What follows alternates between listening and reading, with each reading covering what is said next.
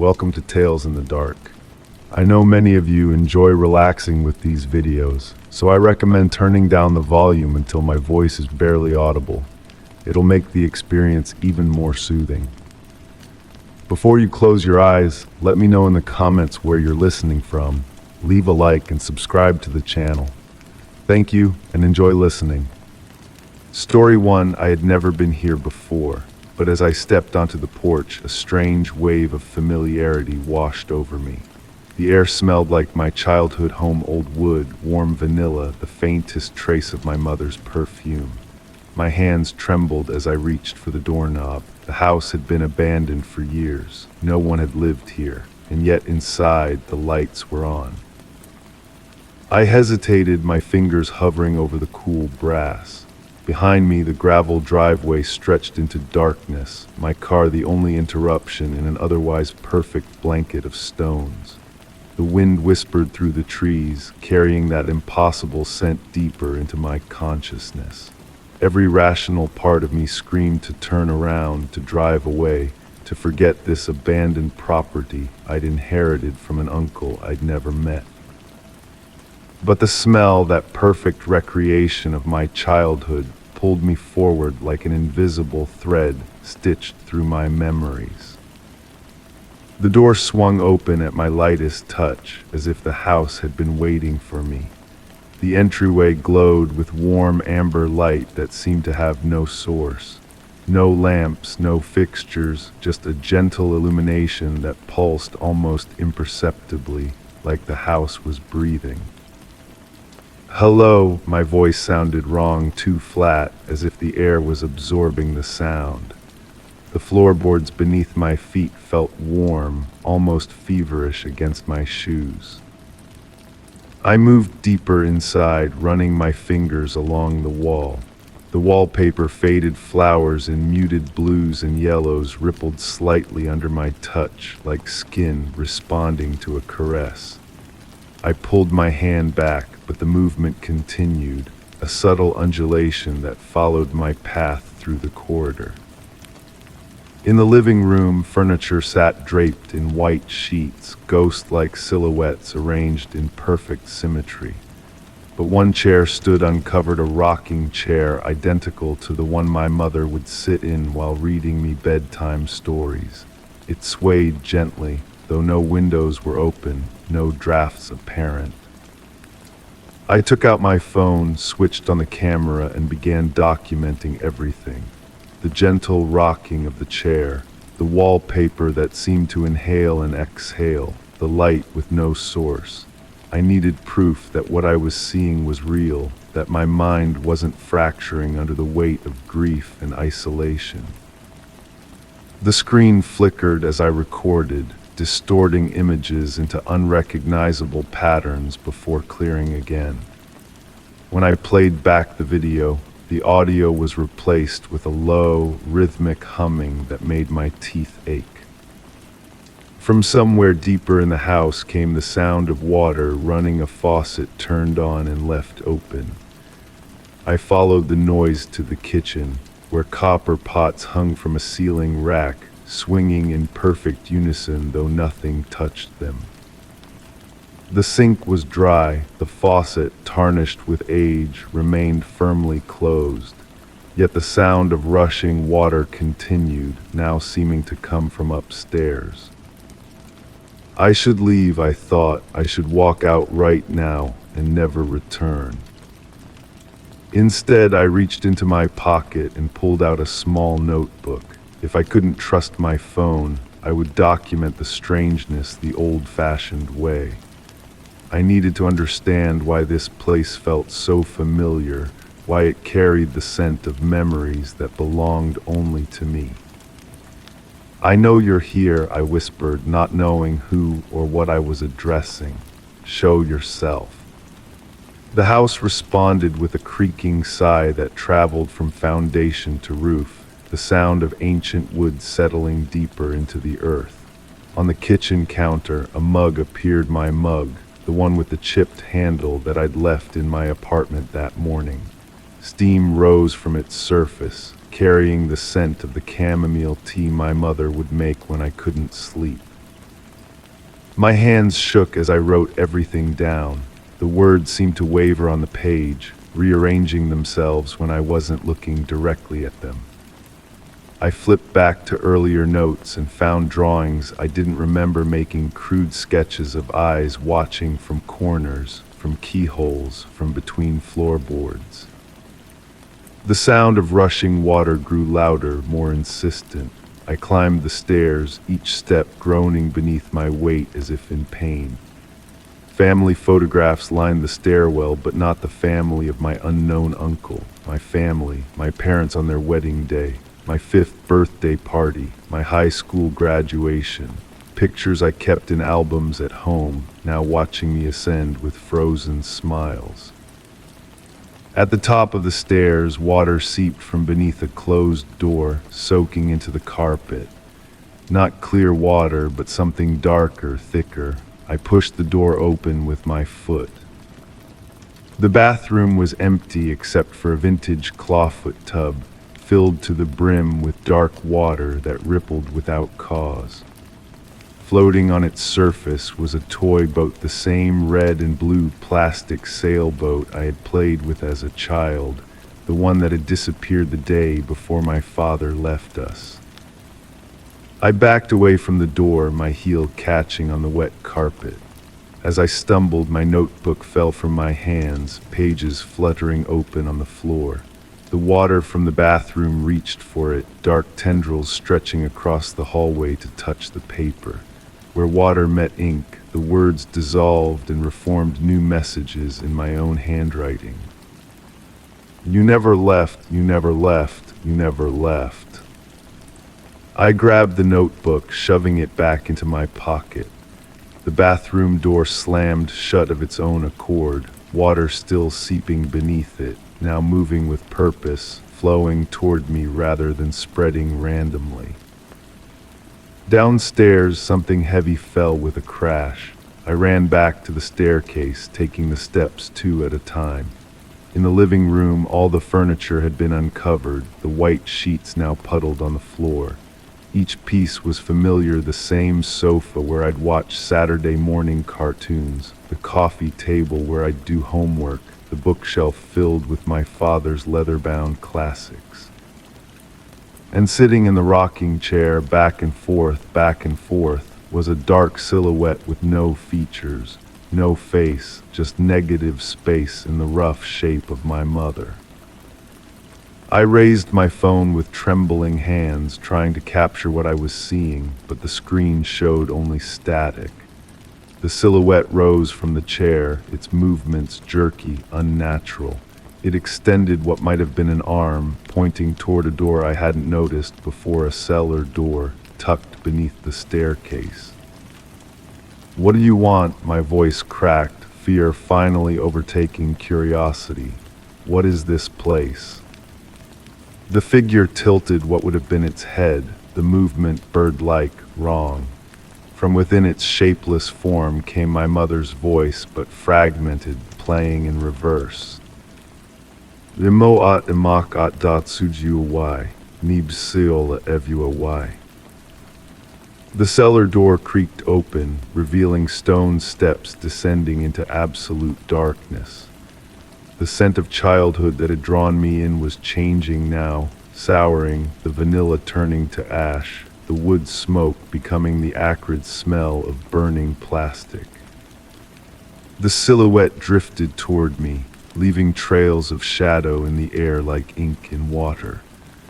I backed away until I hit the wall, except it wasn't a wall anymore, but the open cellar doorway, and I was falling backward, down into the waiting dark.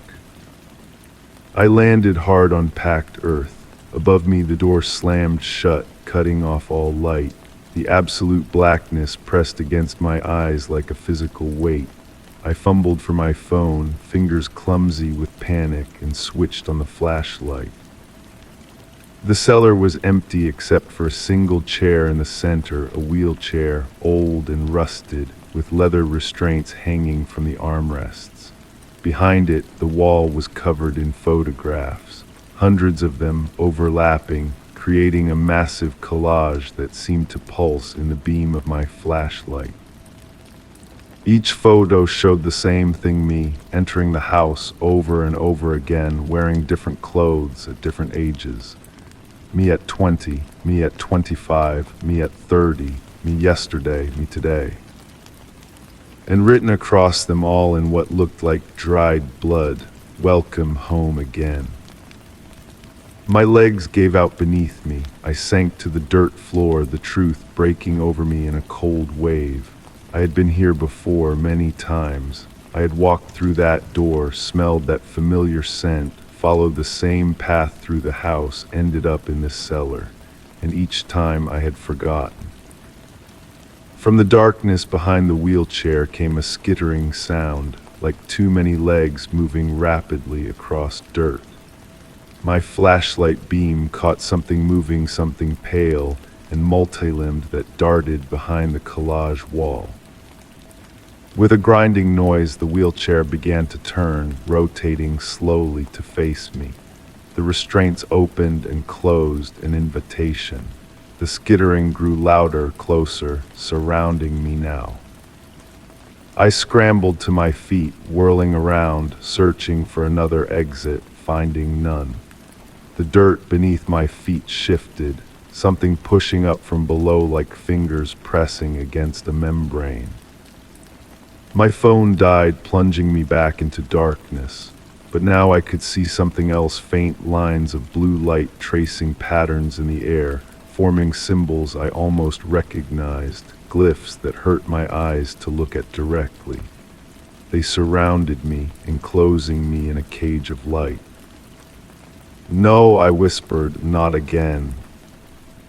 The ground gave way beneath me. I fell, but instead of hitting dirt, I kept falling through memory after memory, my childhood home burning down, my mother's empty eyes as they lowered her into the ground, my father walking away and never looking back, my lonely apartment with its walls covered in frantic notes and research about this house, this inheritance, this curse. I landed hard on wooden planks. Daylight streamed through dusty windows. I was back in the entryway of the house, the door still open behind me, revealing the gravel driveway and my waiting car. Nothing moved, no sounds of water running, no ghostly figures, no shifting wallpaper, just an abandoned house, empty and silent. My phone was in my pocket, fully charged, with no videos or photos from inside the house. My notebook was gone. And as I stood there, shaking, trying to make sense of what had happened, I noticed something new: a mirror on the wall that reflected my face, pale and drawn with fear. But behind me in the reflection stood a figure, the silhouette from the rocking chair, now clearer, more defined. It wore my face, but wrong somehow, the features stretched into an impossible smile. It raised a finger to its lips, asking for silence, for secrecy, for complicity. I spun around, nothing was there. When I turned back to the mirror, I was alone in the reflection once more. But now I could smell it again: old wood, warm vanilla, my mother's perfume stronger than before, wrapping around me like loving arms.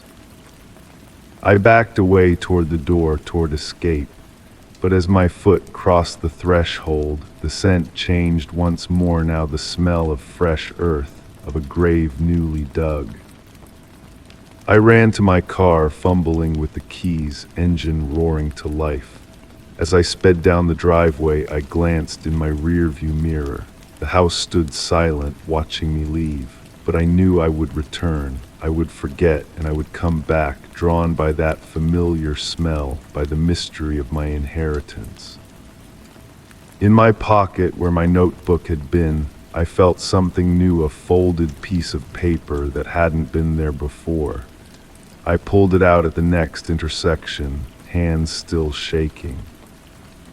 It was a deed to the house, signed in my name. But the date of ownership was wrong. It was dated 50 years in the future. And scrawled across the bottom in my own handwriting were the words, "Next time you stay forever." Story 2, it was a gift left on my doorstep with no note, no explanation. A simple porcelain doll, its eyes painted a deep, glassy blue. I placed it on the shelf in my living room and forgot about it. But each morning I found it somewhere new, on the coffee table, sitting upright on the couch. The air smelled faintly of dust and something sickly sweet, like rotting fruit. Last night I locked it in a drawer. This morning it was in my bed. I stared at the doll, its unblinking eyes gazing back with the quiet intensity of something much older than its pristine appearance suggested. My fingers trembled slightly as I picked it up, surprised again by its weight always heavier than it looked. "Where did you come from?" I whispered, running my fingertip along its cold, smooth cheek. The house creaked around me, a low groan in the wooden beams that seemed to respond to my question. I placed the doll back on the shelf, positioning it deliberately so its blank face stared at the wall instead of into the room. Something about those painted eyes left an impression on my skin, like the sensation of being watched remained even after I'd turned away. That night I documented everything in a small notebook. The date of arrival, the first movement, the positions I'd found it in. I sketched the doll from memory, trying to capture the eerie stillness in its face. A rational mind would say someone was playing tricks, entering my home while I slept, but the doors remained locked, windows secured. The alarm system recorded no entries. When darkness fell, I set up my phone to record the shelf. Sleep came reluctantly that night, my mind cycling through explanations, drafts in the house, sleepwalking episodes I'd never experienced before, memory lapses. Morning arrived with the smell of burnt sugar in the air, though I hadn't baked anything in weeks. The recording showed nothing, just static and darkness, but the doll sat at my kitchen table, a child-sized teacup placed before it. I hadn't owned such a cup before. I considered throwing it away, burning it, burying it in the woods far from home. Yet something stopped me, a nagging curiosity, a need to understand what was happening. Instead, I moved it to my study, placing it inside a glass display case I normally used for my collection of antique books. The case had a small lock, which I secured with a key I kept on my person.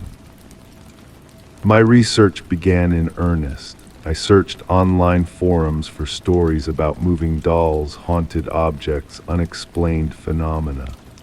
The rabbit hole was deep, filled with obvious fabrications alongside accounts that carried the ring of genuine terror. None matched my experience exactly, but the patterns were familiar objects appearing where they shouldn't, subtle changes in the environment, the growing certainty that something impossible was occurring. The third night I awoke to a sound like fingernails dragging across glass. My bedside lamp cast a warm glow that failed to reach the corners of my room. The air felt thick, difficult to breathe, carrying a faint metallic tang. I sat up slowly, listening. Scratch, scratch, scratch. I followed the sound to my study.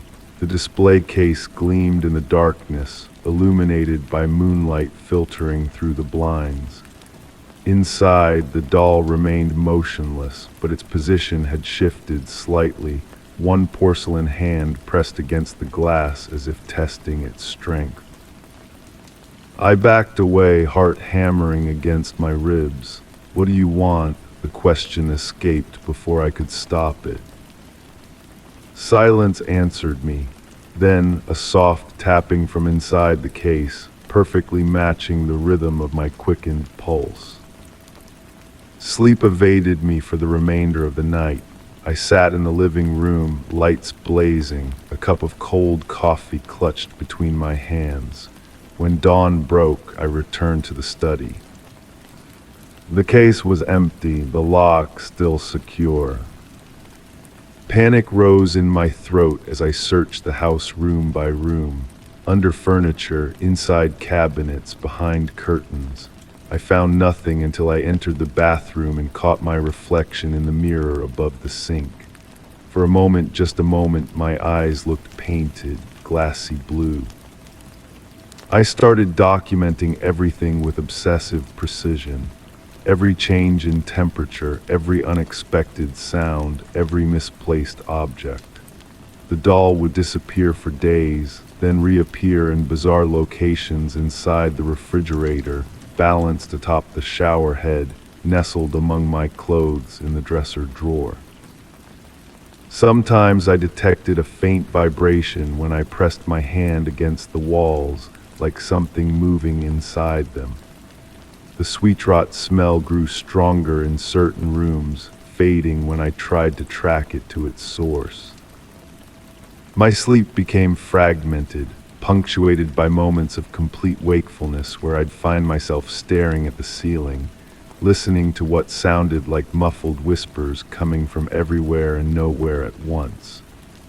The voice recorder I placed beside my bed captured only white noise, but within it, patterns emerged if I listened long enough, cadences that almost formed words. "Show yourself," I demanded one evening, standing in the center of my living room. "Whatever you are, whatever game this is, show yourself properly." The lights flickered once, twice.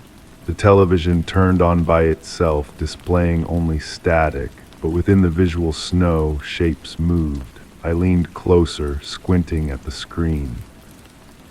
A face formed in the static, not human, not doll, something between and beyond both. It lasted only seconds before the TV shut off, but the image burned into my mind. That night I dreamed of a vast, empty space where gravity seemed optional. I floated alongside countless porcelain figures, all drifting in silent observation. They surrounded me, their painted eyes following my every movement. In the center of this strange constellation hung a mirror that reflected not my face, but a series of rooms, my rooms, seen from impossible angles, showing corners and spaces I'd never noticed before. I woke gasping, my body drenched in sweat that smelled faintly of that same sickly sweetness. The sheets beneath me felt wrong, stiffer, smoother, colder. Morning revealed no doll, but my skin had developed a strange sheen overnight, particularly at the joints of my fingers and elbows. When I moved, I occasionally heard a faint clicking sound, like tiny mechanisms adjusting. I called in sick to work and spent the day researching porcelain preservation techniques, the history of doll making, and the psychological effects of isolation.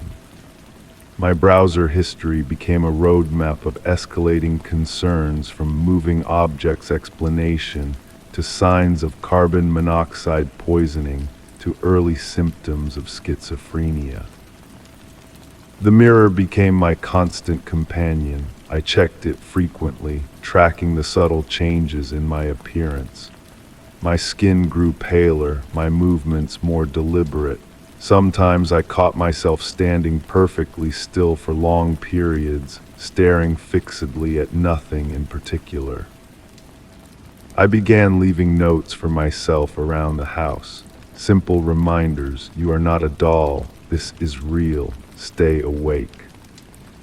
A week passed without seeing the porcelain figure, but its absence brought no relief. The changes continued in my home, in myself. Kitchen cabinets rearranged their contents overnight. Books opened to pages I hadn't read. My voice recorder captured hours of silence, punctuated by occasional sounds of porcelain gently clicking against itself. I tried reaching out to friends, but conversations became increasingly difficult. Words felt heavy and unwieldy in my mouth. My thoughts formed with crystal clarity, but translating them into speech required enormous effort. Eventually, I stopped trying. The final night began like any other. I secured the house, checked every room, and prepared for bed with the resigned expectation of another disrupted sleep. As I brushed my teeth, I avoided looking directly at the mirror, focusing instead on the sensation of bristles against enamel. Only when I finished did I raise my eyes. The doll stood behind me, reflected in the glass but absent from the physical space of the bathroom. Its painted lips had curved into a slight smile that hadn't been there before. I turned slowly, finding nothing behind me. When I looked back at the mirror, my reflection had adopted the same subtle smile. My limbs felt heavy as I made my way to bed, each step requiring deliberate focus. The sheets felt cool against my increasingly rigid skin. I lay awake, listening to the house settle around me, the walls seeming to breathe with slow, measured patience. Something scratched at my bedroom door, not frantic, but methodical. Scratch, pause, perfect in its rhythm, like a metronome counting down to something inevitable. The door opened by itself, swinging inward with a soft creak. Darkness spilled into the room, deeper than the mere absence of light. Within that darkness, something waited. Not the doll, something older, something patient. Something that had been using the doll as a vessel, just as it now intended to use me. I tried to scream, but my jaw had stiffened overnight, my lips barely able to part. My muscles refused to respond properly, movement becoming increasingly mechanical. The darkness approached my bed, bringing with it the overpowering scent of decay masked by artificial sweetness. Cold fingers, neither human nor porcelain, brushed against my cheek. The touch left a trail of numbness in its wake, spreading slowly across my face, down my neck, through my chest. Morning arrived with brilliant clarity. I rose from bed with newfound grace, my movements precise and elegant. My skin gleamed in the early light, smooth and flawless. The mirror revealed my transformation, not complete, but progressing beautifully. My eyes had deepened to a perfect glassy blue. I selected my position carefully, settling into the armchair facing the front door. From here, I could see the entryway perfectly. Soon, someone would notice my absence from work, from life. They would come checking, concerned about their missing friend. And when they arrived, they would find a gift waiting for them, me, sitting motionless in perfect porcelain stillness. Perhaps they too would take me home, place me on a shelf, and forget about me. Until the morning when they find me somewhere new. Story 3. I had walked past this staircase 1,000 times. I knew every inch of this house, but today there was something new. A door, small and unmarked, nestled beneath the stairs where there had only been a blank wall before. My stomach twisted. The air smelled damp, thick with the scent of old wood and something metallic. My fingers hesitated on the handle. It was warm. The rational part of my brain searched for explanations. Perhaps I had simply never noticed it before. Perhaps my mind was playing tricks, fatigued from long nights of restless sleep. But deep down, I knew this door was new. The wood looked fresh against the worn walls surrounding it, like a tooth that had grown in a previously empty socket. I pulled back my hand, unsure, and walked to the kitchen to make coffee. The morning light slanted through the blinds in familiar patterns, creating stripes across the counter. Normal, everything else was normal. I took a photograph of the wall from the previous winter when I had decorated for the holidays. My hands trembled slightly as I zoomed in on the image. The wall had been empty then, no door. When I returned to the staircase, the handle seemed to gleam, inviting me to turn it. Instead, I placed my ear against the wood. Nothing at first, then a soft, rhythmic sound. Not dripping water, not machinery, something else. I grabbed a notebook from my desk and wrote down what I was experiencing, cataloging the anomaly as if documentation might somehow contain it. That night I dreamed of the door opening on its own, revealing a staircase that spiraled down into darkness. I woke up gasping, my sheets damp with sweat. From somewhere in the house came a faint tapping sound. Tap, tap, tap, pause, tap, tap, tap, pause. I lay perfectly still, listening until it stopped. The next morning I approached the door again. This time I brought my phone to record whatever I might find. The handle felt hotter than before, almost uncomfortably so. When I turned it, the mechanism clicked smoothly, as if recently oiled. The door swung inward without a sound. A narrow staircase descended into darkness.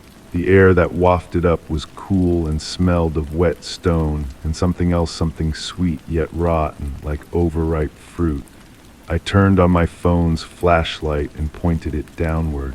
The stairs seemed to curve slightly as they descended, making it impossible to see what waited at the bottom. My heart pounded as I took the first step.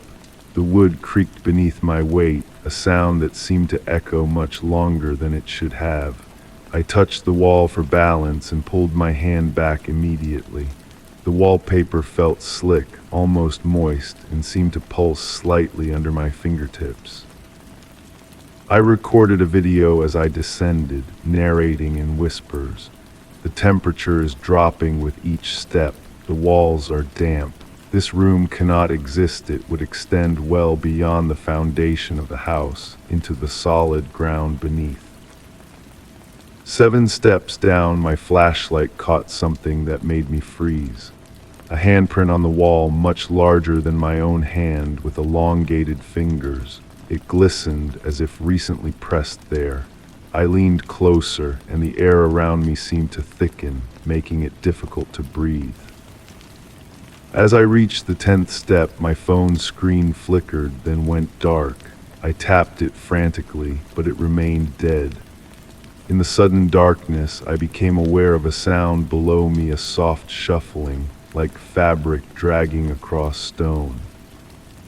I backed up 1 step, then another. The shuffling stopped. I held my breath.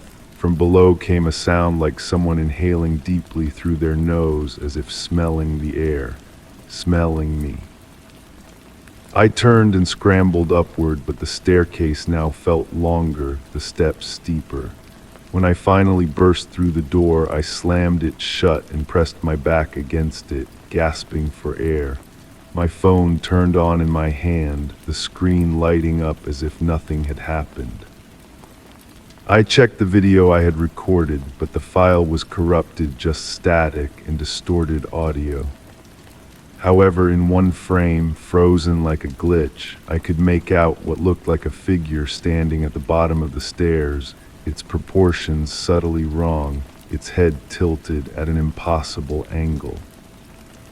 That night the tapping returned, louder now, tap, tap, tap, pause. It seemed to come from the door itself. I covered my ears with a pillow, but the sound persisted, somehow penetrating through the down feathers and into my skull. During the following days, I began to document everything. I set up a camera facing the door, but the footage showed nothing unusual except for occasional moments when the image would distort, as if the air itself was bending around the door frame. When I pressed my ear against the wood, I could sometimes hear whispers, words in a language I didn't recognize, but somehow understood on some primal level. They spoke of hunger and darkness and waiting. I tried to seal the door, first with a chain and padlock, which were mysteriously unlocked and neatly arranged on the floor the next morning. Then with boards nailed across the frame, which I found splintered and scattered throughout the house as if they had exploded outward. Finally, I mixed concrete and sealed the entire doorway, only to wake up to find the concrete cracked and crumbling, with the door perfectly intact behind it. My skin began to change. Dry patches appeared on my hands and arms, rough to the touch and slightly iridescent in certain light. I found myself standing in front of the door without remembering how I got there. Sometimes minutes would pass, sometimes hours. One morning I noticed dark liquid seeping from beneath the door, forming a small puddle on the floor. It wasn't water. It moved too slowly, too deliberately, and it smelled of copper and salt. I collected a sample in a glass jar and watched as it seemed to move of its own accord, pressing against the glass as if testing for weaknesses. The whispers grew louder. At night they would call my name, each syllable stretched and distorted. I began to whisper back. My reflection changed. Nothing obvious at first, just subtle differences in the way I held myself, the tilt of my head, the look in my eyes. I recorded myself sleeping and watched with growing horror as my body contorted into impossible positions throughout the night, my joints bending backward, my spine twisting like a corkscrew. The door began to change too. The wood darkened and gained a pattern that looked disturbingly like a face when viewed from certain angles. The handle grew warmer each day until it became too hot to touch with bare skin. Despite this, I felt an increasing urge to go back down the stairs to see what waited in the darkness. I found myself drawn to the door at odd hours, my hand reaching for the handle before I could stop myself. I reached out to others. I invited friends over, but none of them could see the door. They walked past it as if it wasn't there, their eyes sliding away from its location. When I tried to take their hands and place them on the handle, they pulled away, sudden fear in their eyes. My documentation became obsessive. I filled notebooks with descriptions, diagrams, and observations. I noticed patterns in the tapping and the whispers in the way the door seemed to breathe at night. Yes, breathe, expanding and contracting slightly, the wood grain rippling like muscles under skin. The dry patches on my skin spread and deepened. When I scratched them, they didn't bleed but released a fine dust that smelled of old books and decay. My dreams became increasingly vivid dreams of a vast space beneath the house, of walls lined with pulsing membranes, of floors that shifted and flowed like liquid. Last night I found scratches on the inside of my bedroom door, as if something had tried to claw its way in.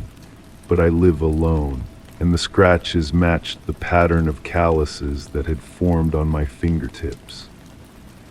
This morning I made a decision. I gathered my notebooks, my phone, and a knife, though I'm not sure what good it would do against whatever waits below. I'm going down the stairs again, deeper this time. I need to know what's changing me, what's been calling me. The door stands open now. The staircase looks different, wider, the steps more numerous, spiraling down into a darkness that seems to swallow light itself. The air that rises from below carries new scents, ash, honey, and something else, something ancient and patient. As I place my foot on the first step, I notice something that makes my blood run cold. The wood of the door, the frame, the stairs, it's all the same unusual grain and color as the patches on my skin. And as I watch, the patches pulse in unison with the subtle movements of the wood. I understand now. The room under the stairs has always been there, not in the house, but in me. It was waiting for me to notice it, to open that door inside myself. And now that I have, there's no going back. The whispers grow louder as I descend. They sound familiar now, like my own voice coming back to me from the darkness. I am going down to meet whatever awaits me. I am going down to complete what began when I first touched that handle. I am going down to become what I have been becoming all along. Whatever I find at the bottom of these stairs, whatever I become, remember this: if you ever find a door that wasn't there before, walk away. Board up your house. Burn it down if you must, because once you touch that handle, once you feel its warmth against your skin, it's already too late. The door will appear for you too, eventually. And when it does, I might be the thing waiting at the bottom of your stairs. Story 4. I was brushing my teeth when I noticed it. My reflection was normal at first, but as I leaned closer, I saw the difference. My eyes were slightly off. My mouth was turned up in a smile I wasn't making. The air smelled like steam and something bitter, almost like burned paper. Slowly, I reached toward the mirror. My reflection reached back just a second too late. I pulled my hand away, blinking hard. The reflection did the same, now perfectly in sync. I told myself it was nothing, just my mind playing tricks after a long, exhausting week. Sleep deprivation could explain it. Stress could explain it. Anything could explain it except the truth I didn't want to admit. Something was wrong with my reflection. That night I avoided all reflective surfaces. I turned my phone screen down, angled away from the television, and draped a towel over the bedroom mirror. Sleep came reluctantly, filled with dreams of glass surfaces that rippled like water when touched.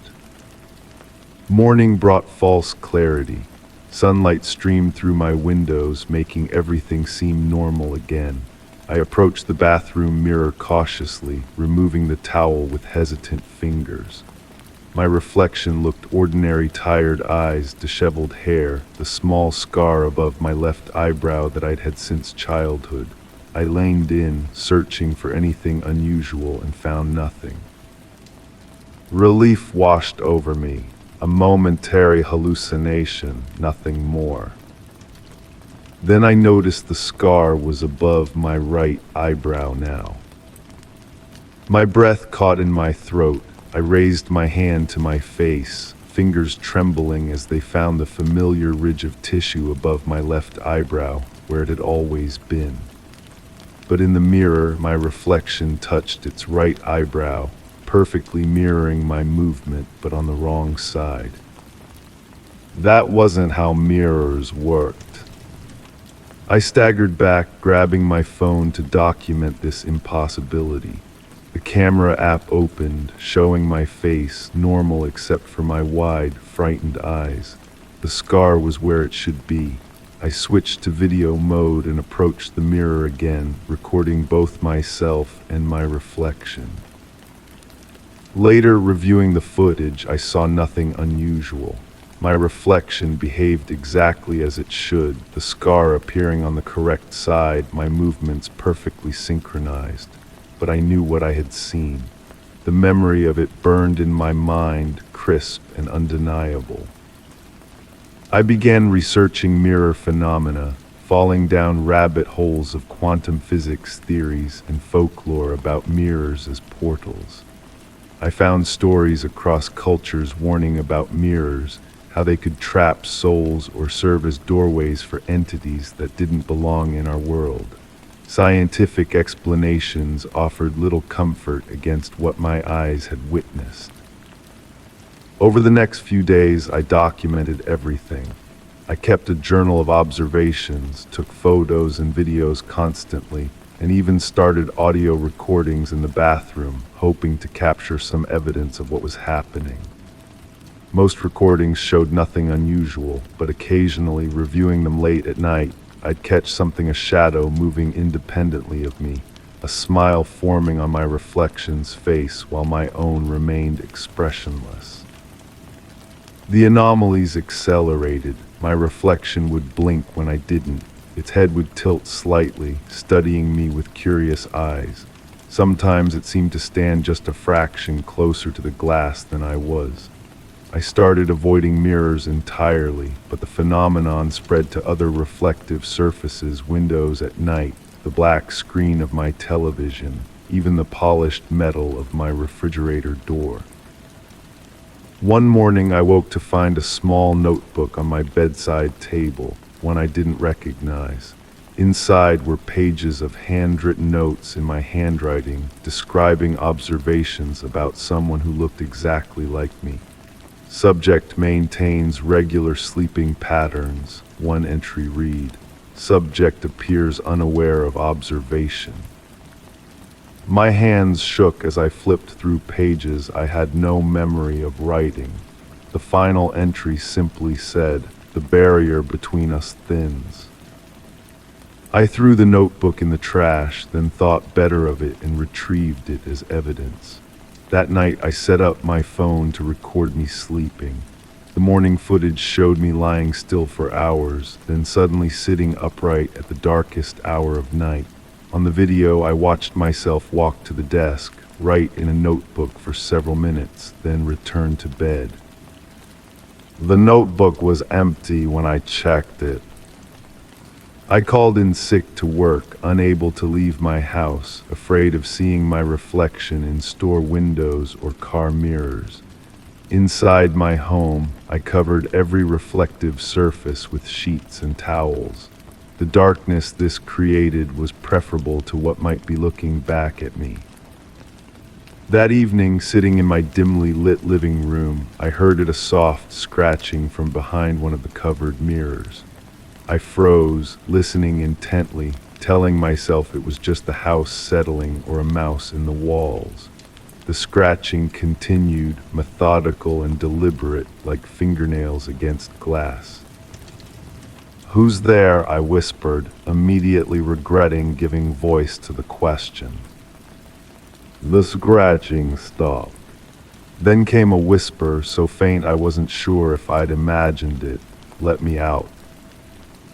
I backed away from the covered mirror, heart pounding against my ribs. The voice had been mine, but wrong, somehow hollow, as if spoken from inside an empty room. The sheet covering the mirror fell, though no breeze or movement could have dislodged it. I stood facing my reflection, but the person in the mirror wasn't mirroring me anymore. While I stood frozen in fear, it pressed its palms against the glass, leaning forward with an expression of intense concentration. "We've been switching places," it said with my voice. "Every night, a little longer each time. Soon I won't have to go back." I should have run, I should have shattered the mirror. Instead, hypnotized by the impossibility before me, I stepped closer, drawn by a compulsion I couldn't fight. My reflection smiled not my smile, but something colder, more calculated. "Who are you?" I asked. "I'm you," it answered, "just from somewhere else. A place like yours, but emptier, colder. I've been watching you for so long through the glass." "What do you want?" "To live here instead." Its fingers splayed against the glass, touched the mirror. Despite every instinct screaming against it, I found my hand rising. Something pulled at me, not physically, but a kind of mental gravity I couldn't resist. Our fingertips met at the surface. The glass felt warm and yielding, like touching water. My fingers sank into it, meeting the cool fingers of my reflection halfway. A shock ran up my arm, and suddenly I was being pulled forward, the surface of the mirror stretching around me like elastic.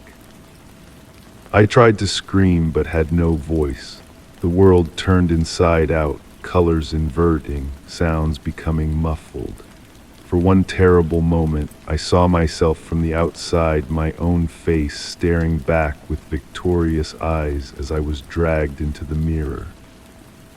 Then I was on the other side. The world looked almost identical, but wrong in subtle ways. The light was dimmer, colors less vibrant. Sounds seemed distant, as if heard underwater. I pressed my hands against the mirror, now a barrier once again, and watched myself, the other me, straighten my clothes and walk away without a backward glance. I screamed and pounded on the glass, but the other me couldn't or wouldn't hear. I watched as it picked up my phone, scrolled through my contacts, and began sending messages to my friends, living my life, taking what was mine. Days passed in this reflected prison. I learned its rules slowly. This place was a negative image of my world, similar in structure but drained of life and warmth. I wasn't alone here. Shadowy figures occasionally passed in the distance, never coming close, never acknowledging my calls. I followed the other me through every reflective surface I could find, watching it sleep in my bed, eat my food, speak with my voice to my friends who noticed nothing wrong. It was becoming me better than I had ever been. Then one night, as I watched from a small decorative mirror in my bedroom, I saw it writing in a notebook, the same notebook I'd found. It looked up suddenly, directly at me, and smiled. "Enjoying the view?" it asked. "I left you notes, hoping you'd understand, hoping you'd willingly switch. It would have been easier that way." "Let me out," I pleaded.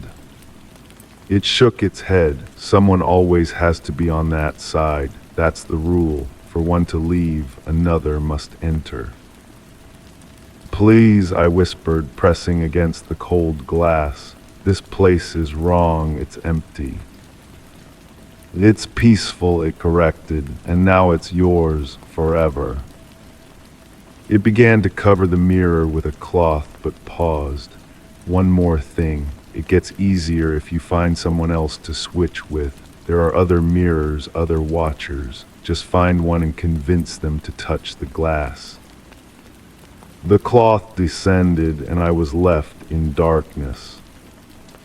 I still wander this inverted world, moving from reflection to reflection, watching my old life continue without me. The shadowy figures have begun to approach now, whispering offers of help, of escape.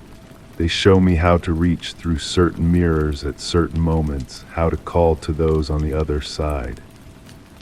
Sometimes, when someone leans close to their mirror, studying their face in private moments of doubt, I stand just behind their reflection and whisper suggestions. I'm getting better at it, more convincing. And sometimes they reach toward the glass. If you're reading this, be careful around mirrors. Watch your reflection closely. Make sure it's truly mimicking you down to the smallest detail. And if you see me standing behind you in the glass, whatever you do, don't touch the mirror. Story 5. The crows had always been there, perched in the trees beyond the fence, watching. But today they weren't moving. Dozens of them scattered across the field, standing still, not pecking, not cawing, just waiting. The air smelled thick, earthy, like damp soil after rain. I took a step forward. None of them flew away. None of them even flinched. And then, as one, they turned their heads toward me. I've never considered myself superstitious. Rational explanations exist for most peculiarities in life, at least that's what I told myself. But the weight of those beady eyes following my movements sent a chill crawling up my spine. I raised my camera, the familiar weight of it in my hands offering some comfort against the strangeness before me. Through the viewfinder, I captured their stillness, their unnatural synchronicity. Click, evidence. My breath fogged in the autumn air as I approached the fence separating my property from the wild field beyond. The wooden slats felt wrong under my fingertips, warmer than they should be despite the chill. The sensation made me pull back, but curiosity pushed me forward. I needed to understand what was happening with these birds. As I climbed over the fence, the smell changed. The earthy scent grew sharper, almost metallic, like blood but not quite. The grass beneath my boots didn't bend as it should, instead springing back immediately as if possessing some unnatural elasticity. I walked toward the nearest crow, expecting it to fly away at any moment. Oh, it didn't. Even as I came within arm's reach, it remained frozen, its glossy black feathers reflecting dull light.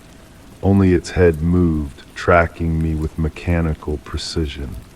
I extended my hand toward it, fingers trembling despite my attempts to stay calm. "What's wrong with you?" I whispered. The crow's beak parted slightly, but no sound emerged. Instead, I heard a soft whisper from behind me.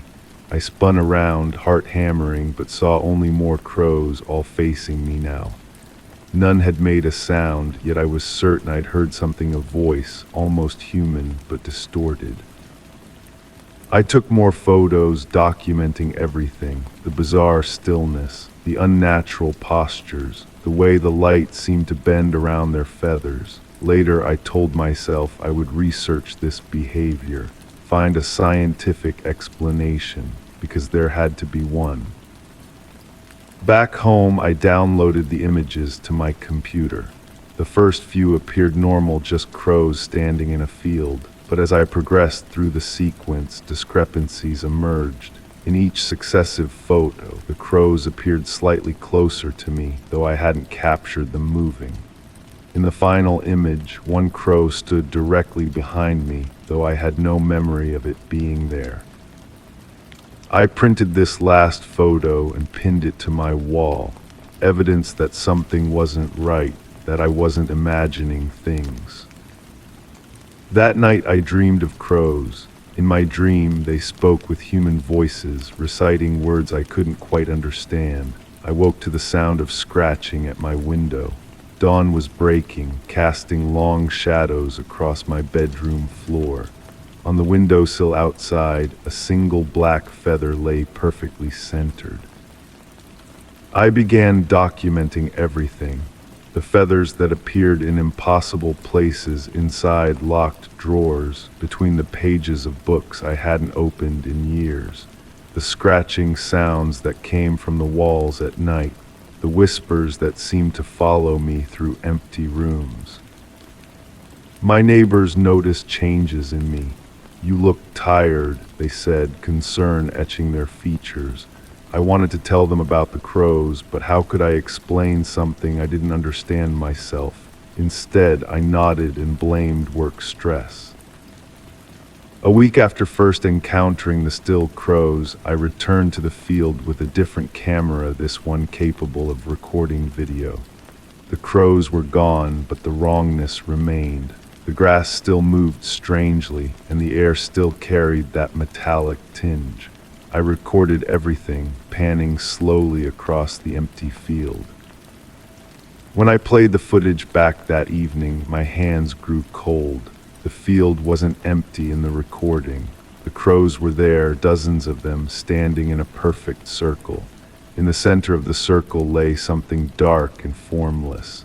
The camera's microphone had captured what my ears had not: a low, continuous hum, like distant machinery. I watched the footage 17 times, noting new details with each viewing. The way the formless mass in the center seemed to pulse. How the crows occasionally opened their beaks in perfect unison, though no sound came out. Most disturbing of all, my shadow in the video, showing me standing perfectly still for minutes at a time, though I had no memory of stopping. Sleep became impossible. When I closed my eyes, I saw black feathers swirling behind my eyelids. The scratching at my windows grew louder, more insistent. One morning, I awoke to find my camera dismantled on the kitchen table, each component arranged in a perfect spiral. I had no memory of doing this. I began to wonder if I was losing my mind. I started recording myself while I slept, the camera trained on my bed from across the room. The first night revealed nothing unusual, just me tossing and turning. But on the second night, the footage showed me sitting upright at exactly midnight, staring directly into the camera for nearly an hour without blinking. When I finally lay back down, my lips moved, forming words I couldn't make out when I replayed the video. On the third night, something changed. The recording began normally, showing me falling asleep. At midnight, the image distorted, flickering with static. When it cleared, my bed was empty. I appeared again at the edge of the frame, walking out of view. The camera's microphone captured the sound of the front door opening, then closing. The remainder of the recording showed my empty bedroom until dawn, when I reappeared, climbing back into bed with mud on my feet and something clutched in my hand. When I examined my hand after watching the video, I found small scratches across my palm, forming a pattern like a bird's footprint. I returned to the field that day, drawn by something I couldn't name. The crows were back, but different now. They moved normally, pecking at the ground, occasionally taking flight before settling again. Relief washed over me until I noticed they were gathering around something. I moved closer, my heart pounding. In the center of the field lay a notebook, my notebook, the one I'd been using to document the strange occurrences. Its pages fluttered in the breeze, though there was no wind. As I approached, the crows parted, creating a path for me. I knelt and picked up the notebook with trembling hands. The pages were filled with writing, my handwriting, but I had no memory of these entries. Detailed descriptions of the crows, yes, but also of what they were, what they wanted, why they had chosen me. The final page contained a single sentence: "We need your voice." As I read those words, a shadow fell over me. I looked up to see the crows circling overhead, their formation tightening into a spiraling vortex. The air grew dense, pressing against my skin. The metallic smell returned, stronger now, almost suffocating. The crows descended, not as individual birds, but as a single, flowing entity.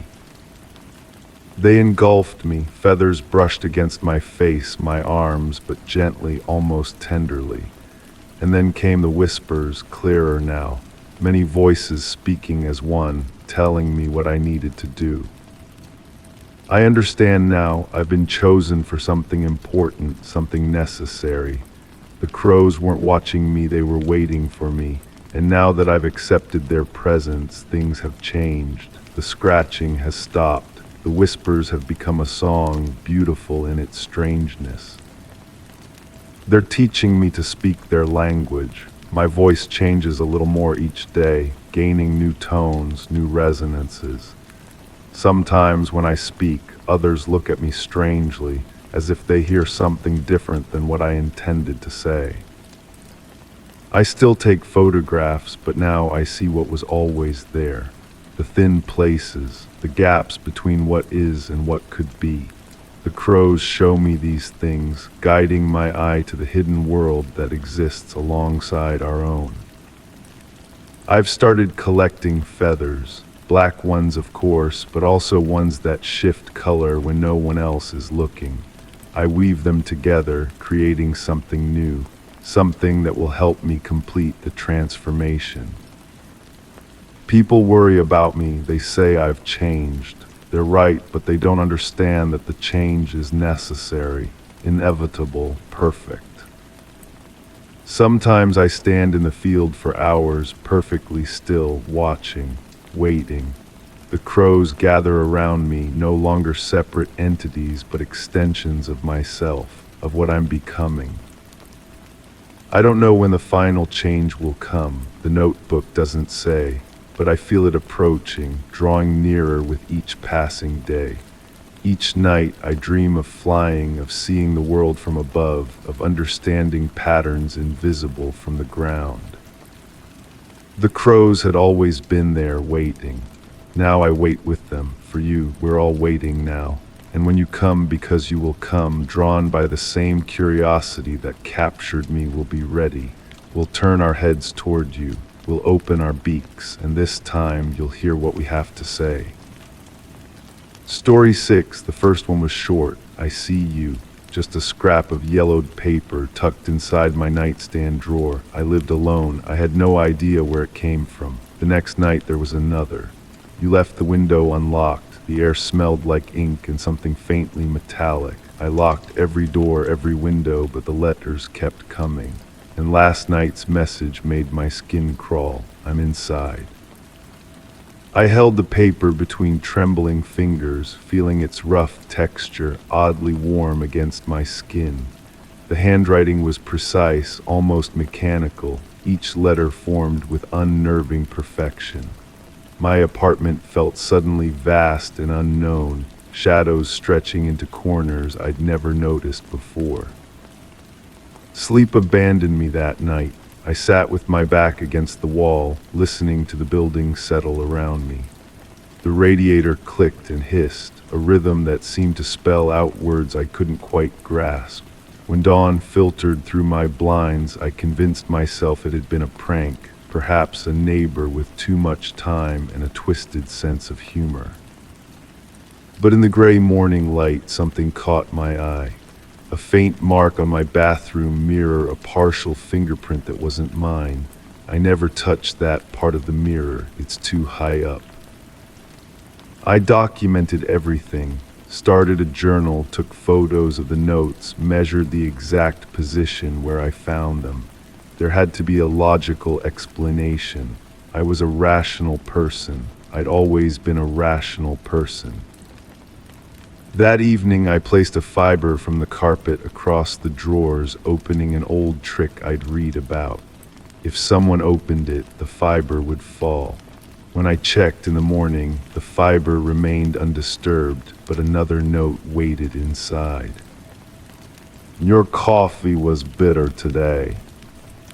My mug still sat unwashed in the sink from yesterday. I rushed to it, inspecting it, sniffing for any unfamiliar scent. Nothing seemed wrong, but my stomach churned nevertheless. I poured the rest down the drain, watching the dark liquid swirl away. The walls of my apartment seemed thinner now, as if they might tear like paper if I pressed too hard.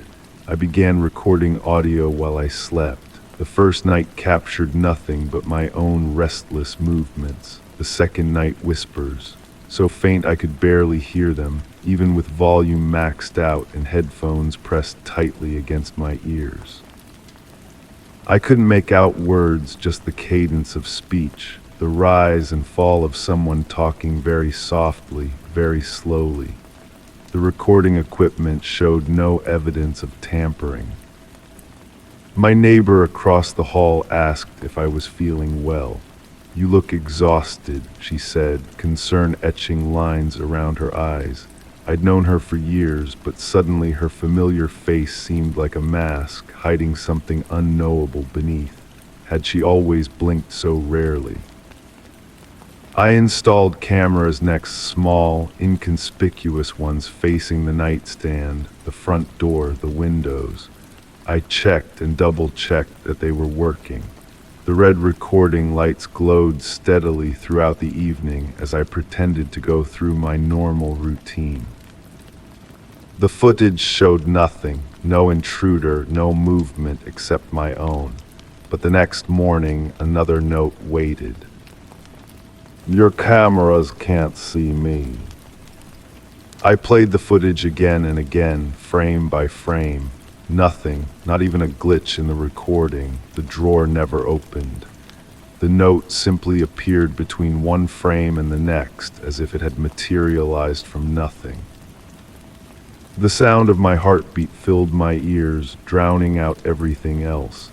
I touched the note, half expecting my fingers to pass through it like a hallucination, but it was solid, tangible. I couldn't deny its existence. Something was happening that defied explanation. My rational mind scrambled for answers: carbon monoxide, a brain tumor, someone drugging me. I got my apartment tested, my blood drawn, changed my locks again. Nothing revealed itself. The next note came with a small object, a button. From your blue shirt. My fingers trembled as I rifled through my closet, finding the shirt in question. A button was missing. The thread dangled loose, freshly cut. I needed help. I called a friend who lived nearby, asked her to stay over. Her presence brought temporary comfort. We talked late into the night, and for the first time in weeks, I felt the knot in my chest loosen slightly. Do you believe someone could be here without us knowing? I asked her, keeping my voice casual. In your apartment, she looked around, smiling. Where would they hide? I didn't tell her about the notes. Saying it aloud would make it real in a way I wasn't prepared to face. That night, with my friend sleeping on the couch, no note appeared. I almost convinced myself it was over. My paranoia had somehow manifested these experiences, and now, with another person present, the spell was broken. She left after breakfast, squeezing my shoulder. "You should get out more," she advised. "These walls can close in on you." An hour after her departure, I found a new note on my kitchen counter, in plain sight. "She wouldn't have believed you anyway." My breath caught. The handwriting had changed, now looser, almost mocking. I crumpled it, then smoothed it out again, studying every curve and line as if it might reveal its author. That night I sat in the dark, waiting. The silence hummed with anticipation. For the first time, I spoke directly to whatever was haunting me. "What do you want?" No answer came except the faint creaking of floorboards adjusting to the cooling temperature. But as I sat there, a strange scent wafted through the room like wet soil and something burnt. It grew stronger, then vanished as suddenly as it had appeared. I began to notice other things changing. Books rearranged on shelves, water running cold then hot without touching the faucet. The shadow under my bed seemed darker, deeper than it should be, as if it extended beyond physical space. One morning I woke to find my journal open on the desk. Every page I'd written about the notes had been meticulously crossed out with red ink. Below my frantically documented evidence, new writing appeared. "You're looking in the wrong direction." That day I packed a bag. I needed distance, perspective. As I zipped my suitcase closed, a folded paper fell from between my clothes. "You can't leave us behind." Us, the word burned into my vision. Not one entity, but multiple, or perhaps a fragmentation of my own mind splintering under pressure. Either possibility terrified me equally. I left anyway, staying at a motel with bright fluorescent lights and paper-thin walls that let me hear every movement of the occupants around me. The normalcy of other humans moving about their lives anchored me temporarily. When I returned home days later, my apartment appeared untouched. No notes waited. The silence felt expectant, like an indrawn breath. I moved through rooms cautiously, searching for any sign. Nothing seemed disturbed. That night, exhausted from vigilance, I fell into deep sleep for the first time in weeks. I dreamed of walls breathing, of floors rippling like water. In the dream, I opened my nightstand drawer and found it full of eyes blinking up at me. I woke suddenly, the dream still clinging to me like cobwebs. The digital display of my alarm clock flickered, numbers scrambling before settling again. Without thinking, I reached for the drawer.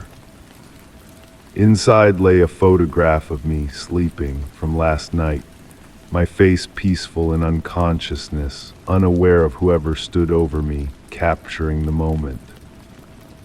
But I lived alone. The cameras had recorded nothing. I pressed my back against the headboard, scanning the empty room. My reflection in the mirror across from the bed looked wrong, somehow delayed by a fraction of a second, the eyes focusing on something just beyond my shoulder. The next note appeared on my bathroom mirror, written in condensation that shouldn't have been there in the cool, dry room. "We've always been here." I pressed my palm against the words, feeling the moisture gather on my skin. The mirror felt cold, much colder than the surrounding air. When I pulled my hand away, my fingerprints remained, but the message had vanished. That evening, sitting in my living room with every light blazing, I felt something brush against my ankle. Looking down, I saw nothing but the sensation persisted like fingers gently tracing patterns on my skin. I jerked away, heart pounding, and that's when I noticed it, the shadow beneath my coffee table. It stretched in the wrong direction, away from the light source rather than toward it. As I watched, it seemed to deepen, darkening until it looked like a hole in reality itself. I blinked and it returned to normal, but I knew what I'd seen. The final note came that night, placed not in the drawer but on my pillow, the paper still warm as if freshly written. We aren't visitors, we are what lived here before the walls. Now I sit in my apartment surrounded by packed boxes, preparing to leave for good. The movers arrive tomorrow. I've told no one about the notes, about what's been happening here. They wouldn't understand. Sometimes I'm not sure I understand. As I write this last entry in my journal, I notice something strange about my shadow on the wall. It moves slightly out of sync with me, hesitating for just a moment before following my actions. And sometimes, when I'm not looking directly at it, I swear it has more fingers than it should. I thought I was being haunted by something that had found its way in. Now I understand the truth is worse. There was never an intrusion. Whatever exists here was always present, patient, watching through the thin membrane between their reality and mine. The walls don't keep them out. The walls keep us from seeing them. And now that I've seen, I can never unsee. Even as I prepare to leave, I know with absolute certainty they're coming with me. I just found another note tucked within this very journal, on a page I swear was blank moments ago. Every place you go, we've already been there. Story 7, the bathroom was quiet, filled only with the steady drip of the faucet. I had just turned off the water, wrapping a towel around myself when I heard it, a voice low, murmuring coming from behind the shower curtain. My breath hitched. The scent of soap and something stale, like old fabric, clung to the air. Slowly I reached for the curtain, my pulse hammering in my ears. The whispering stopped, and then from just behind the thin fabric I heard someone breathing. My hand froze inches from the plastic curtain. The breathing wasn't mine, it was too measured, too deliberate. I pulled my hand back and took a step away. The mirror had fogged over, obscuring my reflection in a hazy cloud. Something felt wrong. The bathroom suddenly seemed smaller, the walls pressing in ever so slightly. "Hello," I whispered, half hoping for no response. Nothing, just that breathing, soft but unmistakable. I grabbed my clothes from the hook on the door, never taking my eyes off the shower curtain.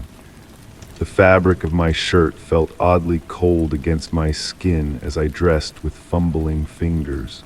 The breathing continued, neither growing louder nor softer, just present. When I finally mustered the courage to yank the curtain back, the shower was empty. Water droplets clung to the tiles and the drain gurgled quietly.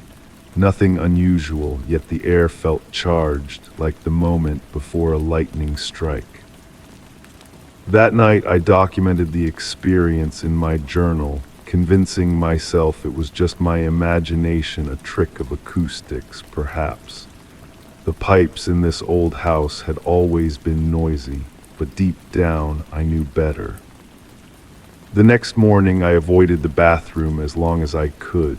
When necessity finally drove me in, I noticed something odd. The shower curtain hung differently, as if someone had adjusted it during the night. A faint, unfamiliar scent lingered beneath the bathroom's usual smells, something like wet earth and metal. I took pictures of the bathroom with my phone. Nothing unusual appeared in them, but I couldn't shake the feeling that something was watching me through the lens as I photographed. That evening I showered with the curtain fully open, water splashing onto the floor.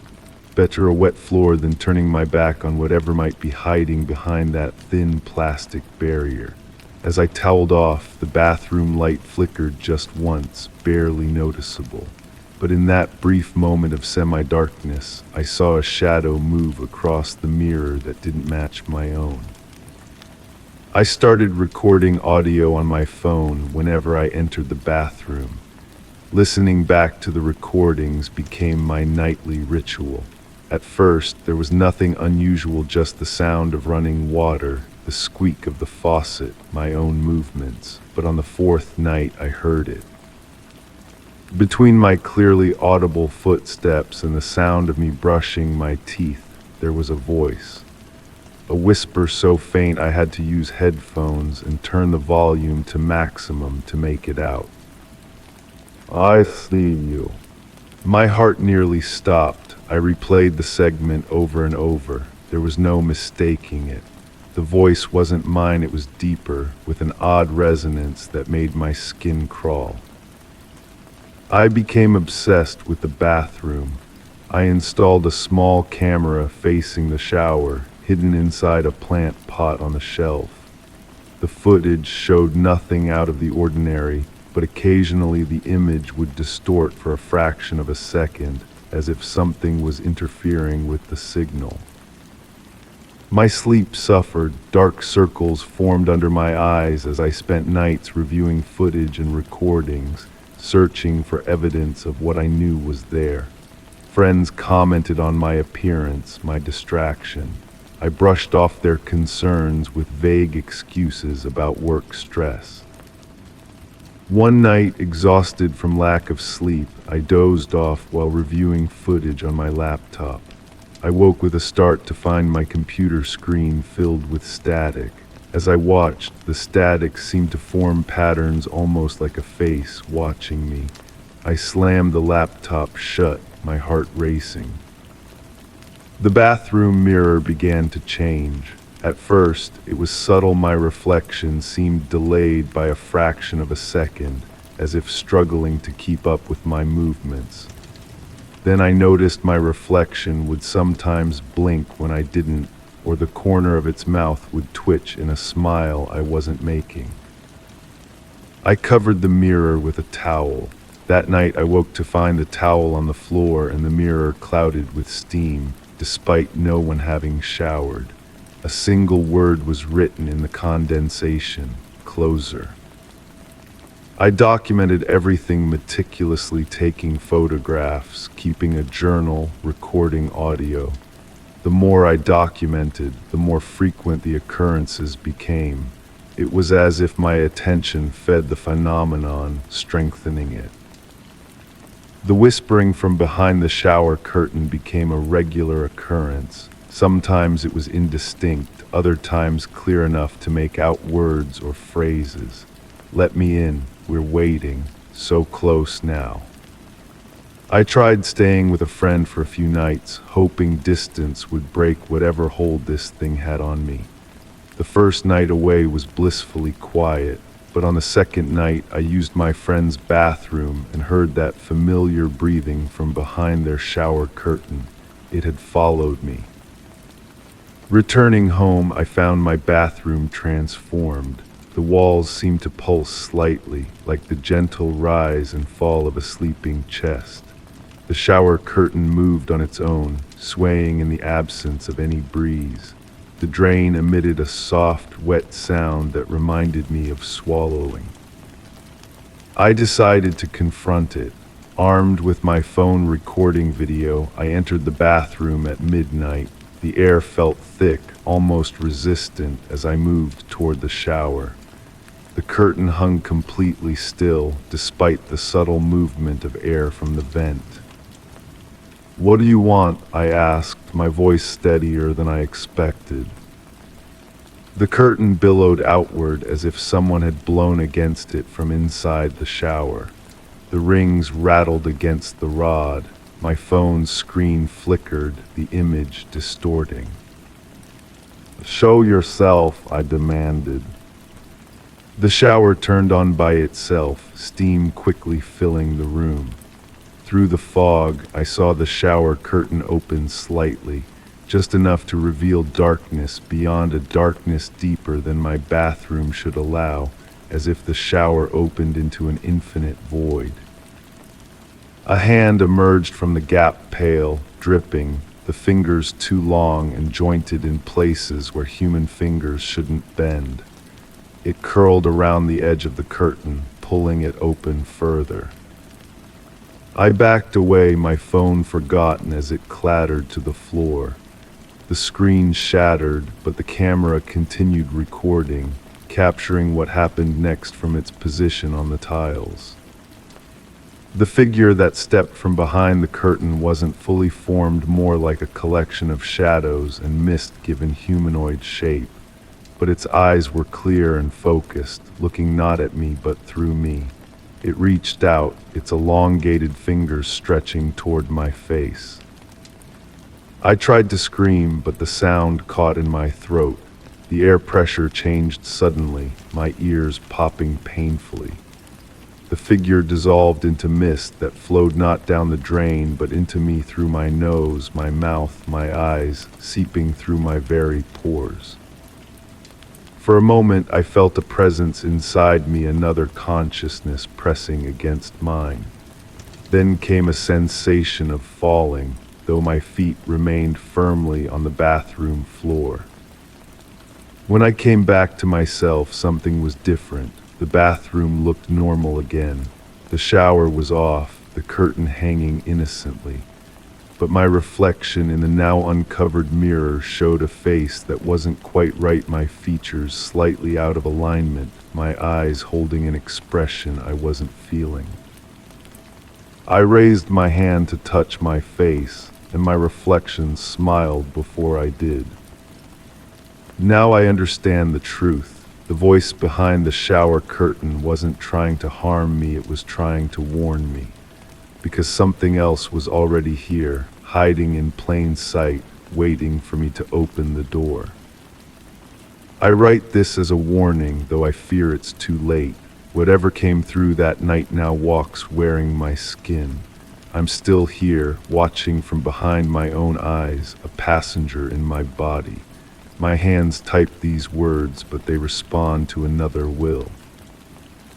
And sometimes, when I'm alone, I can hear it whispering to me from inside my own head. It tells me not to worry. It tells me we're going to visit you next. Listen carefully tonight. That's not water moving through your pipes. And that shadow on your shower curtain, it's not yours. Can you hear the breathing yet? Story 8, I found it at a flea market, an old carnival mask with delicate gold filigree and hollow, empty eye sockets. I set it on the shelf in my bedroom, thinking nothing of it. But each morning I found it somewhere new on my desk, on my pillow, resting on my nightstand. The air smelled faintly of dust and something musky, like aged wood. Last night I locked it in a drawer. This morning the drawer was open. At first I convinced myself I was the culprit, sleepwalking perhaps, or maybe I'd simply forgotten where I'd placed it before bed. The rational mind finds comfortable explanations for uncomfortable truths, but deep down I knew something wasn't right. The mask seemed to possess a weight beyond its physical form, as if gravity pulled differently upon it. I began documenting its movements. Each evening I'd photograph the mask in its position, making sure to capture the surroundings. Each morning I'd wake to find it relocated. Never dramatically, it didn't fly across the room or hang suspended from the ceiling, but enough to unsettle me.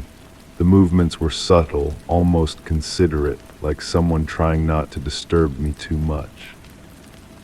The photos confirmed what I already knew. The mask was moving by itself. One particular morning, I found it facing my bed from atop my dresser. The empty eye socket seemed darker than usual, deeper somehow. I approached cautiously, reaching out to touch it. The surface felt cold, unnaturally so, as if it had been stored in a freezer.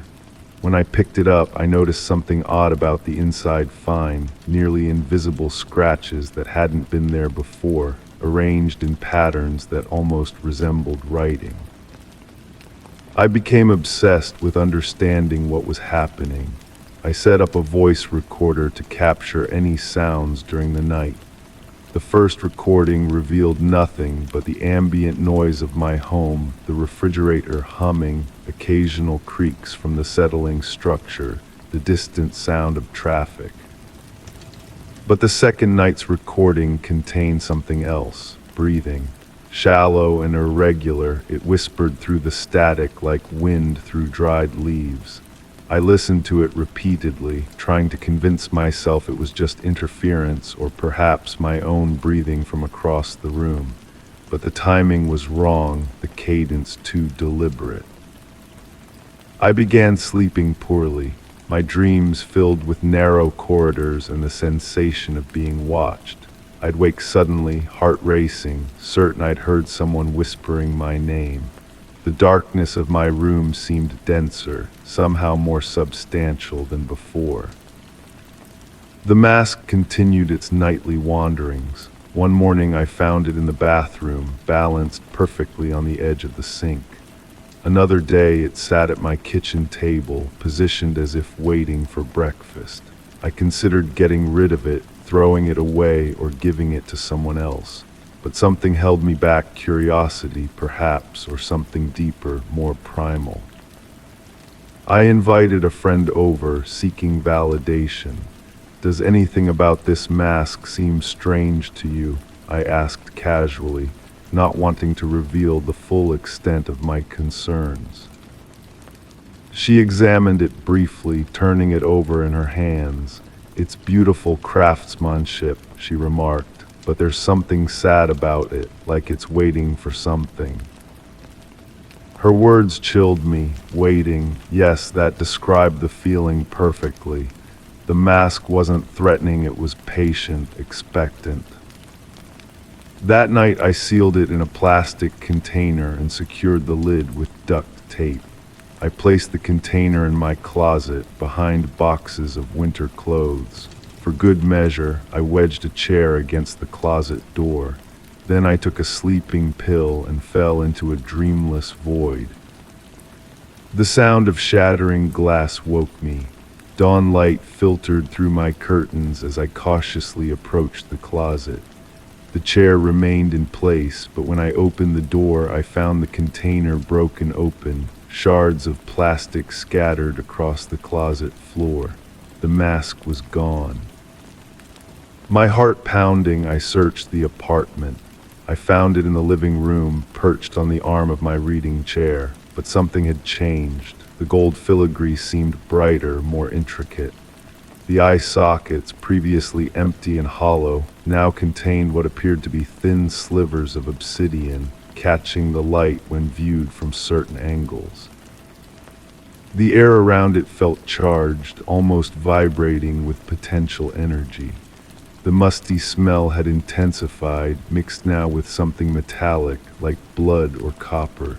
When I approached, the hair on my arms stood up, responding to some invisible static field. I decided to document the mask more thoroughly. I photographed it from every angle, noting the intricate details of its construction. I researched carnival masks, looking for similar designs or historical contexts that might explain its behavior. I found nothing conclusive, just vague references to masquerade traditions and transformation rituals. One website mentioned masks as thresholds between identities, objects that allow the wearer to become someone or something else. Another discussed the concept of objects becoming inhabited over time, absorbing aspects of their environments and the emotions of those around them. The implications disturbed me, but I couldn't stop my investigation. I set up a video camera, hoping to capture the mask's movements. The first night's footage showed nothing, just static images of my darkened room. but reviewing the second night's video, I noticed something strange. Brief moments where the recording distorted, the image breaking into pixels before resolving again. These glitches always centered around the mask, as if its presence interfered with the camera's function. During one such distortion, I thought I saw something, a shadow moving behind the mask, formless but undeniably present. I rewound the footage, watching it frame by frame. There, for just a moment, a hand reaching out, touching the mask's surface. Not a human hand, but something elongated and jointed wrong, its fingers too numerous and too flexible. That night, I couldn't bring myself to sleep in the apartment. I checked into a nearby motel, bringing nothing but my phone and wallet. I needed distance, perspective. I needed to break whatever connection had formed between me and that thing. The motel room smelled of industrial cleaner and cigarettes. I lay awake, staring at the popcorn ceiling, listening to the hum of the air conditioner. Eventually, exhaustion claimed me. I dreamed of wearing the mask. In the dream, it fit perfectly against my face, the inside cool and smooth against my skin. I could see through its eyes, not the world as it was, but something shifted, altered. Colors had new depths, shadows contained movement and intention. I walked through familiar spaces made foreign by this new perception.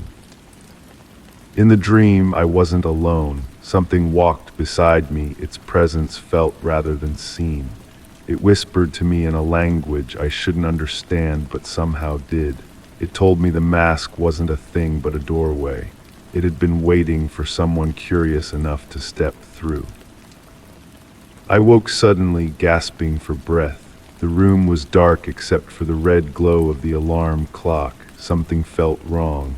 The air had that musty, wooden smell. I reached for the bedside lamp, fingers trembling. In the harsh light, I saw it sitting on the dresser opposite the bed. The mask, impossibly here, despite being left behind in my apartment. Its golden details gleamed, and those obsidian slivers in the eye sockets reflected my terrified expression. But now there was something new. A hairline crack running from the right eye down to the cheek, as if the mask was beginning to split open. I approached it cautiously. The crack widened slightly as I watched, producing a sound like ice breaking on a frozen lake. Something dark glistened within the opening, not empty space, but something moist and organic. My rational mind collapsed. I grabbed my keys and ran, not bothering to check out or collect my belongings. I drove aimlessly until sunrise, trying to outrun the implications of what I'd seen. The mask hadn't just followed me, it had transformed. It was becoming something else, something alive. When I finally returned to my apartment, I found it exactly as I'd left it, with one exception. The mask sat centered on my bed, the crack now extended across its entire surface. The gold filigree had tarnished overnight, turning a dull, sickly green. The obsidian slivers in the eye sockets had expanded, becoming pools of what looked like liquid darkness. As I watched, frozen in the doorway, the crack widened. The mask split open like a seed pod, revealing not emptiness but a dark, pulsating interior. Something emerged, a tendril, thin and black, reaching outward with deliberate motion. It curled in the air, sensing, before retreating back inside. I should have run, I should have burned the building down around it. Instead, I stepped forward, drawn by a compulsion I couldn't name. The mask continued to open, its edges peeling back to reveal what lay within. Not a face, not anything recognizable as life as I understood it, but something conscious, something aware, something that had been watching me through those empty eyes all along. It spoke without sound, communicated without words. It had waited so long for someone who would notice its movements, document its changes, seek to understand rather than fear. Someone curious enough to invite it in. I understood then what was happening. The mask hadn't been moving itself around my apartment, it had been moved by what lived inside it, what had always lived inside it. Something ancient that existed between spaces in the thin margins of reality. Something that needed a host, a body, a curious mind willing to merge with it. I backed away, but it was too late. The room darkened as something emerged fully from the broken mask, a shadow with substance, a presence with intent. It reached for me with limbs that bent at impossible angles. In my final moment of clarity, I understood the truth. I hadn't found the mask at that flea market by accident. It had been waiting for me all along. Now I wear a face that isn't mine.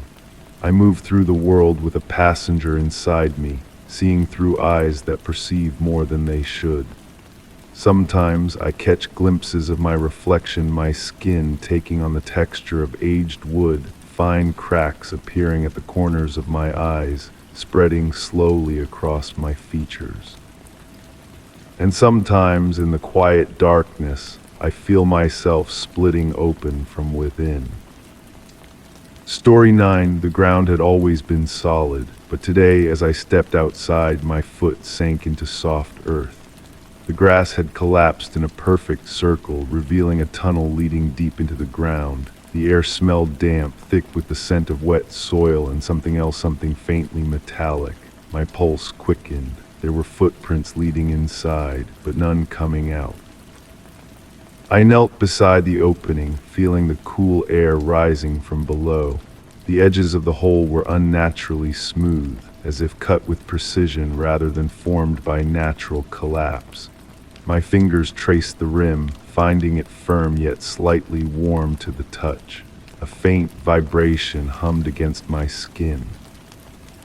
"Hello," I called down, my voice swallowed by the darkness. No echo returned. I should have called someone, anyone, but curiosity pulled at me like gravity, a force both familiar and foreign. I went back inside for a flashlight, convincing myself this was the responsible thing to do before calling authorities. The metal of the flashlight felt unusually cold in my grip, almost burning with its chill.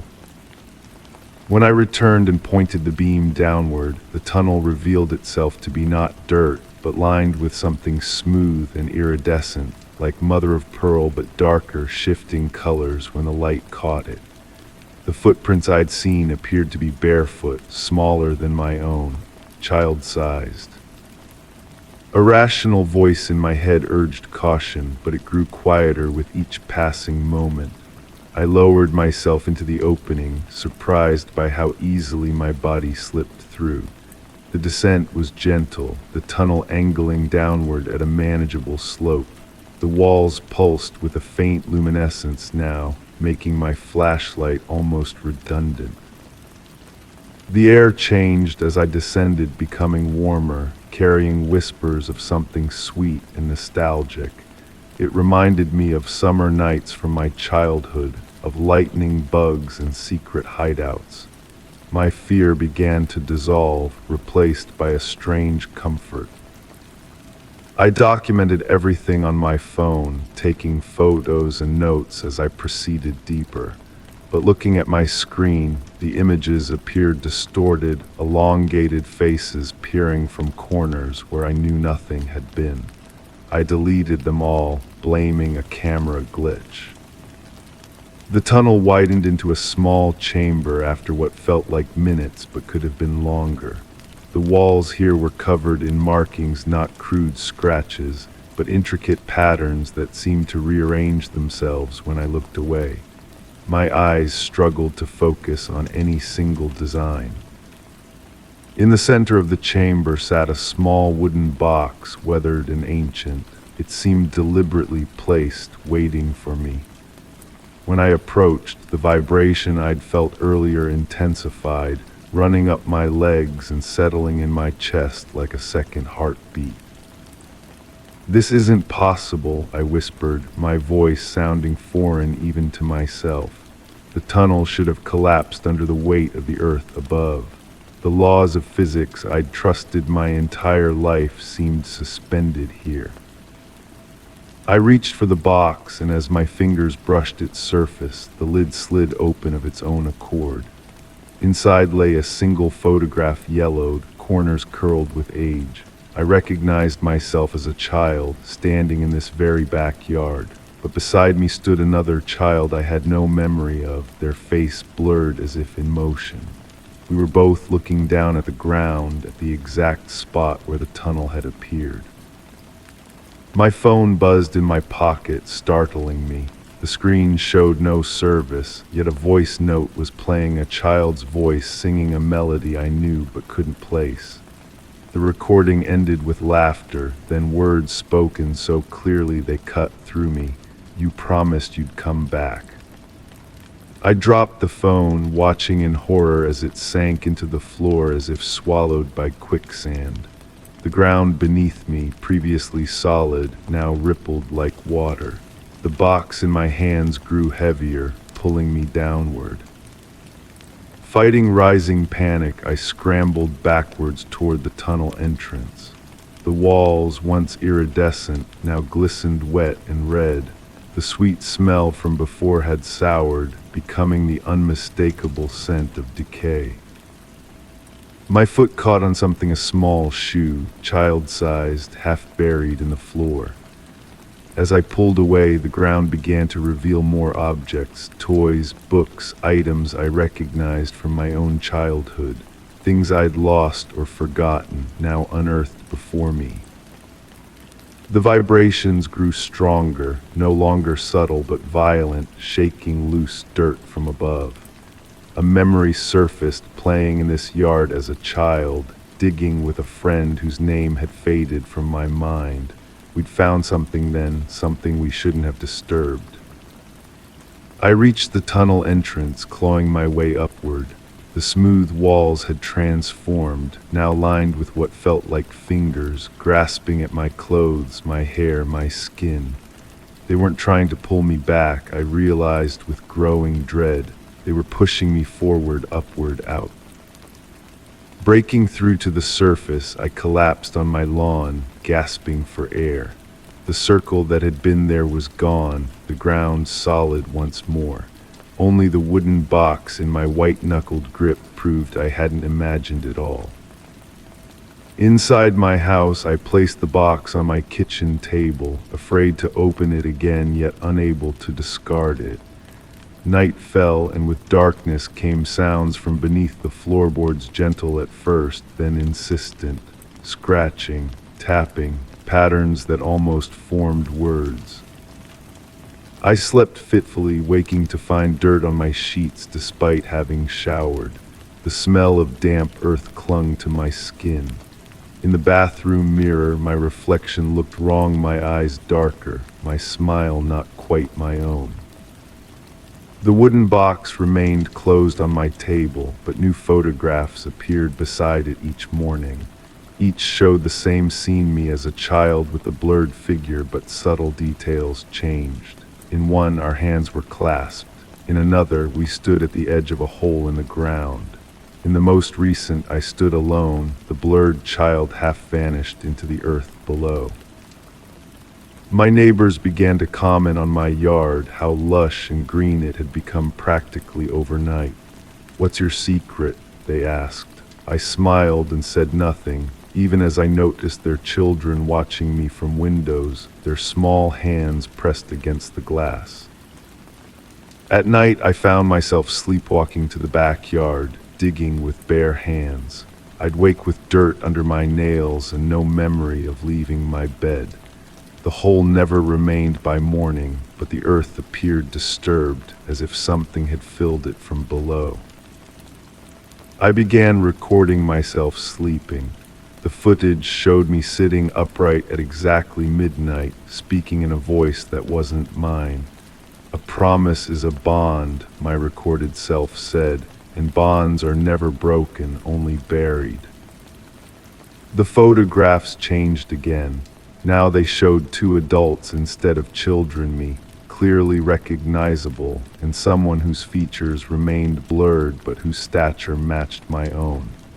We stood over a fresh mound of dirt, garden shovels in hand. My phone received text messages from an unknown number, coordinates that led nowhere, fragments of conversations I never had, and finally, a single clear message. The tunnel goes both ways. I stopped sleeping, surviving on coffee and fear. The wooden box began to emit a soft humming, the same melody from the voice recording. When I finally gathered the courage to open it again, the photograph was gone, replaced by a small, hand-carved wooden figure.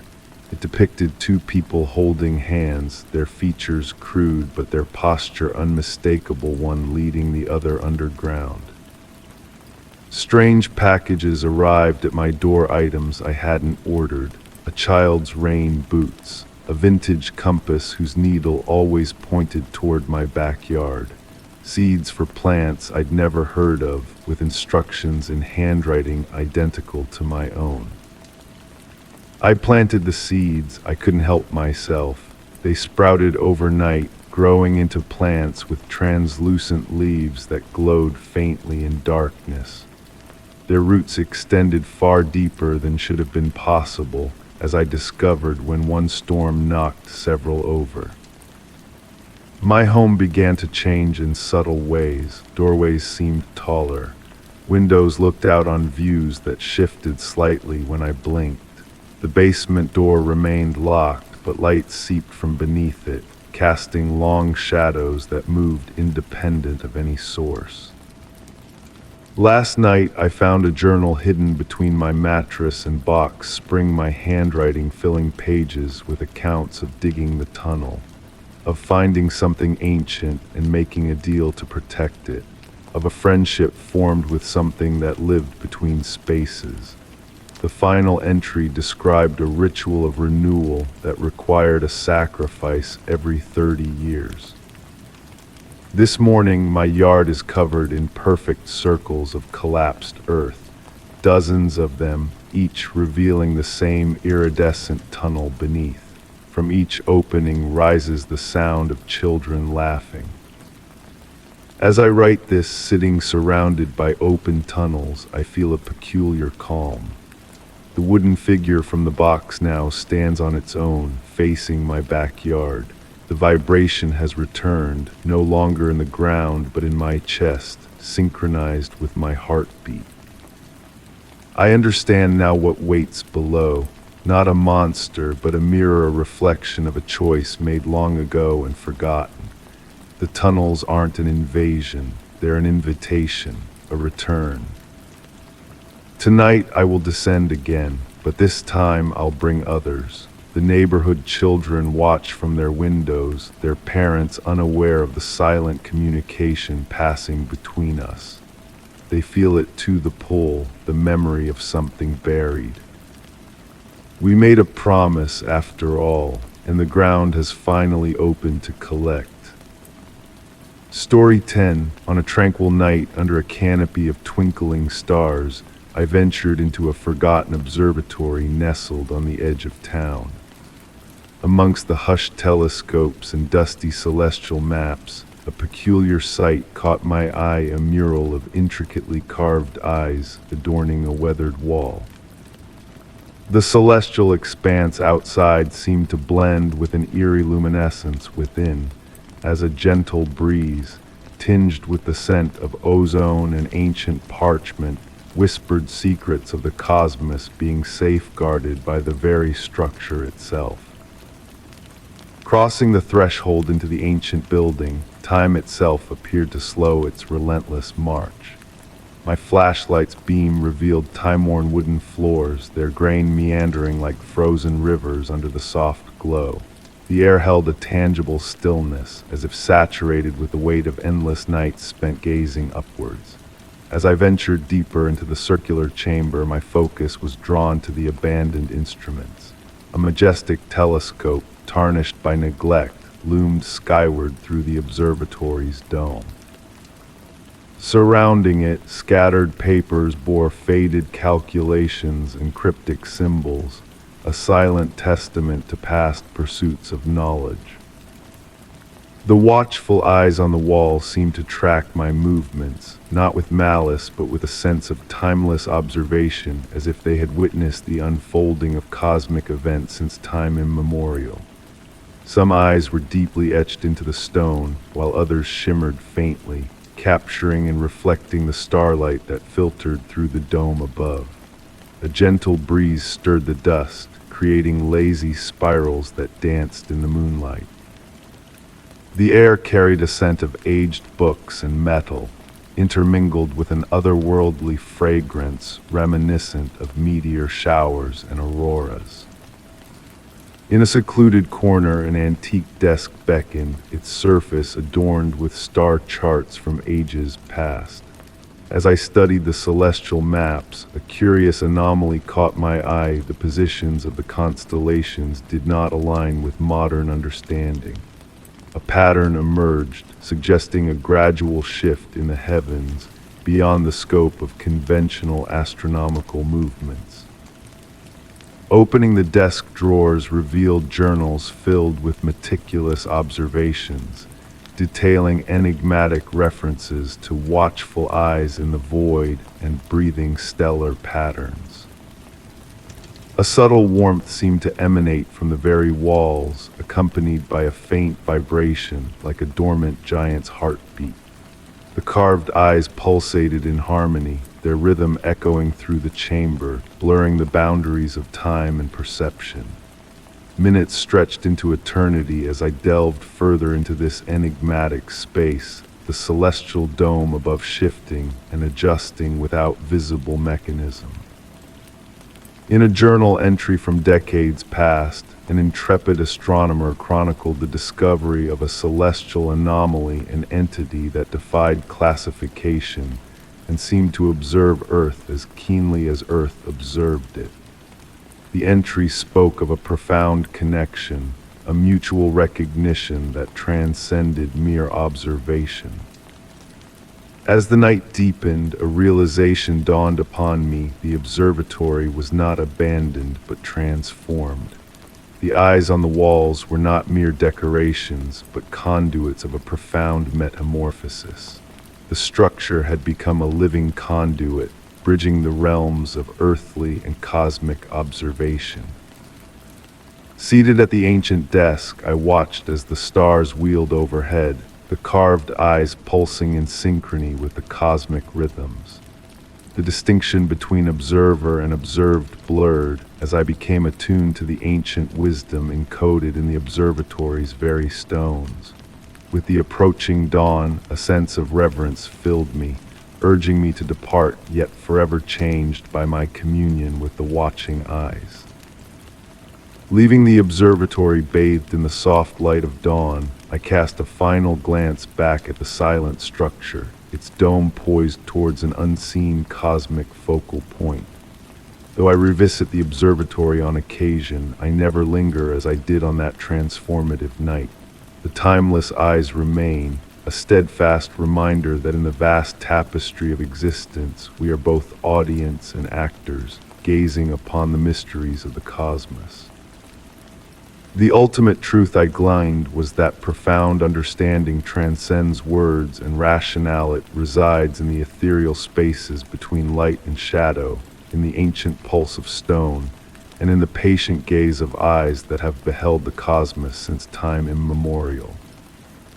The enigma of the observatory was not meant to be unraveled, but experienced a living testament to the beauty of uncertainty and the eternal dance of observation. Story 11. On a misty evening, I strolled past an abandoned playground where rusted swings swayed softly in the gentle breeze. Amid the cool air, a faint, almost imperceptible laughter lingered, a distant echo of joyful voices that once danced in the wind. The mingling scents of damp grass and aged metal wafted around me, creating an eerie yet captivating atmosphere that hinted at the playground's hidden tales. My steps led me to a weathered bench near the slide, its time-worn surface a testament to the many parents who had watched their children play there. The playground's metal structure cast elongated shadows in the dim light, their shapes seeming to shift and sway mysteriously when caught in my peripheral vision. A soft wind whispered through the trees, carrying the earthy fragrance of autumn leaves on its breath. Initially, I convinced myself that I was merely exploring a different path home, seeking solace and reflection after a weary day. Yet there was an allure in the tranquil seclusion of the playground that beckoned me back night after night, each visit unraveling new layers of its enigmatic charm. It had become my sanctuary, a realm where time flowed with a different rhythm. One quiet evening, as I sat on my familiar bench, I noticed a curious phenomenon with the carousel. Though untouched by human hands, the metal horses gleamed with an unusual warmth, as if recently caressed by playful fingers. A peculiar static hum lingered around them, reminiscent of children's laughter lingering in the spaces between moments. In the passing weeks, subtle shifts began to manifest within the playground. Swings swayed gently without a breeze, faint footprints appeared in the morning dew only to vanish with the rising sun, and the metal slide, chilled by the evening mist, occasionally felt warm to the touch, as though someone had just descended its length. I started to keep a notebook, documenting these curious occurrences. With each observation, patterns emerged. The ghostly laughter seemed to adhere to a schedule, teasingly audible at certain twilight hours, especially under the full moon and veiled mist from the nearby woods. The sound remained just beyond grasp, like a whispered secret in a dream. The park's usual visitors, dog walkers and joggers, passed by, oblivious to the playground's hidden wonders. Their eyes slid over the equipment as if it were invisible, but I knew better. I had unlocked the truth that this place held a unique magic, one reserved for those who listened and watched with open hearts. One dusk, I encountered a small red ball perched atop the carousel, motionless.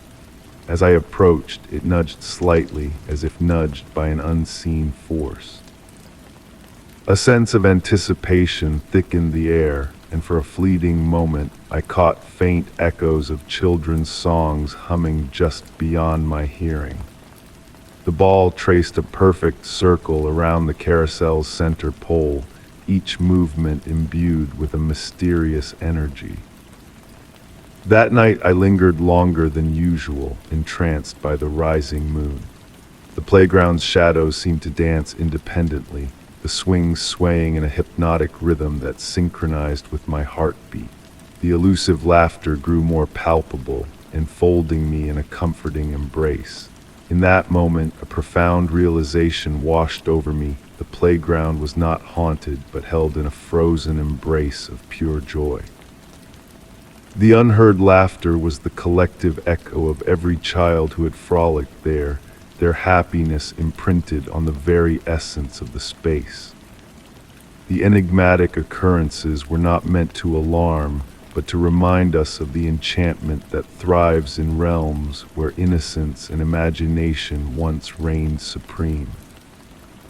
Months have passed, yet I continue to visit the playground each evening, attuned to the subtle cues that herald the peak of the silent laughter, a certain misty quality, a twilight hue, the anticipation lingering in the air. Sometimes I bring a book and read aloud to the empty playground, and on these nights the swings sway with purpose, the carousel horses stand with regal grace, and the laughter, though unheard, feels intimately near. I have kept this tale to myself, treasuring the clandestine bond shared with a place suspended between memory and enchantment. The playground has taught me that certain mysteries are not meant to be unraveled but embraced and cherished. And so, I continue my nocturnal visits, content to be the audience for a spectacle woven in whispers and shadows, accompanied by laughter that dances just beyond human hearing. Story 12. In the quiet hush of a late evening, I found myself drawn to a forgotten cinema, its marquee a whisper of days gone by. Inside, darkness enveloped the cavernous auditorium, save for the soft glow of a flickering projector. Images danced across the weathered screen, casting a spell of mystery and nostalgia. The air was thick with the mingling scents of popcorn and dust, carrying with it a tale untold, a melody of dreams and heartache fading into the shadows. Taking my place in the back row, the worn velvet seats murmured beneath me, urging me to listen to the silent symphony playing out before me. The rhythmic whirring of the projector wove a hypnotic spell, drawing me deeper into the unfolding narrative. Dust motes swirled in the beam of light, painting ephemeral pictures that seemed to whisper secrets just beyond reach. As my eyes adjusted to the dimness, I caught glimpses of movement at the edge of my vision, shadows shifting like specters in the night. The screen flickered with scenes from a bygone era, each frame laden with a sense of intimacy, as if peering into the soul of a stranger. A woman, veiled in mystery, moved through scenes of longing and searching, her face a veil never lifted. A soft murmur brushed against my ear, a gentle touch of words lost in the ether. The room's temperature ebbed and flowed, caressing my skin with invisible hands of warmth and coolness. The leather armrests beneath my fingers radiated a residual heat, as though a ghostly presence lingered beside me. The film played on, revealing subtle anomalies in its storytelling, a dress changing hues, scenes repeating with subtle alterations. Instead of dialogue, the sound of breathing filled the air, punctuated by soft sighs that echoed through the empty theater. The woman on screen mirrored my own movements, a dance of shadows and light, her hidden gaze following my every shift. A scent of jasmine permeated the air, mingling with the musty perfume of the theater, evoking a melancholy that tugged at my heartstrings.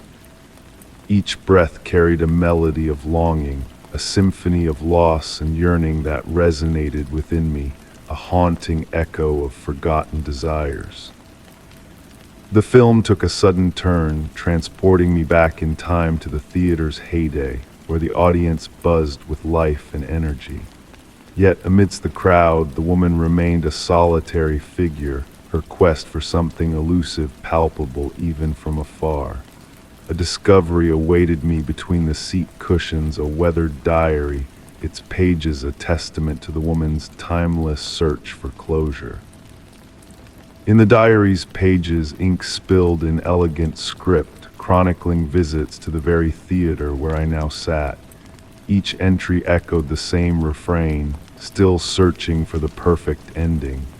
The words, a thread connecting past and present, hinted at a story left untold, a journey unfulfilled.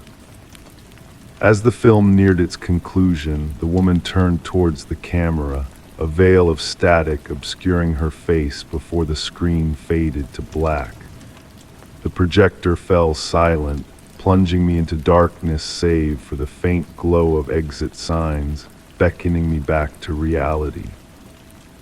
Returning the diary to its rightful place, a fleeting touch brushed against my hand, a presence felt but unseen, a whisper of a soul long departed.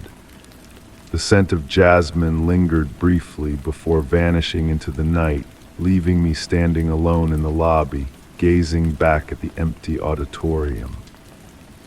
Through the small windows, a figure in a vintage dress materialized, a silent sentinel of stories untold. With a ghostly gesture, she bid me farewell, her form dissolving into the shadows, leaving behind a lingering sense of connection, a shared understanding of the beauty found in unfinished tales. Even now, as time stretches on, the scent of jasmine wafts through the air, a reminder of that night of mystery and revelation. In those quiet moments, I feel the weight of unseen eyes upon me, watching, waiting for another soul to bear witness to the bittersweet allure of stories left unended. Story 13. Along a rugged coastline, my gaze was pulled to a forsaken lighthouse standing resilient against the relentless waves. Its once vibrant red paint now faded, its weathered stone emanating a somber aura, as though it held the sorrow of lost mariners and abandoned dreams. In the symphony of wind and salt, a soft, mournful murmur seemed to drift from its core, a melancholic melody carried by the embracing night. Without conscious thought, I veered off the road, my headlights casting elongated shadows over the worn path leading to the lighthouse. Each step I took on the gravel path was deliberate, the evening air thick with a peculiar heaviness, laden with the weight of memories long past. As twilight deepened, wisps of mist curled around the base of the tower, resembling spectral fingers yearning to ascend. The door, surprisingly unlocked, swung open with a gentle groan, its hinges emitting a low, sorrowful moan that harmonized with the whisper from before. Inside, the air was saturated with the scent of aged wood and sea salt, intermingled with a hint of sweetness, perhaps remnants of lamp oil lingering from bygone eras. With a reverent touch, I ascended the spiral staircase, my hand trailing along the cool metal railing, each footfall resonating through the hollow space. The staircase echoed with my presence, the aged wooden steps creaking softly in acknowledgement of my arrival. Through salt-encrusted windows, I glimpsed the darkening sky, painted in deep purples and blues pulsating with an ethereal energy. The keeperesque quarters, nestled just beneath the lantern room, seemed frozen in time. Dust motes danced in the beam of my flashlight, resembling miniature constellations. An open logbook sat upon a weathered desk, its pages yellowed with age, the final entry recorded decades past. Yet it was the gentle sway of a rocking chair near the window that drew my attention, moving ever so slightly despite the stagnant air. It was then that I noticed the photographs adorning the walls, countless images depicting the lighthouse at various times, seasons, but always with a solitary figure on the gallery rail. A woman in a flowing dress, her gaze fixed upon the sea, her presence eternal in the captured moments. In every frame she exuded a sense of waiting, watching, longing. The whisper persisted as I ascended higher, not quite a voice but a haunting memory, carrying the essence of yearning and patience. Upon reaching the lantern room, the massive Fresnel lens commanded the space, its prisms refracting the dwindling twilight into a kaleidoscope of hues. Oddly pristine, considering the abandonment, enthralled by the rhythmic cadence of distant waves, I was enveloped by the first strains of a haunting melody. Crystal clear notes, stirring tears yet laden with a sorrow so profound it weighed upon my heart. It spoke of endless nights spent in anticipation, of ships lost to the sea, of a love that endured beyond death. A sudden chill descended and a presence enveloped me, though unseen. Lavender and sea spray mingled in the air, and in the lens reflection, a glimpse of a woman in a pale dress, her eyes fixed upon the horizon. Yet when I turned, solitude greeted me, save for the haunting echoes of her song intertwined with the wind-s whisper. I remained rooted in place, respecting the profound melancholy that permeated the space, descending slowly with each step, mindful and contemplative. The photographs now held a different allure, the woman's countenance clearer, her expression a blend of hope and resignation. It dawned on me that she was not imprisoned here. She chose to remain, a sentinel of eternal vigilance. Seated in my car, I lingered, observing as the first stars emerged above the lighthouse. The whisper lingered, no longer unsettling, but a gentle reminder that some bonds transcend time, some duties endure beyond the veil of death. Years have passed, yet on serene nights when the breeze carries a certain cadence, that haunting melody lingers. It evokes her standing resolute in her lantern room, safeguarding lost souls and kindling her light in the darkness. I have come to learn that not all haunted places are meant to evoke fear.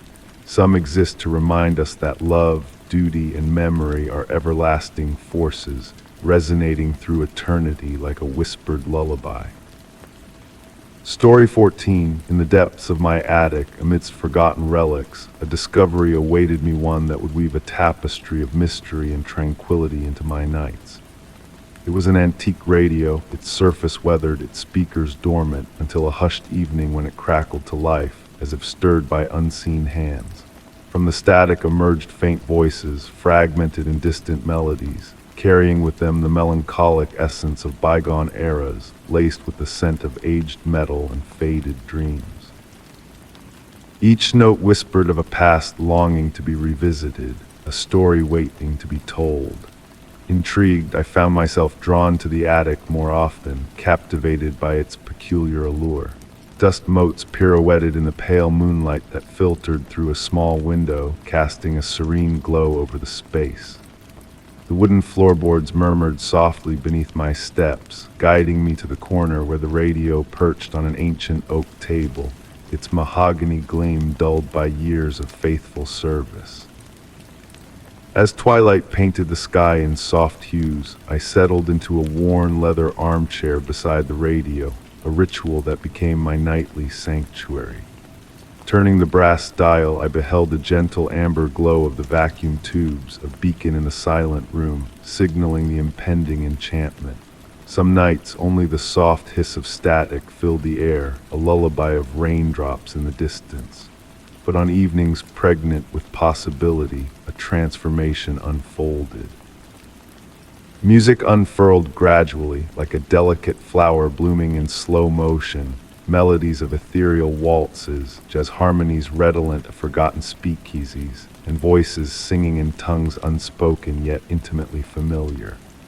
One autumn eve, as the wind whispered through the trees, a revelation shimmered within the radio's transmissions. Amidst the musical tapestry, words emerged, soft and clear. Remember the garden, remember the dance, remember the promise. The voice, neither young nor old, neither male nor female, carried a tender warmth that stirred a recognition deep within me. Compelled by this ethereal connection, I began documenting these enigmatic messages in a journal, noting the moon's phases, the weather's whims, seeking patterns in the enigma. The pages filled with descriptions of songs that mirrored my thoughts, of voices recounting memories unbidden yet intimately known. The radio seemed privy to secrets my past, my aspirations, the silent desires I harbored. Winter descended, cloaking the attic in frosty embrace, yet I scarcely noticed, enveloped in the cocoon of sound that emanated from the radio. Sometimes I drifted into slumber in the armchair, only to awaken to the radio's melodic whispers seeping into my dreams, shaping them like clay in skilled hands. In those liminal moments between wakefulness and sleep, spectral figures danced behind the voices, ephemeral yet vivid in the dimness. The zenith of wonder arrived on a snowy night, the world hushed under a blanket of white. The radio's intonations turned personal, evoking childhood memories long buried, the hue of my first bicycle, the name of a cherished pet, the melody my grandmother hummed while baking. Rather than fear, a profound tranquility washed over me, as if a gentle hand guided me back to my essence. Months unfurled, painting my days with richer hues, my memories with sharper clarity, infusing my dreams with deeper significance. The radio's influence transcended its spectral broadcasts, stirring dormant echoes within me, coaxing them to life. Unfamiliar melodies hummed on my lips, yet felt as familiar as my own pulse. In moments of silence, when the radio lay dormant, I pondered the veils of reality, the unseen frequencies that interwove with our existence. The radio ceased to be a mere apparatus, morphing into a portal, offering glimpses into realms parallel to our own. I refrained from dissecting its enigma, sensing that its magic, if magic it be, resided not in its mechanisms, but in the ethereal gap between reality and imagination. Perhaps the radio itself was not extraordinary, rather it served as a conduit to frequencies latent within my being. As I pen these musings, the radio's nocturnal serenades continue, a melodic enigma that eludes comprehension. The mysteries it unfurls remain uncharted, yet I've learned that some enigmas are more precious than their resolutions. In the interludes of static, in the whispered verses that straddle the realms of message and memory, I've unearthed a different truth, one that speaks not to the intellect, but to the heart that recalls what it has never known. The gentle glow of the vacuum tubes now illuminates my nights, the soft crackle of the speaker, a lullaby to my slumber. Before succumbing to sleep, I muse on the possibility that somewhere another soul listens to their own spectral radio, entwining echoes of my life with theirs, connected by invisible threads of sound and memory, waltzing eternally through the night. Story 15. In the heart of a mansion forgotten by time, a profound stillness enveloped me, almost as if the silence itself had a pulse.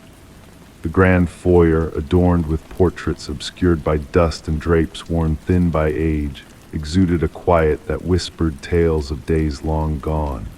Each creak of the decaying floorboards and every gentle sigh of the wind through shattered panes carried echoes of hidden narratives, beckoning me to listen. As the fading light of late afternoon filtered through worn curtains, it cast elongated shadows that waltzed gracefully across the faded wallpaper. My steps, soft and reverent, resonated in the air, mingling with the delicate descent of dust particles around me. The aroma of aged wood and forgotten yesterdays filled my senses with each inhalation, while the distant murmur of branches caressing glass created a subtle cadence in the tranquility. Drawn to a sweeping staircase, its once majestic banister now dulled by the passage of time, I ascended with a curious hand trailing along the polished wood. To my surprise, the dust beneath my fingertips seemed to vanish, leaving behind gleaming sections that defied decay. The wood itself radiated warmth, a stark contrast to the chill hanging in the mansion's air. Upon reaching the second floor, a corridor stretched before me, its closed doors shrouded in a thick, anticipatory silence, akin to the hush between heartbeats. I noticed a subtle shift in temperature as I passed each doorway. Some areas embraced a gentle warmth, while others cradled pockets of coolness, prompting me to draw my jacket tighter. One door, slightly ajar, beckoned me forth, offering a glimpse into an old study bathed in the amber hues of twilight. Books lined the walls, their faded spines hinting at the knowledge they held within. A sturdy wooden desk commanded the room's center, its surface veiled in a thin layer of dust save for a single clear circle, a pristine spot amidst neglect as though recently disturbed. As I approached, the boards beneath me sighed softly, and the chair behind the desk sat at a slight angle, as if vacated mere moments ago. Within the dust-free circle on the desk's surface, a faint impression of words caught my eye, visible only in the right light. We never truly leave. The sun dipped lower, casting elongated shadows across the study's floor. In the deepening twilight, the room's ambience shifted subtly. Invisible currents seemed to stir the air, while books occasionally rustled as if turned by unseen hands. Seated in the chair, I ran my fingers along the smooth wood, feeling a comforting warmth envelop the room, dispelling the cold that clung to the mansion. The sounds around me, once disparate and indistinct, began to weave a melodic tapestry, a language of whispers just beyond comprehension. Time lost its firm grasp in that space, hours melting into moments as I absorbed the ethereal atmosphere. The encroaching night outside held no menace. Instead, it cocooned the study in a sense of intimacy, like a familiar embrace. Dust motes, aglow in the waning light, danced in intricate patterns that hinted at secrets, elusive and ever-changing. As night descended fully, a remarkable phenomenon unfolded. The dust-free circle on the desk emitted a faint luminescence, barely perceptible yet undeniably present. Its pulsing glow, akin to a slow breath, caused the room's temperature to ebb and flow in harmony. The words "we never truly leave" shimmered in the darkness, a silent promise lingering in the air. Moved by an inexplicable impulse, I reached out, placing my hand within the glowing circle, and a profound serenity washed over me. The mansion's silence blossomed into a symphony of whispers, a harmonious blend of long-forgotten stories waiting to be heard. Each creak and rustle now held significance, narrating the tales of those who had sat in that very spot before me. Upon rising to depart, I noticed my watch had ceased its ticking at some indiscernible moment during my vigil. The mansion's darkness, once daunting, now bore a weight of presence, a tangible essence rather than mere absence of light. Journeying back through the hallways and down the stairs, I realized that the mansion's silence was never void. It brimmed with untold narratives, patient for a willing ear to unveil their mysteries. Thoughts often drift back to that mansion, to the study where shadows and whispers intertwined as dusk fell. And in the quiet of my own home, echoes of that musical silence occasionally brush against my consciousness, a reminder that spaces hold more than memories. They cradle fragments of souls, lingering in the dust and shadows, yearning for acknowledgement. Story 16. In the dead of night, cruising down a deserted highway, my gaze fell upon an ancient radio tower outlined by the moon's gentle glow. Passing by, my car radio sputtered with static, pierced by a faint, rhythmic pulse that seemed to carry a cryptic significance. The night air, cool and crisp, carried a metallic tang mingled with the scent of far-off storms, as if the tower whispered secrets from a bygone era. Intrigued, I veered off the road, lured by an unexplainable curiosity. The hum of my car's engine faded into silence as I switched off the ignition, leaving behind only the whisper of wind through the tall grass and the steady, rhythmic crackle of static from my radio. The signal now clearer, a series of long and short bursts resembling Morse code, yet somehow different. The tower loomed like a silent sentinel against the deep indigo sky, its warning lights extinguished long ago. Rust had claimed its metallic surface, etching intricate patterns that almost seemed intentional in their design. Watching as clouds drifted lazily across the moon, casting dancing shadows that made the structure sway imperceptibly. The rhythm of the signal stirred a sense of familiarity, akin to a faintly remembered lullaby from childhood. Closing my eyes, I surrendered to the sound, trying to grasp where I had encountered it before. The static ebbed and flowed like gentle waves, carrying whispers that hinted at elusive words just beyond comprehension. Retrieving my phone to record the enigmatic broadcast, I discovered it wouldn't power on despite being fully charged. The air grew heavy with anticipation, as if the very night held its breath. A light mist materialized, enveloping the tower's base like a soft shroud. Enthralled by the cadence of the signal, memories surfaced, memories that felt foreign, not entirely mine. I witnessed scenes of individuals in a control room, bathed in the warm glow of analog machinery, urgently discussing something of great importance, something they sought to safeguard. The vision was vivid, the aroma of coffee and the hum of magnetic tape reels palpable. The mist thickened, veiling the tower in a ghostly silhouette, while the signal's pattern subtly shifted, granting me glimpses of its coded message. Numbers, dates, scientific data, and coordinates flitted through my mind, revealing a profound discovery encrypted within this endless transmission. a plea for understanding. Time lost its grip as I lingered, cocooned by sound and mist. The temperature dipped, prompting me to draw my jacket tighter, yet I couldn't tear myself away. Each burst of static felt like a fragment of an intricate puzzle awaiting resolution for decades.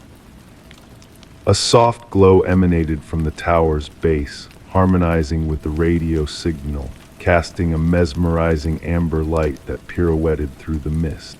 Hypnotic patterns emerged, synchronizing with my breath. My eyelids drooped as I watched the dance of light.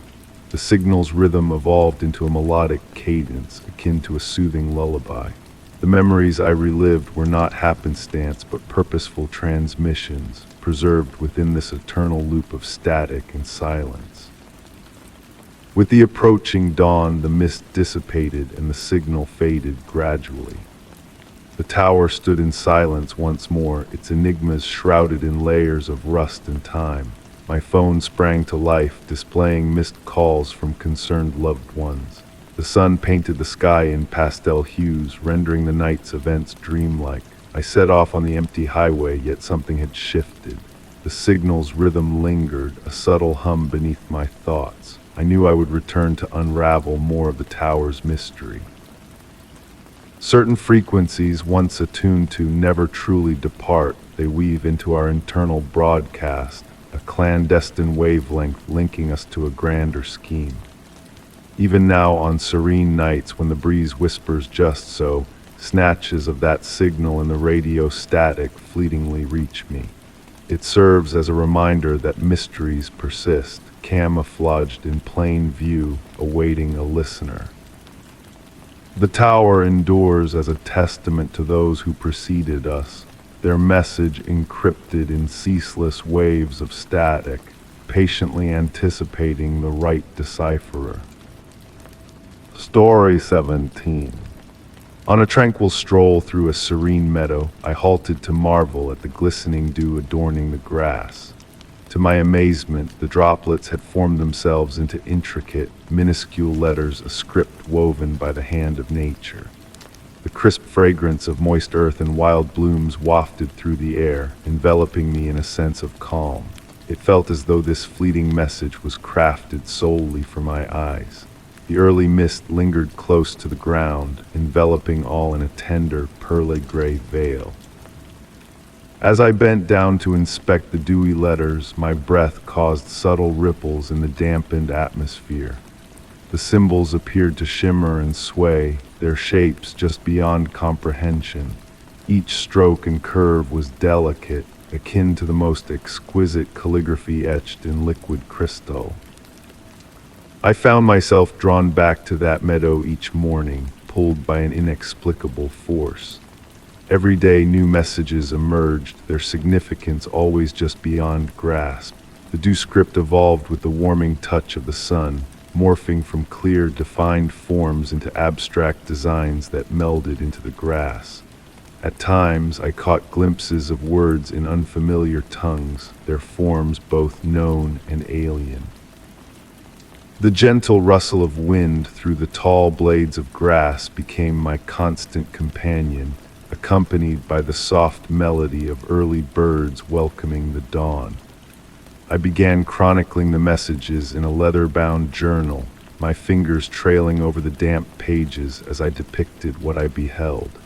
The paper bore a slight ripple from the moisture, as if echoing the dew from which the letters arose. One misty morning, a change caught my eye. The script had begun spiraling outward from a central point, crafting an elaborate mandala of words and symbols. The air hummed with a serene energy, and the usual morning sound seemed hushed, as if the meadow itself held its breath. A tingling sensation rippled through my skin as I traced the spiral with my gaze, attempting to decipher its intricate design. The messages started appearing in other places as well. I discovered them etched in the condensation on my bedroom window, each droplet impeccably aligned. They manifested in the steam rising from my morning tea, briefly visible before dissipating into the air. Even the frost patterns on autumn leaves seemed to bear traces of this enigmatic communication. In my dreams, the scripts took shape, flowing like molten silver through landscapes of shadow and light. They whispered secrets in voices composed of rustling leaves and distant wind chimes. Each morning I awoke with the fading memory of nearly grasping the meaning, slipping away like water through my fingers. My journal burgeoned with entries, its pages now a testament to this gentle enigma. Sometimes I spent hours comparing the patterns, noting how they seemed to align with the moon's phases, the changing seasons, the subtle shifts in morning light. The more I observed, the more I sensed a deeper rhythm, as if the due script was part of a vast, unhurried dialogue between earth and sky. As winter encroached, the messages grew scarcer, appearing only on the purest mornings when the air was crystalline and still. I cherished these moments even more, aware that each could be the last until spring. The frost crafted its own rendition of the script, inscribing delicate messages into the frozen grass that sparkled like diamonds in the soft sunlight. Presently, after years have passed, I still frequent the meadow, though the messages arise less frequently. At times, I ponder if they were meant to lead me to this state of tranquil observation, this serene appreciation of the morning's subtle enchantment. The dew still forms its perfect beads on grass and leaf, and though the distinct letters may have faded, I've discovered something else in their patterns, a reminder that mystery need not always be unraveled to hold meaning. My journal rests on my desk, brimming with the captured echoes of those dawn revelations. When I peruse it now, I observe how the sketched patterns seem to shift and transform in varying lights, much like the dew script itself. Perhaps understanding was never the goal. Maybe the true gift lay in the quiet moments of awe, in learning to pause and witness the world's small wonders with patient, grateful eyes. The meadow has become my sanctuary, where the boundary between the ordinary and the extraordinary thins in the first light of day. And though I may never decode the essence of those crystalline messages, their presence has left an enduring imprint on my spirit, teaching me that some of life's most profound encounters arise not in grand revelations, but in the gentle unfurling of questions without answers. Story 18. In a forgotten workshop brimming with remnants of skilled hands, there lay a fractured clock with its gears exposed and its countenance frozen in an eternal instant. As I delved into the erratic dance of its wandering hands, the chill, musty air enveloped me, carrying whispers of oil and rust, weaving a tale of stolen moments and memories held captive between heartbeats. On this autumn eve, the workshop beckoned to me, its weathered door ajar, a silent invitation into its enigmatic depths. Moonbeams filtered through dusty panes, casting elongated shadows upon workbenches smoothed by decades of tender touch. Each creak of the wooden floor beneath my feet released the subtle perfume of aged pine and forsaken artistry. Timepieces of all kinds adorned the shelves, grandfather clocks standing sentinel-like, their pendulums motionless, and pocket watches cradled in velvet-lined drawers, their golden sheen dimmed by the passage of time. Yet it was the mantel clock that ensnared my attention, a masterpiece with a detailed brass face, its crystal fractured in a web-like pattern akin to a spider's artistry. Nestling into the worn craftsman's chair, I noticed a peculiar trait about the damaged timekeeper. Despite its disconnected power, the second hand would sporadically twitch, reversing momentarily before resuming its stillness. The movement, subtle and surreal, initially made me doubt my perception in the dim light. My breath seemed to harmonize with these delicate motions, drawing me nearer, compelling me to scrutinize the intricate inner workings. The tarnished brass gears retained a mystical gleam, some etched with cryptic symbols unfamiliar to my years of antique timepiece collecting. A gentle breeze wafted through the workshop, carrying a distant wind chime melody that, upon closer listening, morphed into the delicate tolling of unseen clock bells. The atmosphere thickened, charged with an electric energy that raised the fine hairs on my arms as if unseen forces were at play. Reaching out to touch the clock's face, the metal greeted me with unexpected warmth under my fingertips. A slow warmth crept up my arm, bringing with it a curious knowing foreign memories surfaced, not my own. Visions of the workshop's prime materialized before me. Sunlight bathing clean windows, the symphony of countless timekeepers marking the passage of time with flawless unity, and an elderly craftsman engrossed in the creation of this very timepiece. His hands moved with practiced grace, assembling something beyond a mere clock. The enigmatic symbols on the gears shifted and blurred, rearranging into patterns that teased at the fringes of comprehension. Each configuration hinted at alternate realities, moments that could have been time not as a river, but as an ocean with infinite currents and whirlpools. The workshop's solidity wavered, reality swaying gently to the broken clock's rhythm. Shadows elongated and contracted in impossible ways, spectral figures darting at the edges of my vision, ethereal forms engaged in tasks from bygone eras, coexisting with my own moment. My fingers remained tethered to the clock's face, a tranquil fascination holding me captive rather than fear. The warmth spread through me entirely, accompanied by an understanding that transcended language. This was no ordinary timepiece. It was a portal to the essence of time itself, crafted by one who unearthed secrets beyond human grasp. As night deepened, a soft ticking resonated from the clock, though its mechanisms remained motionless. The sound pulsed from every corner, a none akin to the workshop's heartbeat. With each tick, the ephemeral figures gained substance, their movements sharpening. Among them, I glimpsed the aged craftsman, our gazes meeting fleetingly across the chasm of years. A metallic tang permeated the air, mingling with ozone, the workshop's temperature fluctuating in gentle waves. The ticking faded into a distant whisper, and I realized my time perception had veered off course. Moments stretched and compressed, the boundaries of past, present, and future blurring like morning mist. When I finally withdrew my hand, the workshop resumed its guise of abandonment, yet a fundamental shift had occurred. The fractured clock sat innocuously before me, its hands quiet once more, yet pulsating with latent potential, a brass and time heart awaiting the next soul to unearth its enigma. I return to the workshop frequently now, its precise location a mystery, its discovery serendipitous.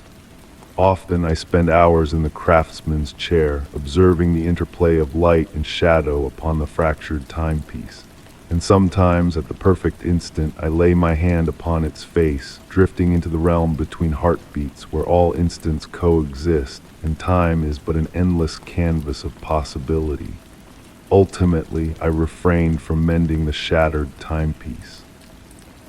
Certain things, I've come to realize, are more profound in their imperfection, flaws that allow magic to seep through the cracks into our reality. In the quiet depths of night, when the workshop is bathed in moonlight and recollection, I swear I can still discern its ticking, counting out the rhythm of moments that never came to pass yet forever linger. Story 19. On a leisurely stroll through a historic neighborhood, I stumbled upon an ancient iron gate adorned with intricate carvings. Despite the ravages of time, the delicate designs and symbols seemed to narrate a story of love and loss. The gate exuded a rusty scent that mingled with the crisp breeze, and as my fingertips grazed the weathered metal, I sensed a tale waiting to be unveiled, a narrative etched into every curve and crevice. The evening air carried the soft murmur of autumn leaves, while gentle golden light filtered through the canopy above.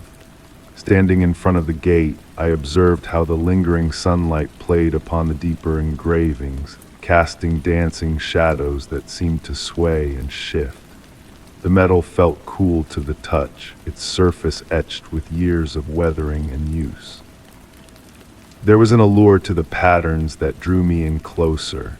They weren't mere embellishments, but formed intricate letters in a graceful script, intertwined with flowing motifs of vines and blooms.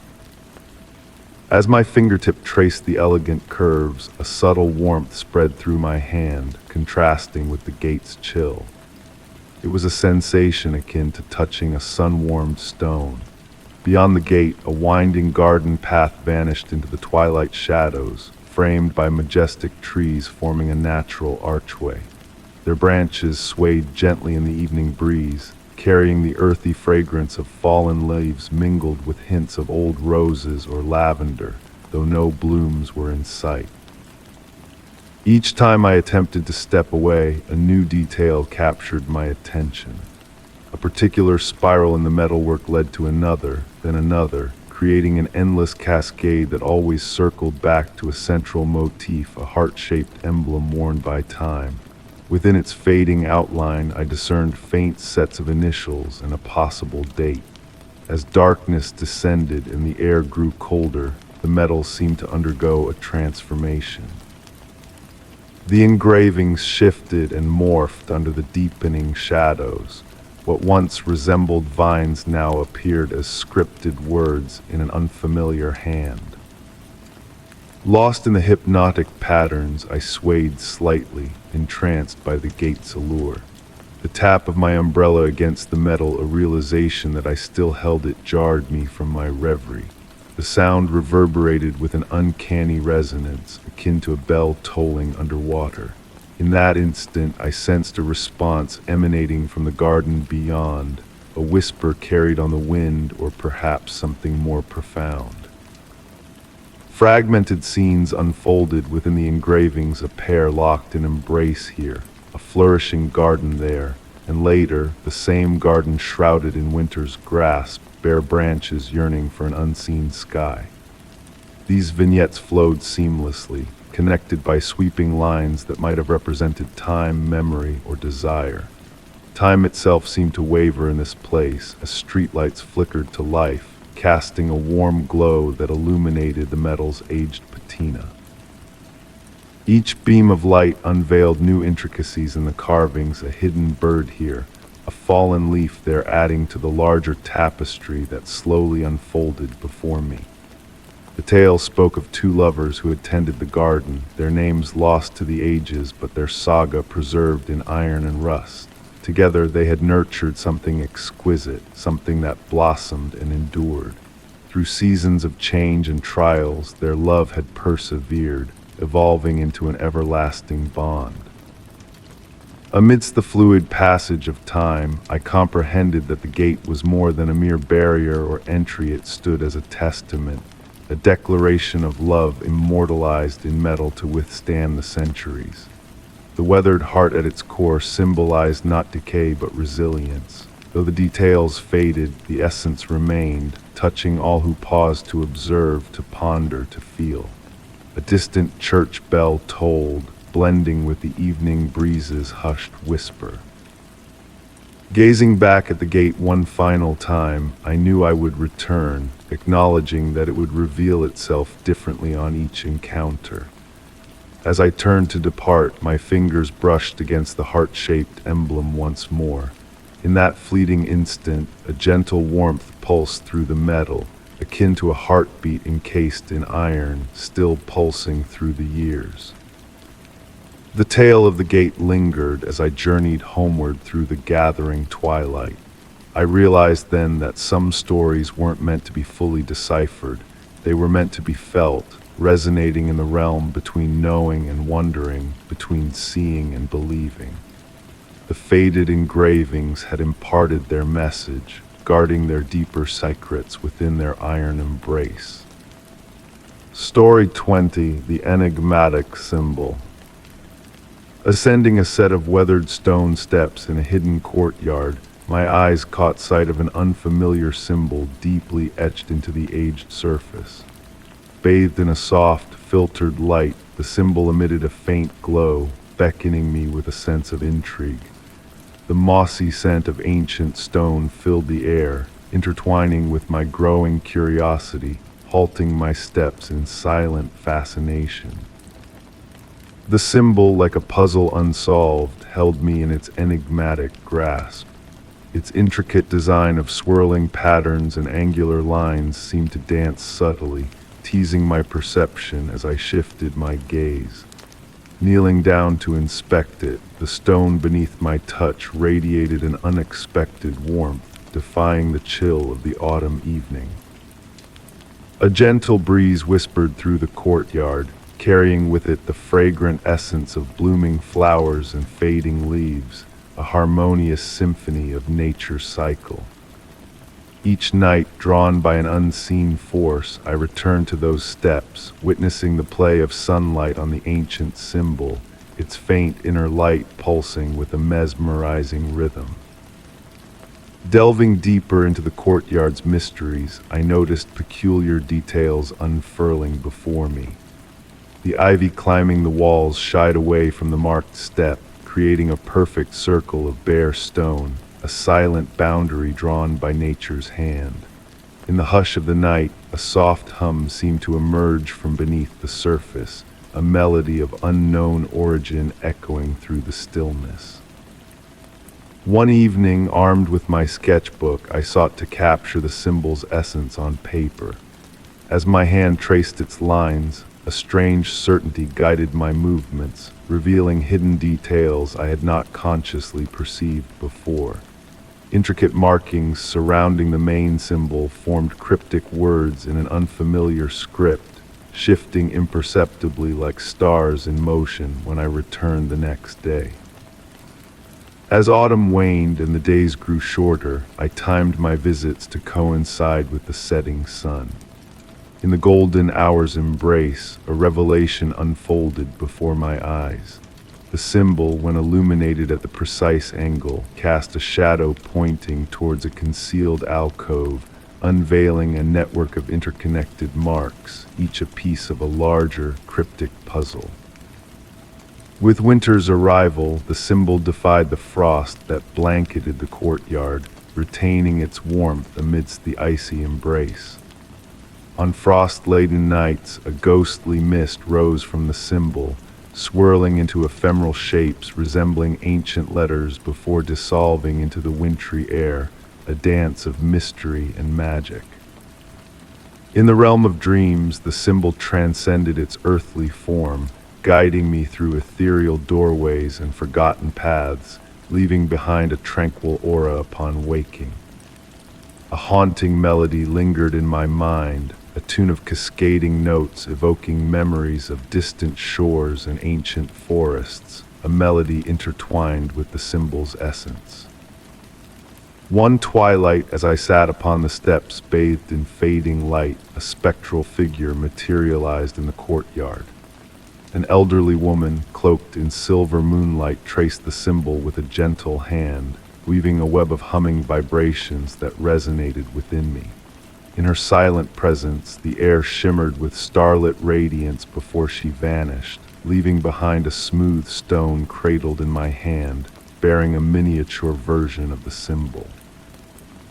Carrying the stone as a silent companion, I continued my daily pilgrimages to the steps, the symbol's mystery a beacon of contemplation and introspection. Some secrets, I realized, are not meant to be unraveled, but rather felt in the depths of one's soul, a reminder that magic and mystery dwell in the ordinary, waiting for those attuned to their whispers. In the tranquil moments between dusk and dawn, a faint melody lingers in the air, a melody that echoes the old woman's presence and the symbol's timeless allure. Though the symbol's purpose eludes me, a sense of serenity envelops me in its enigmatic embrace, a testament to the profound beauty of mysteries left unsolved, yet deeply cherished. Story 21. In the golden light of a lazy afternoon, amidst the tranquil whispers of my garden, a chance discovery unraveled a hidden tale waiting to be told. As I tended to the earth, a loose floorboard in the old shed beckoned me closer, revealing a secret room cloaked in mystery and nostalgia. The air hung heavy with the essence of ancient soil and weathered wood, inviting me to step into a world forgotten by time. Sunbeams filtered through dusty windows, painting soft shadows over aging tools and clay pots, casting a spell of enchantment over the hidden chamber. It was while organizing my gardening tools that my foot stumbled upon that peculiar board, its hollow echo a siren call to the unknown. Kneeling down, I felt the worn wood yield beneath my touch, unveiling a narrow staircase disappearing into darkness below. Guided by the musty scent and the faint drip of water, I descended into the cool depths, my fingers tracing the rough stone walls. Each step descended into a realm frozen in time, shelves adorned with relics from eras long past, delicate porcelain dolls with faded allure, journals filled with ink-stained whispers of yesteryears, and silent brass instruments holding echoes of forgotten melodies. But it was a peculiar music box, its marquetry mirroring my garden's beauty, that held me captive. Opening it released a breath of spring, defying age and logic, weaving a tapestry of wonder and curiosity. As I delved deeper, I began to question the very foundation of my reality. The room's expanse hinted at a world beneath my feet, adorned with celestial maps alien to any sky I knew. Time danced to a different rhythm in this subterranean sanctuary, hours slipping away like seconds as I unraveled the room's secrets. The air hummed with a life of its own, whispers of forgotten melodies and hidden truths lingering in the shadows. Photographs captured moments of discovery in my garden, faces reflecting the awe and tranquility I felt in that hidden place. The journals revealed a world intertwined with my own, speaking of nature's mysteries and celestial orchestrations beyond comprehension. Light played tricks on the room, illuminating objects in a dance of shadows and secrets, guiding my exploration like a silent curator. A mysterious key, devoid of a lock, hinted at riddles left unsolved, a reminder that some enigmas are meant to remain shrouded in mystery. Emerging back into the garden, the world outside unchanged, yet within me a transformation had taken place. The flowers whispered secrets, the breeze carried echoes of understanding, and I knew that this hidden room had reshaped my perception of the world, not with grand revelations, but with the gentle unveiling of layers upon layers of enigma. As the days passed, the garden bloomed with newfound vigor, echoes of the hidden room weaving through my daily life. I kept the secret to myself, pondering if others had stumbled upon this hidden realm through different paths at different times.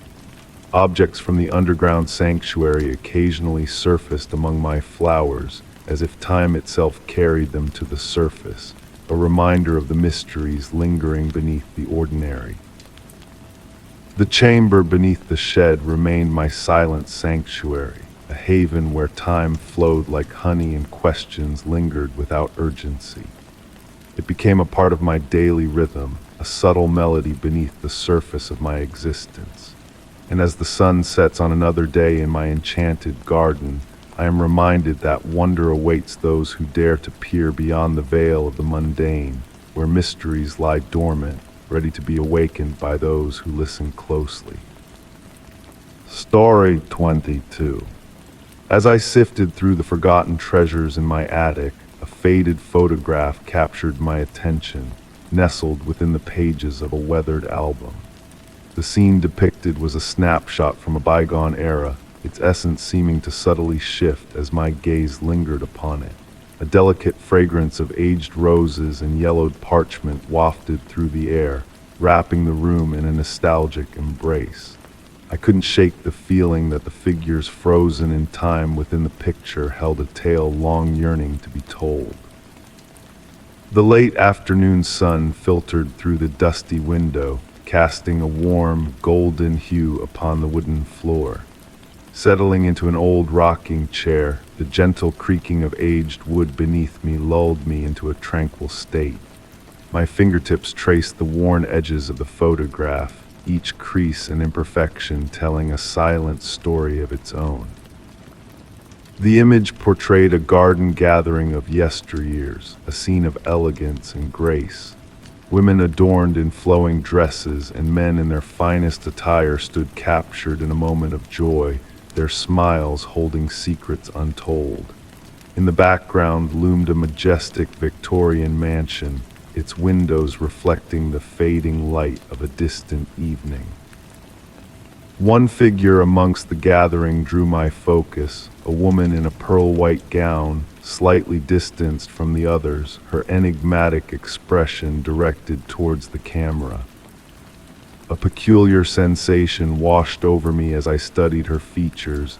The attic's temperature dipped imperceptibly, and the scent of roses intensified, wrapping me in a cocoon of mystery. Closing my eyes, I allowed the quiet of the attic to envelop me, only to reopen them to a peculiar sight. The light within the photograph had transformed, pulsing with a soft, ethereal glow. The woman in white seemed to have shifted, her hand now reaching towards an unseen presence just beyond the frame.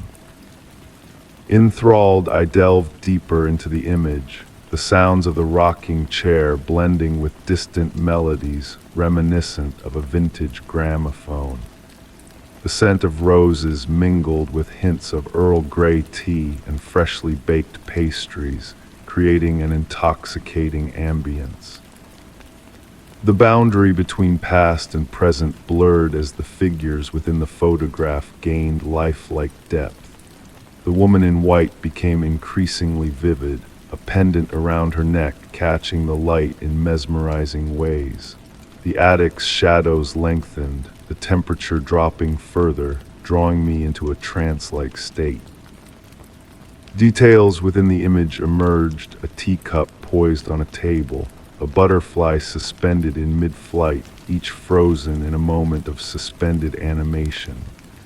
Time ebbed and flowed as I sat, the woman's gaze seeming to lock with mine, conveying a silent message across the decades. An undeniable connection sparked within me as I recognized the pendant around her neck, mirroring one I had unearthed in my grandmother's jewelry box long ago. The realization washed over me like a gentle whisper in the silence. As evening approached, the attic dimmed, yet the photograph retained its mystical radiance. The woman's outstretched hand now seemed to beckon towards a small door in the mansion's background, piquing my curiosity about the secrets it concealed. The distant waltz playing in the background grew clearer, the garden party guests swaying in an eternal dance. The woman in white remained statuesque, her enigmatic smile holding the key to a hidden narrative. A resemblance to my grandmother in her youth dawned on me, flooding my mind with tales of bygone days. Nightfall descended outside the attic window, drawing the photograph back to its static state. The figure stilled, the glow faded, and the music faded into the recesses of memory. Only the lingering aroma of roses mingled with the mustiness of the attic remained. Gently placing the photograph back in its album, I descended the attic stairs, the weight of my grandmother's pendant a comforting presence against my chest. In the evening's quietude, the echoes of a distant waltz lingered, a reminder of the enigmatic encounter with the woman in white. Some mysteries, I realized, are best left untangled, suspended in the delicate balance between reality and imagination. The woman had shared her secret with me, a fleeting moment of connection between past and present, leaving me to ponder the mysteries that dwell in the twilight of memory. Story 23. In the hushed embrace of a twilight city, my wandering steps led me to a peculiar discovery. a whisper of rhyme etched upon a weathered brick wall, its verses a faded dance of forgotten melodies.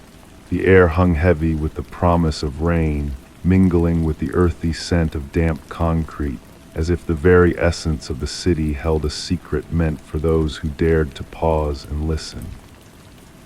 Tracing the words with reverent fingertips, I felt a pulse beneath the surface, a heartbeat of ink caught between reality and memory. A gentle breeze weaved through the narrow alleyway, carrying with it the soft rustle of fallen leaves and the distant echoes of lives lived in shadows. It was then that I noticed the enigmatic cadence of the rhyme. Each line bore a unique handwriting, a blend of elegance and rigidity that wove together in an eerie harmony. As the street lamps flickered to life, casting warm glows that danced upon the wall, a sense of otherworldly presence began to stir in the growing darkness. Pulling out my phone to reveal the words in the artificial light, I watched in awe as the letters shifted and rearranged themselves before my eyes, a spectral dance of language defying comprehension. Blinking away disbelief, I committed the verses to memory, their meanings settling into my mind with an uncanny familiarity, as if they had always been a part of me, waiting to resurface in the quiet of the night. The rhyme spoke of shadows walking in silence beside us, of memories woven into the fabric of fleeting moments, and of a melody only the walls could sing. Night after night, I found myself drawn back to that mystical wall, its verses haunting my dreams and waking thoughts. Others passed by, their fingers trailing along the bricks, lost in a trance of contemplation, as if hearing a symphony of secrets I could not quite grasp. With each passing week, new verses emerged on walls scattered throughout the city, each connected like threads of a cosmic tapestry, their handwriting a testament to a chorus of unseen authors. Documenting each discovery through blurred photographs that resisted capture, I delved deeper into the mystery, my perception shifting to a rhythm only I seemed to hear. Street sounds became melodies, raindrops fell in coded messages, and the city itself seemed to hum with a life beyond sight. On quiet nights, I stood before the original wall, where the rhyme first beckoned me into its enigmatic embrace. Strangers would join in silent communion, united by an unspoken bond of shared wonder and curiosity. The rhyme whispered of a time when cities breathed with a vitality all their own, when walls held the echoes of forgotten histories and streets sang with the echoes of countless footsteps. And on those still nights, a soft hum would drift from the bricks, a lullaby of urban dreams and ancient memories, weaving a spell of tranquility in the hearts of those who paused to listen. As the seasons cycled through their dance, the words on the wall shifted and transformed, mirroring the moods of nature itself. In summer's heat, they shimmered like distant mirages, while autumn rains lent them a fluid grace. Winter frost traced delicate patterns around each letter, creating a crystalline web of stories captured in ice. To this day, I return to the wall, a silent pilgrim in search of new revelations hidden within the familiar verses. Fresh lines appear, born of unseen hands, expanding the family of handwriting that weaves this urban tapestry of mystery.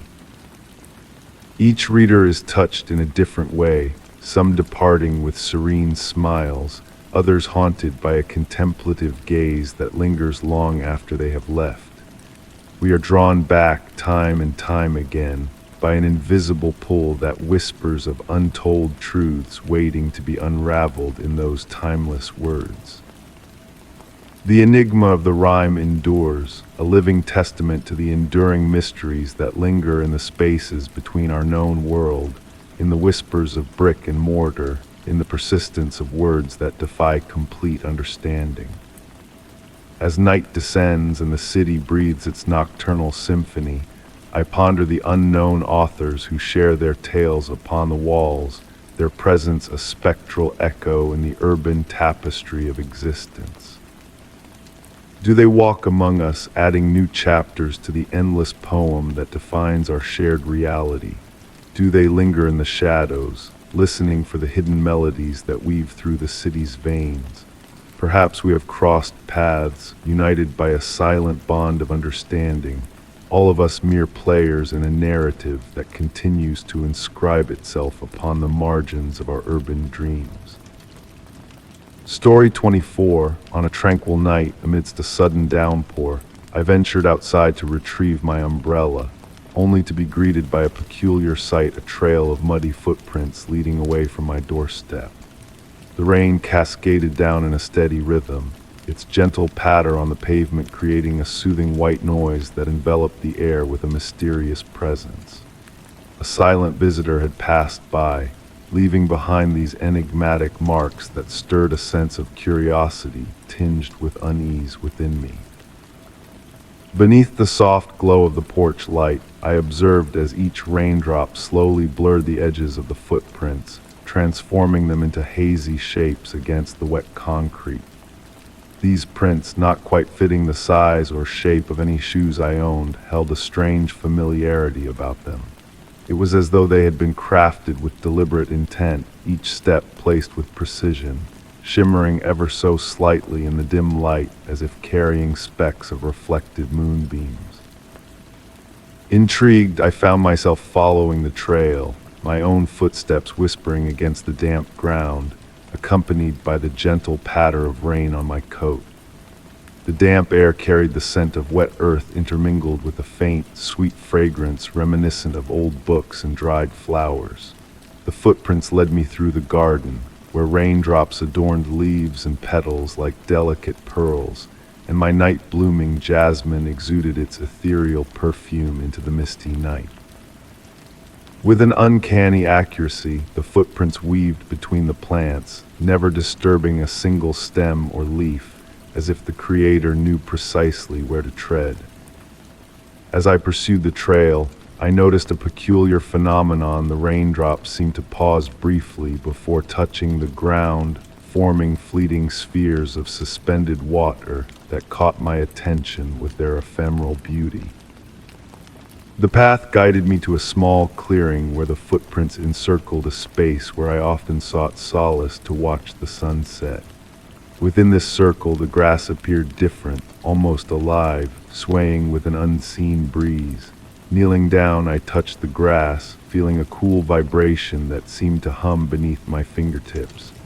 Each raindrop within the circle sang a silent note as it fell, creating a symphony of nature's whispers. Continuing beyond the circle, the footprints grew fainter, blending seamlessly with the earth, as if their maker had begun to dissipate. The sweet fragrance intensified, mingling with the rain-soaked air, filling me with a sense of tranquil serenity. Following the diminishing trail, I arrived at the old oak tree at the edge of my property, its branches outstretched like protective arms, whispering ancient secrets in the rain. The footprints ended at the tree's base, or perhaps ascended its trunk, merging with the natural patterns of the bark in a dance of shadow and light. Placing my hand against the wet bark, I felt a gentle pulsating energy, akin to a slumbering heartbeat. Water cascaded down the trunk, forming fleeting patterns that almost resembled written words before dissolving into obscurity. In that moment, a profound shift in the atmosphere enveloped me. The air crackled with a subtle electricity, raindrops falling in orchestrated patterns that danced to an invisible melody. Though I never laid eyes on my silent visitor, their presence had transformed my garden into a realm of magic and wonder. Returning to the shelter of my home, I shook raindrops from my coat, but the echoes of that ethereal encounter lingered in the air around me. The sweet scent clung to my clothes for days, and during rainy nights I caught fleeting whispers of it once more. Now, drawn outside on quiet rainy evenings, I seek new footprints weaving through my garden, though they remain elusive. The rain falls differently now. My garden blooms with an otherworldly grace, and the old oak tree sways with a newfound vitality. The mysterious visitor had left behind more than footprints. They had bestowed upon me a gentle enigma that unfolds with each raindrop. Writing by lamplight as another storm approaches, I ponder if the visitor merely passed through or if they left a part of themselves intertwined with this place. Sometimes, as I drift into slumber to the soft melody of rain outside my window, I swear I hear distant footsteps harmonizing with the raindrops, a ghostly presence still wandering through my garden, leaving no trace but their ethereal essence. Story 25. On a hazy afternoon, I found myself drawn to a forgotten quarry nestled on the outskirts of a drowsy town. The expanse stretched out before me, filled with a gentle, eerie hum as the breeze weaved through sharp rocks and hidden nooks. The air carried a chill, mingling the fragrance of aged stone and lingering dampness in a symphony that felt like a clandestine dialogue between the quarry and the passage of time. I pondered the enigmas veiled within the silent walls that stood witness to untold tales. Venturing further into the quarry, my steps reverberated softly along worn stone pathways. Each footfall stirred up wisps of pale dust that twirled in the soft light filtering through the cloudy sky above. Descending deeper, a noticeable drop in temperature accompanied a mysterious sweetness, reminiscent of rain-kissed blooms. Abandoned places had always captivated me, but this quarry exuded a unique energy, a tranquil pulse that seemed to radiate from its very core. The towering stone walls, resembling ancient sentinels, bore the marks of labor etched by human hands over countless years. Yet now they whispered of something far more ancient, far more profound. Turning a corner, a peculiar sight caught my eye. An old wooden door, partially veiled by cascading vines, stood against a wall. Its weathered surface, a soft gray hue, appeared surprisingly well preserved for its evident age. What struck me most was not the door itself, but the rhythmic motion of the vines surrounding it, undulating in a slow, deliberate rhythm, akin to a silent breath. Approaching the door cautiously, my fingertips grazed the cool stone beside it. The sweet scent in the air intensified, mingling with an earthy aroma reminiscent of freshly turned soil. Standing there, I sensed subtle shifts in the quarry's atmosphere.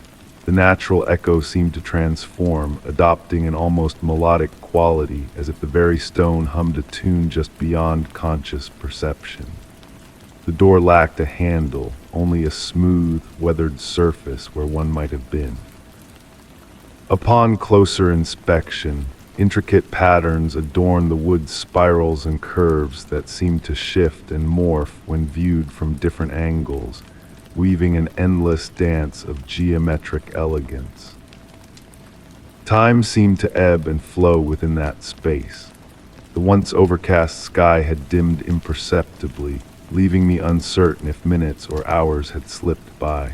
The quarry's murmurs grew clearer, yet remained elusive, resembling muffled conversations heard through walls, the rhythm of speech without distinct words.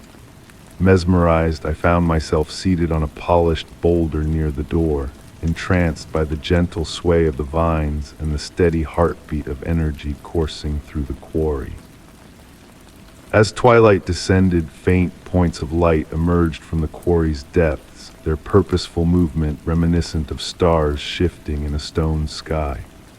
Though dim, these lights formed patterns mirroring the carvings on the door, creating a silent dialogue of light and shadow. The sweet fragrance intensified, enveloping me in a weightless embrace, as if the air itself had thickened to cradle my form. The quarry's murmurs evolved into a serene symphony of stone and wind, punctuated by enigmatic sounds, footsteps, heartbeats, or perhaps both. Upon rising to depart, I perceived a subtle change. The door, though still present, had shifted slightly, revealing a faint line of warm light along its edge. The vines continued their gentle undulation, now extending towards me with delicate tendrils that glowed faintly in the encroaching darkness. That day I refrained from touching the door, yet I revisited the quarry numerous times thereafter. I would sit for hours, observing the interplay of light and shadow, absorbing the quarry's whispered confidences. The door remained a constant enigma, neither yielding nor closing, its subtle transformations escaping my grasp.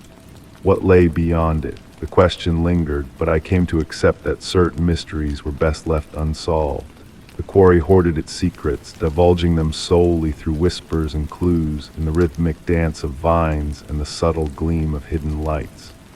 Perhaps the true enchantment resided not in uncovering the door's secrets, but in contemplation of its existence. In dreams, I often returned to that spot, feeling the warmth of the stone beneath me and the caress of cool air on my skin. The quarry's murmurs accompanied me into slumber, a soothing lullaby of stone and time, underscoring the notion that some places inhabit the ethereal realm between reality and imagination, between sight and sensation. The door lingered, ensconced in its cocoon of breathing vines, neither beckoning nor barring entry.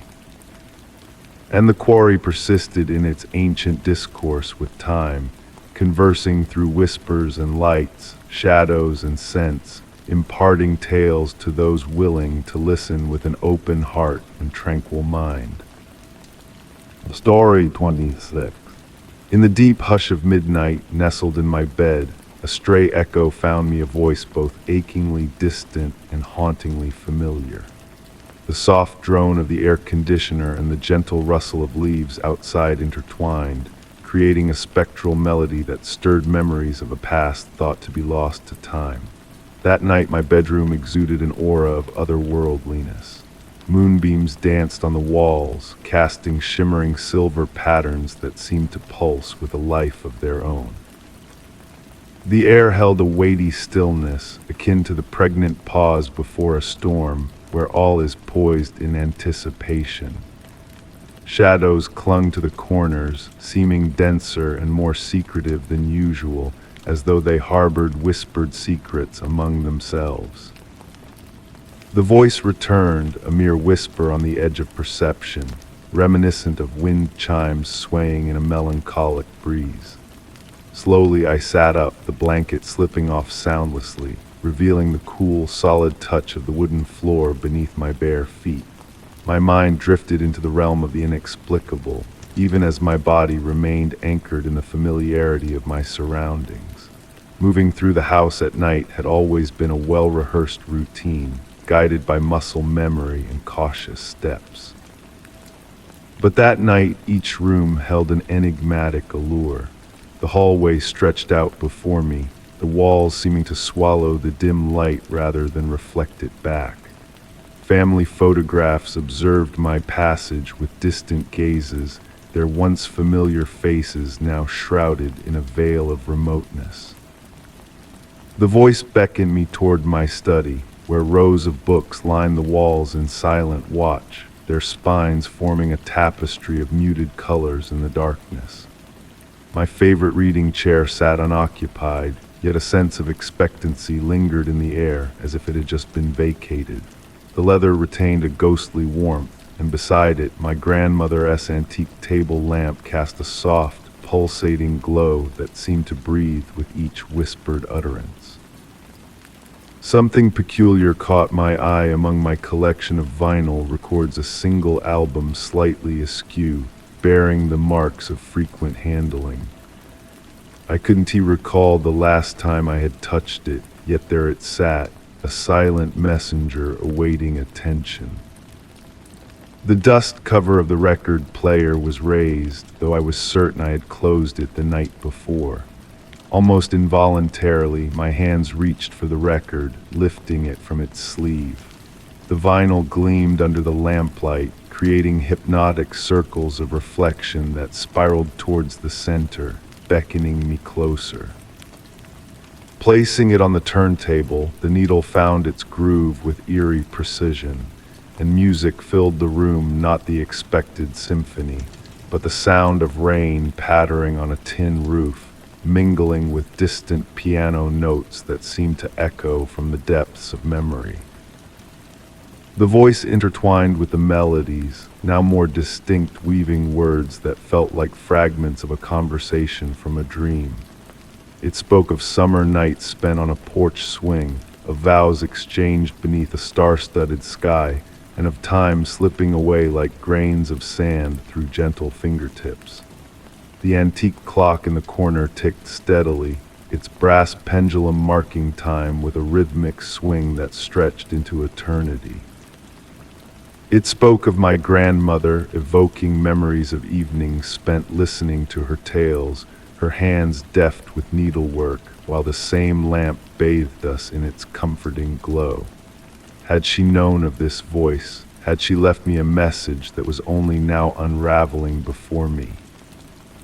A subtle shift in the room's temperature created ethereal currents, causing the lamp's light to dance and flicker. Shadows played on the walls, revealing intricate patterns reminiscent of the lace doilies my grandmother used to craft, patterns that seemed to hold hidden significance.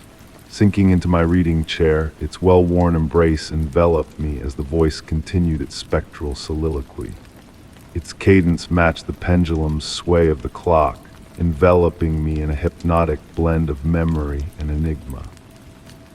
Tracing the grooves on the chair's armrest, my fingers followed a familiar path worn by years of similar gestures. The bookshelves seemed to breathe in tandem with the voice, their contents shifting imperceptibly as if sharing in the mysterious discourse. One book stood out, a volume of poetry gifted by my grandmother long ago. Its spine shimmered faintly in the lamplight, and I realized the voice was reciting verses I had once read aloud to her in her final days. Time morphed into a viscous flow, thick with meaning yet resistant to conventional measures. With each passing moment, the voice grew clearer, though its message remained just beyond complete comprehension. It spoke of connections that defied temporal bounds, of love echoing across generations, of memories dwelling in the silences between heartbeats. As dawn approached, its pale fingers stretching through the window, the voice began to fade, a wistful whisper carried on the breeze. The record continued its silent revolution, the needle tracing an endless loop. The lamp's light flickered one last time, and in that fleeting moment, a profound realization dawned within me. I grasped a deeper understanding of memory and loss, of how certain voices never truly depart, they merely bide their time, waiting for the opportune moment to impart their truths. When morning bathed the room in light, I found myself still seated in the reading chair, the record player dormant, the lamp extinguished. No tangible evidence remained of the nocturnal reverie, save for a volume of poetry resting open on the side table, its pages adorned with my grandmother's delicate annotations. Whether the experience had been a dream or reality seemed inconsequential compared to the lingering sensation it left behind, a feeling of connection to something vast and inscrutable, yet intimately known. While the voice may have receded with the night, its echo lingered, a gentle reminder that certain mysteries are meant to be felt rather than unraveled, experienced rather than elucidated. In the tranquil moments that followed, I found solace in the uncertainty, in the liminal space between knowing and questioning, where the most exquisite enigmas find their abode. Story 27. In the cozy, welcoming atmosphere of my cherished coffee haunt on a rainy morning, a neatly folded note awaited me on the table. The paper, pristine and adorned with elegant, unfamiliar script, carried a subtle blend of lavender and coffee scents.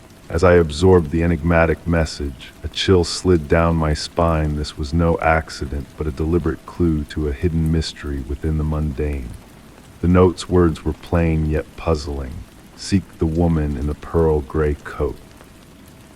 Every Tuesday, precisely at 9:17 a.m., she graces this place. She never indulges in a beverage. She never engages in conversation, yet she always leaves a trace. Intrigued beyond reason, I felt drawn back to the calf every Tuesday, captivated by an inscrutable allure. The soft patter of raindrops on the windows became my constant companion, crafting a tranquil melody for my silent vigil.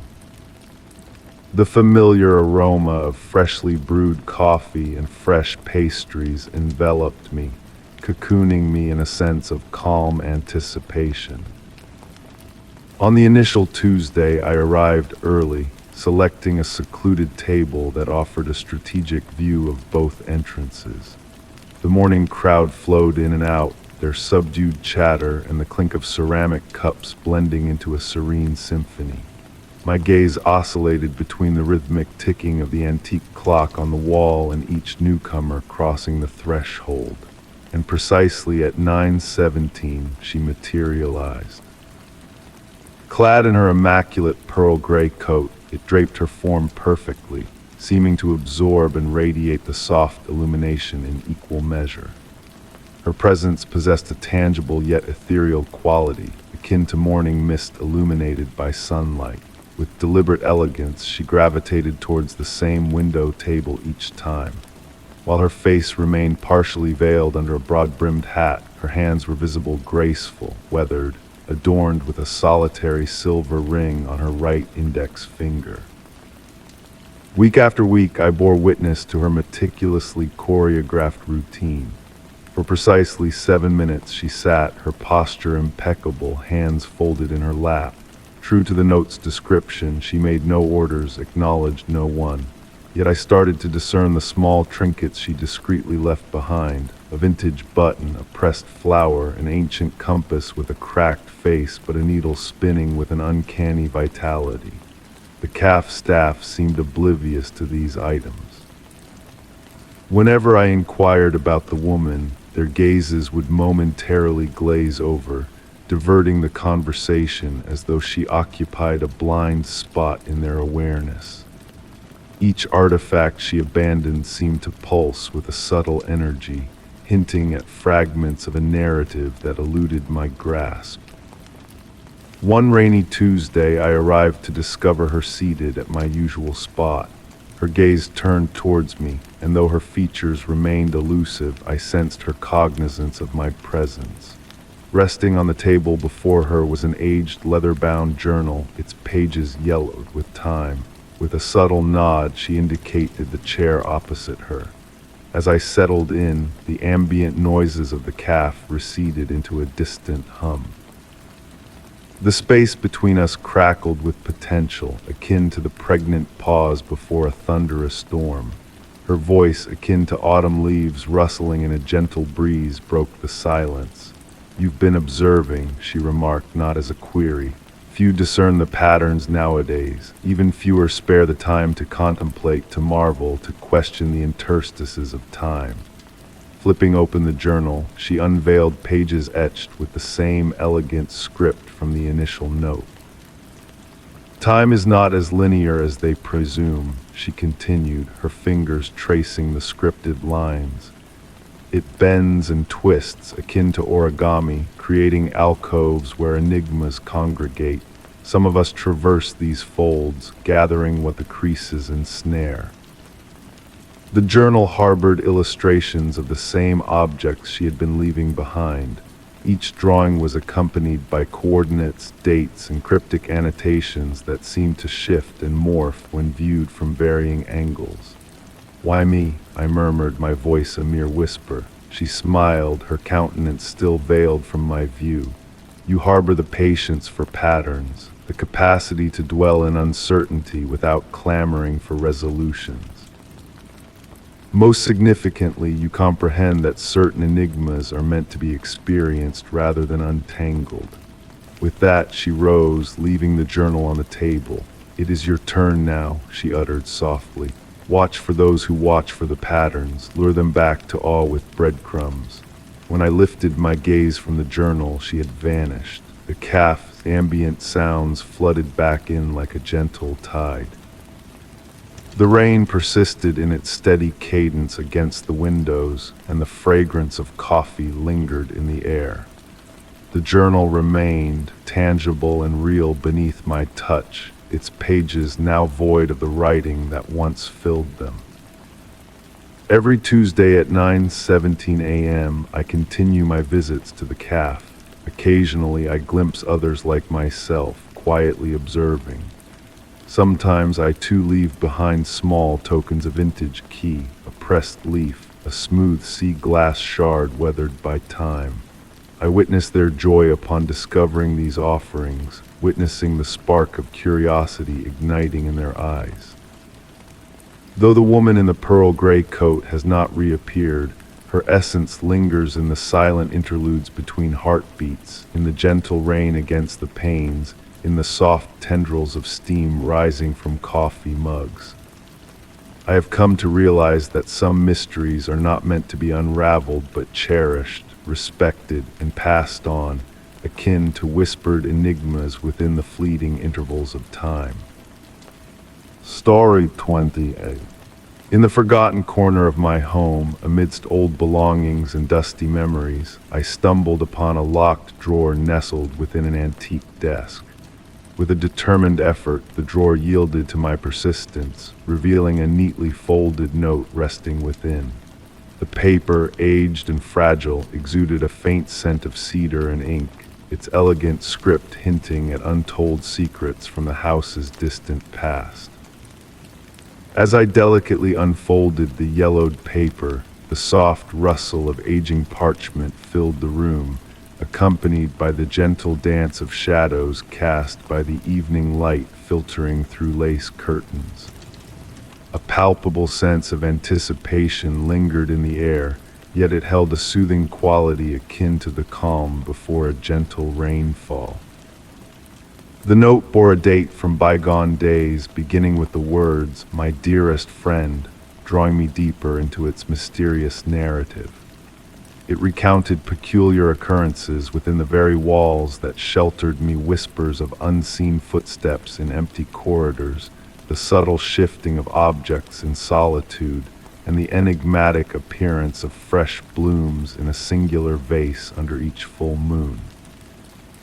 Immersed in the storyteller's tale, I found myself ensnared by the allure of a hidden room concealed within the house's labyrinthine walls, safeguarding not treasures of gold or gems, but a priceless trove of memories frozen in time. The steady tick-tock of the grandfather clock provided a hypnotic backdrop as I delved further into the revelations of the note. The writer unveiled the discovery of an ancient journal secreted within the walls, chronicling the lives of the house's original inhabitants in a manner transcending mere historical accounts.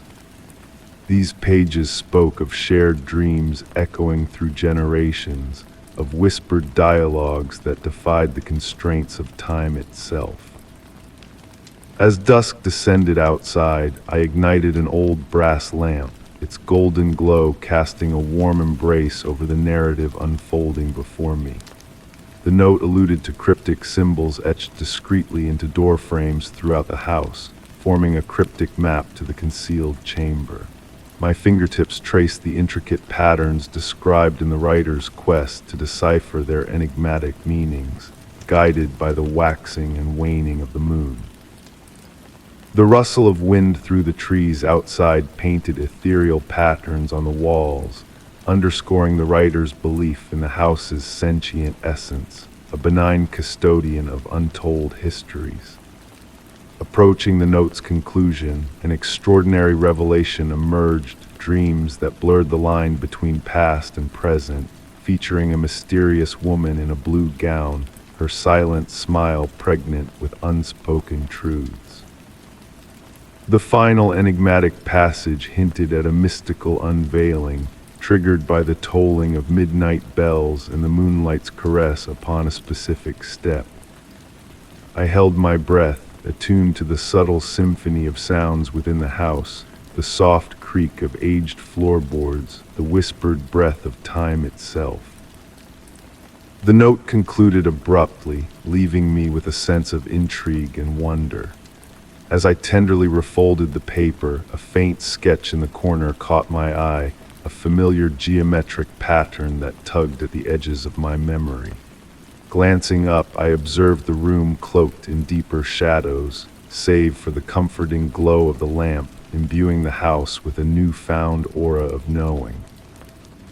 Returning the note to its resting place without locking the drawer, I sensed this discovery marked but the prologue to a grander mystery, unfolding gradually like the breaking dawn.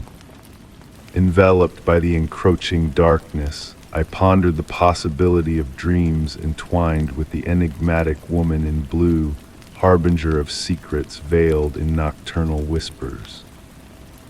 The steady cadence of the grandfather clock persisted, accompanied by a distant peal of church bells tolling into the night. Absently counting the chimes, my thoughts remained ensnared in the enigma of the note, and in the waning echoes of the final toll, a phantom rustle of fabric brushed the stillness, as if the ghostly presence of the woman in blue traversed the empty spaces of the house.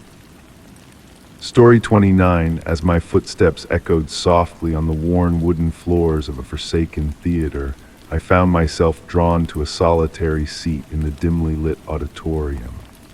The air held a stillness so profound, it seemed to whisper of bygone days. A delicate laughter, almost imperceptible, danced through the aisles, intertwining with the scent of aged velvet and decaying relics that lingered in the air.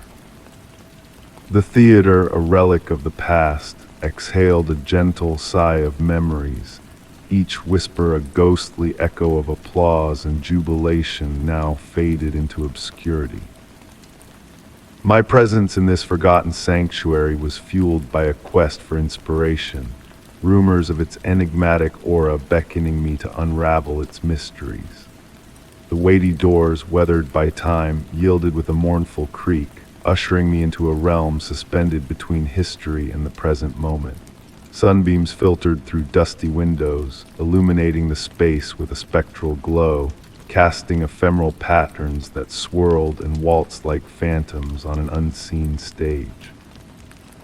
The crimson velvet seats, though worn and weathered, retained a regal air, whispering tales of yesteryears as my fingertips traced their threadbare fabric. Each seat held within it a tapestry of narratives, nights of entertainment, romance, and enchantment woven into the very fibers. A subtle sweetness lingered beneath the musty veneer of the air, a melange of old perfumes and powdery makeup, reminiscing the essence of performers long departed. In the twilight of the theater, subtle movements caught my eye, a gentle rustle of curtains despite the absence of a breeze, soft footfalls tracing an unseen ballet on the stage. The hush enveloped me, revealing an orchestra of whispers, the floorboards sighing beneath phantom footsteps, the rustle of pages turning like a spectral prompter flipping through an invisible script. These sounds, not of dread but of solace, enfolded me in a cocoon of memories.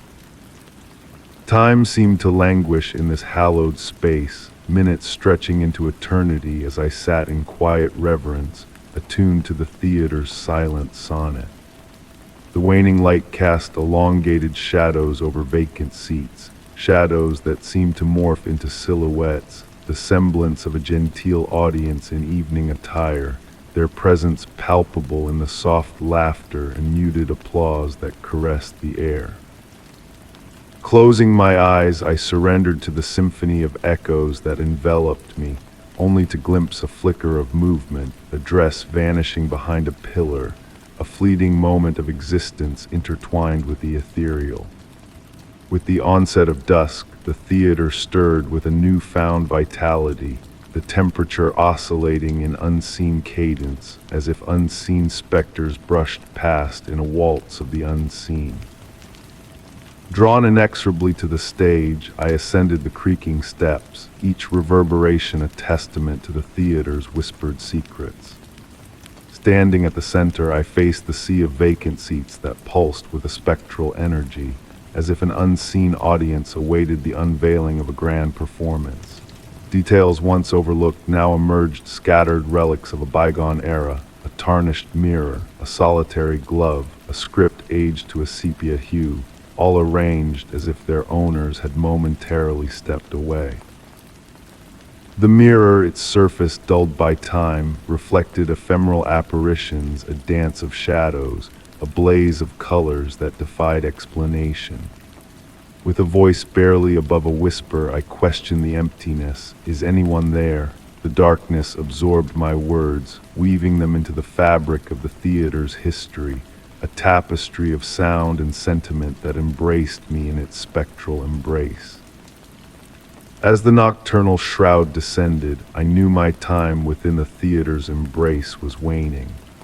Each step towards the exit was met with a gentle resistance, the path elongating as if the theater sought to prolong our fleeting encounter. Glancing back one final time, I beheld a vision of the theater in its prime, a resplendent stage bathed in warm light, an audience of shadows poised in anticipation. Yet as swiftly as the vision appeared, it dissolved, leaving behind a familiar emptiness that was anything but vacant. The theater was replete with stories, with memories that transcended time, an eternal performance woven into the very fabric of its being. And in the silence of the night, if one listened intently, the echoes of jubilation and mirth could still be heard, a testament to the enduring legacy of this forgotten sanctuary. The laughter that had caressed my ears lingered, a gentle reminder that some places exist beyond the confines of abandonment, patiently awaiting a soul attuned to the whispers of joy that linger in the shadows, a lullaby of memories that serenades the weary traveler into the realm of dreams. Story 30, on a misty night by the coast, I ventured to an abandoned pier that extended into the deep, restless waters. Etched into a worn beam were intricate symbols softly aglow under the moon's pale gaze.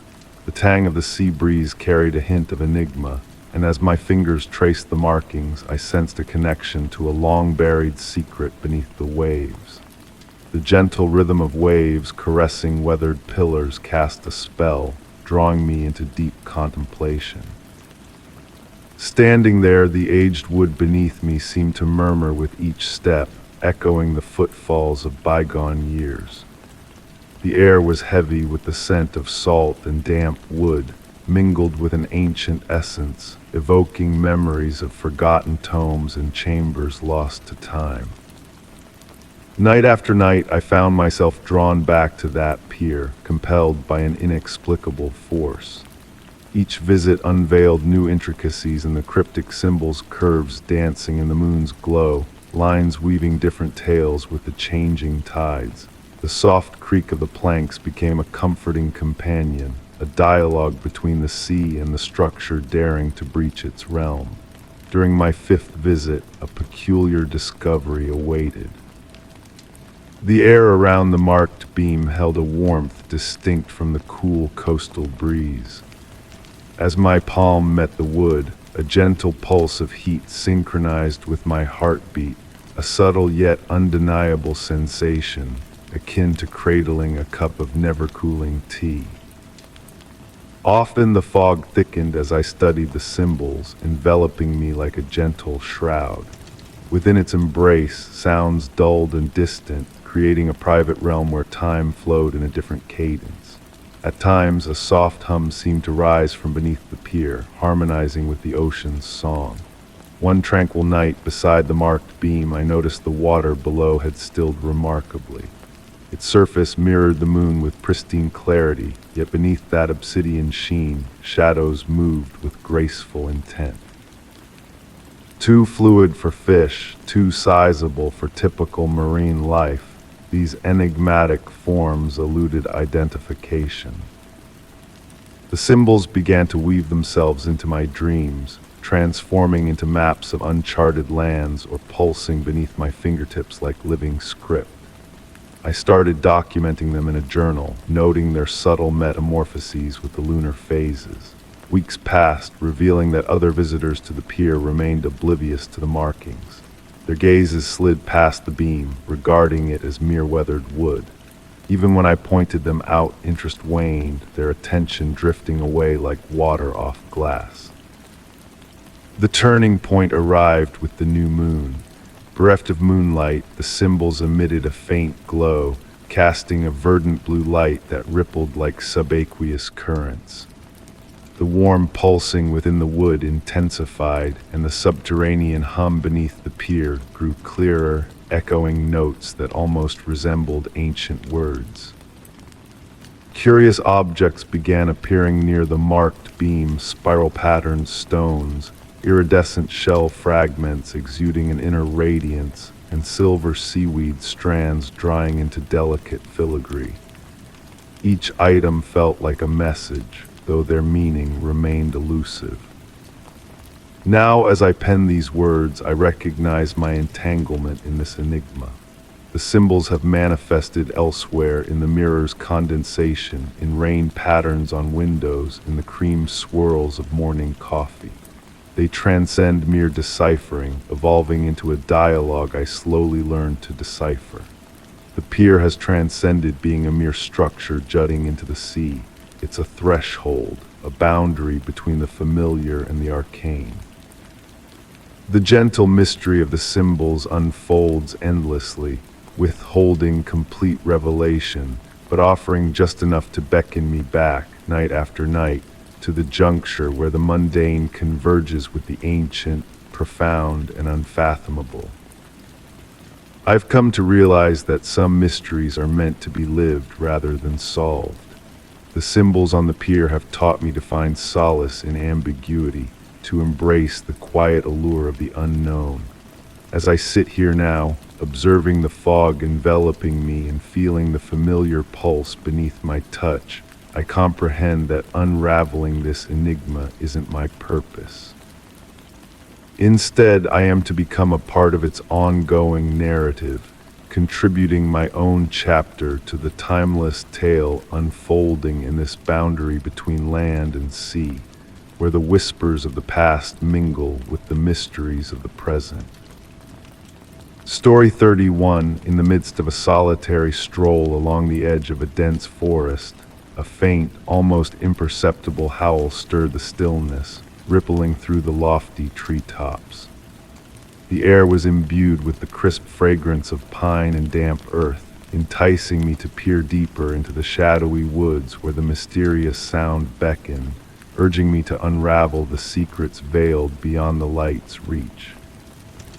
Sunlight filtered through the canopy above, casting a mosaic of dappled shadows that waltzed upon the forest floor with each step I took, the satisfying crunch of leaves and twigs accompanying my journey. The atmosphere grew denser, saturated with the scent of moss and decay, yet strangely invigorating in its raw earthiness. A mysterious force tugged at me, compelling me forth, my curiosity eclipsing any inkling of fear.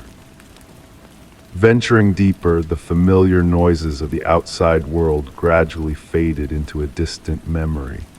The rustle of leaves and the gentle breeze crescendoed, weaving a delicate, whispered symphony around me. Occasionally, fleeting movements caught the corner of my eye, but upon turning, only swaying branches and elusive shadows greeted my gaze. The haunting howl resurfaced, barely audible, as if a figment of my imagination. This time it bore a different essence, akin to a melodious whisper entwined within the wind's caress. The forest hushed, as if holding its breath, birds ceased their melodies, and even the insects fell into silence. Amid the stillness, a subtle energy hummed in the air, setting my skin abuzz with anticipation. A clearing emerged where trees encircled a serene pond like silent sentinels. The water mirrored the clouded sky above, undisturbed by a single ripple, its surface akin to polished obsidian. Drawing closer, I noticed a peculiar anomaly in my reflection. It lagged behind my movements, as though struggling to keep pace with reality. The air chilled, prompting me to wrap my jacket tighter around myself. As mist began to coil upwards from the earth in ethereal wisps, caressing my ankles with a cool, silk-like touch, a soft, pearl-like luminescence emanated from the mist, pulsing in harmony with the forest's breath. Standing at the pond's edge, shapes stirred within the mist, elusive forms that vanished upon direct scrutiny. They resembled deer, yet bore an otherworldly fluidity, their movements defying natural laws. The howl returned nearer this time, its spectral timbre resonating from all directions, as if the forest itself called out into the void. Enveloped in a gentle trance, I swayed slightly, entranced by the thinning veil between the tangible world and the enigmatic realm beyond. The trees seemed to lean inward, their branches extending towards the clearing like inquisitive onlookers. Within their gnarled silhouettes, ancient, sagacious faces almost materialized, observing my every move with quiet interest. Time lost its hold, the light unchanged, yet an unspoken understanding hinted at hours slipping by unnoticed. The mist thickened, enveloping the clearing in a swirling sea of white, as the howl transformed into a melodic chant, an ancient hymn weaving tales of long-buried earthy secrets and age-old mysteries predating human footfalls in these woods. Suspended betwixt reality and reverie, a presence loomed behind me, the air imbued with the fragrance of untamed blossoms and dawn's frost.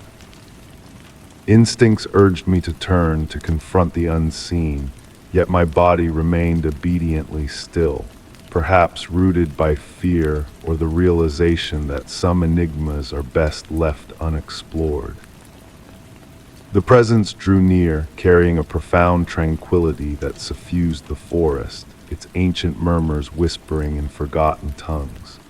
In that fleeting moment, I comprehended the rarity and preciousness of the pocket of the world where the boundary between known and unknown waned thin. I never did pivot to face what lingered behind me. Instead, I shut my eyes, surrendering to the forest's serenade. When I reopened them, the mist had dissipated, the clearing returned to its mundane facade. Yet as I retraced my steps through the woods, I clutched onto the certainty that I had touched something extraordinary, forever altering my perception of the world. Even now, on tranquil nights when the zephyr rustles through the trees, echoes of that distant, silent howl occasionally reach my ears, beckoning like a half-remembered dream, a reminder of the sanctuaries in this world where mystery and wonder reign supreme, patiently awaiting those willing to heed their ethereal song. Story 32. Amidst the treasures of a forgotten art supply box at a quaint thrift store, I chanced upon a weathered sketchbook brimming with intricate blueprints of a structure unknown to me. The pages, fragile and tinged with age, emitted the comforting aroma of graphite and time-worn paper. Each meticulous line hinted at a clandestine project, a design that straddled the realm between artistry and a cryptic, veiled purpose.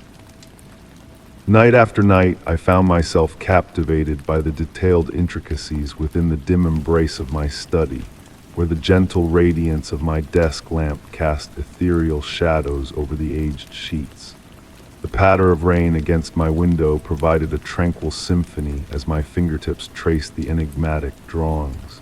The more I immersed myself in the blueprints, the more I unearthed peculiarities that defied traditional architectural reasoning.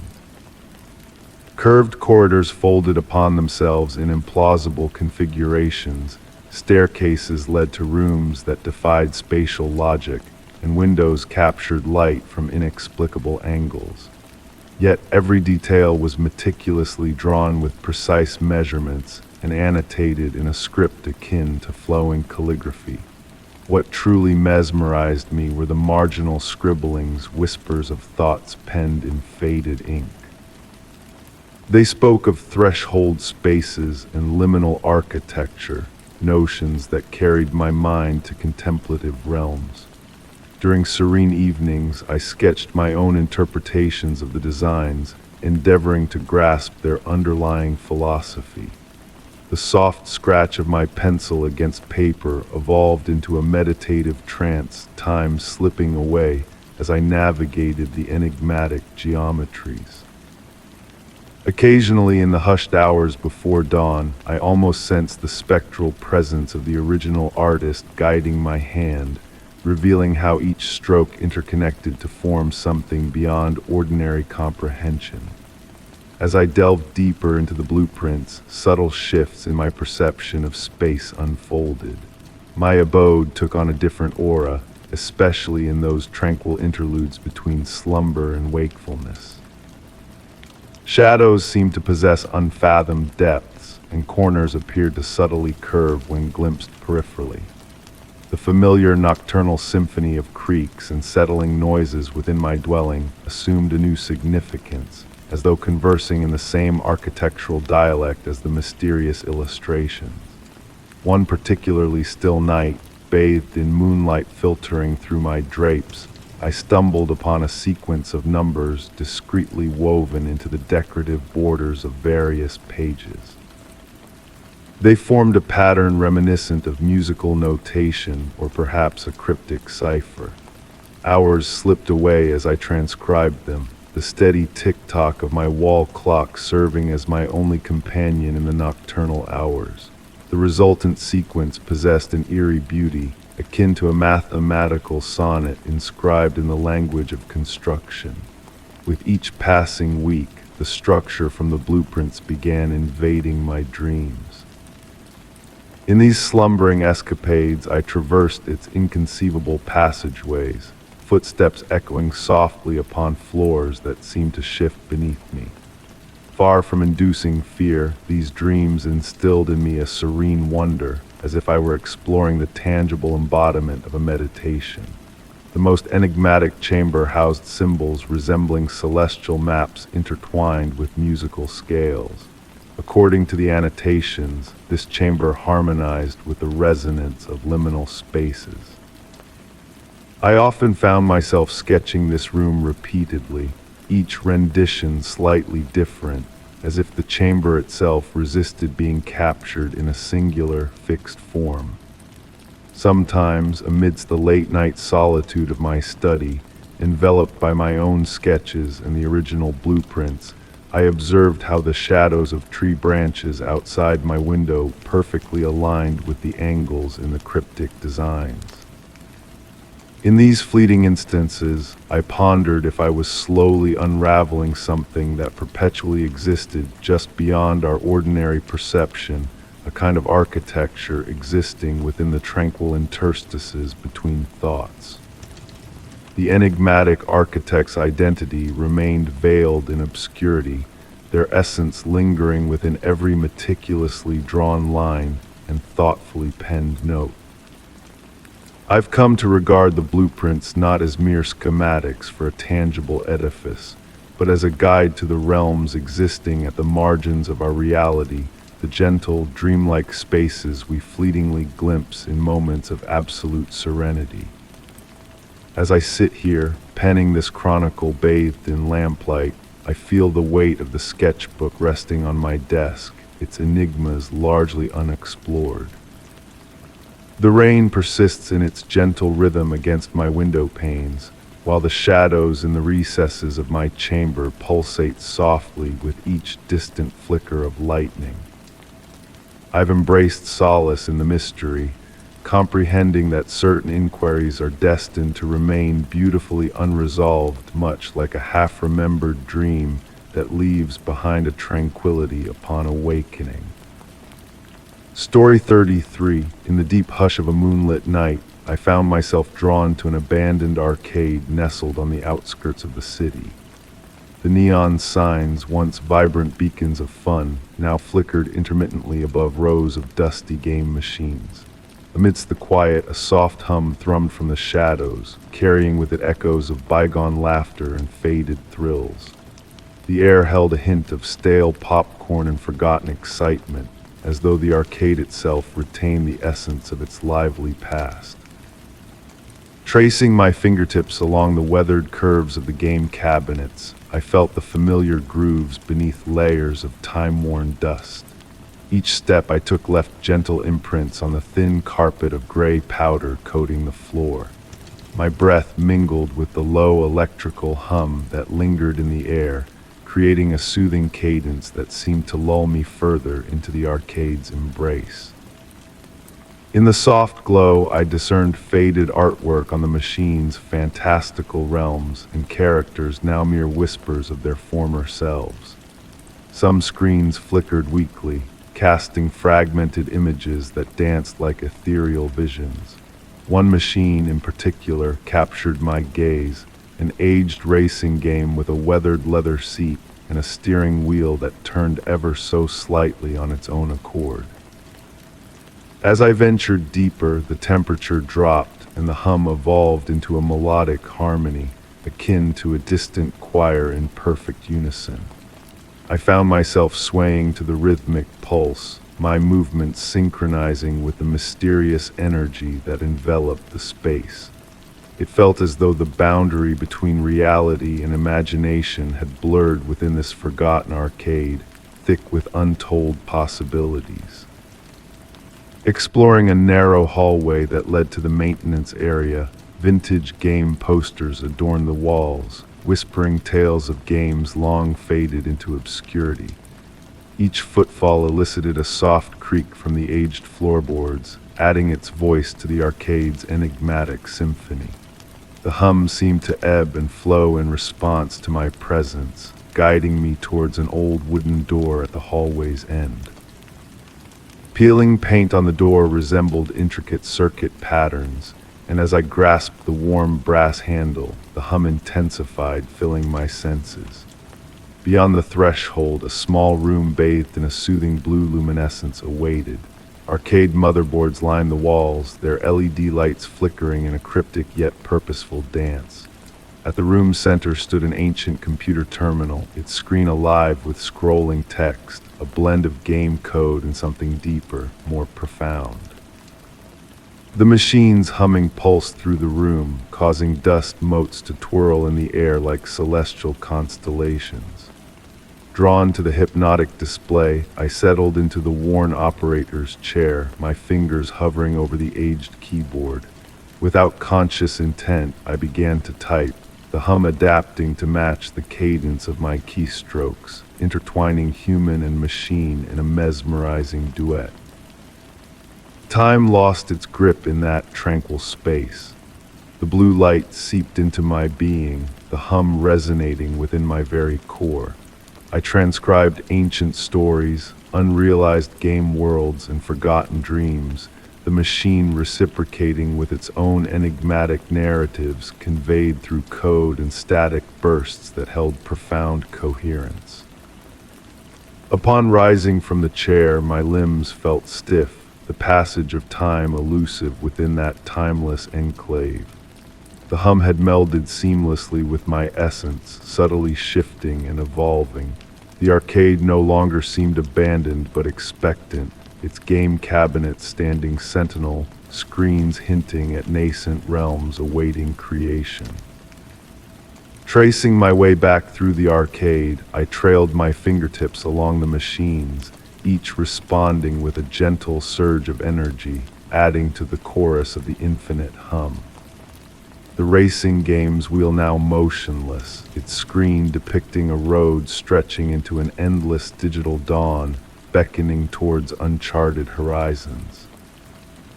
As I reached the exit, I cast a final glance over my shoulder. The neon signs, once erratic, now emitted a warm, steady glow.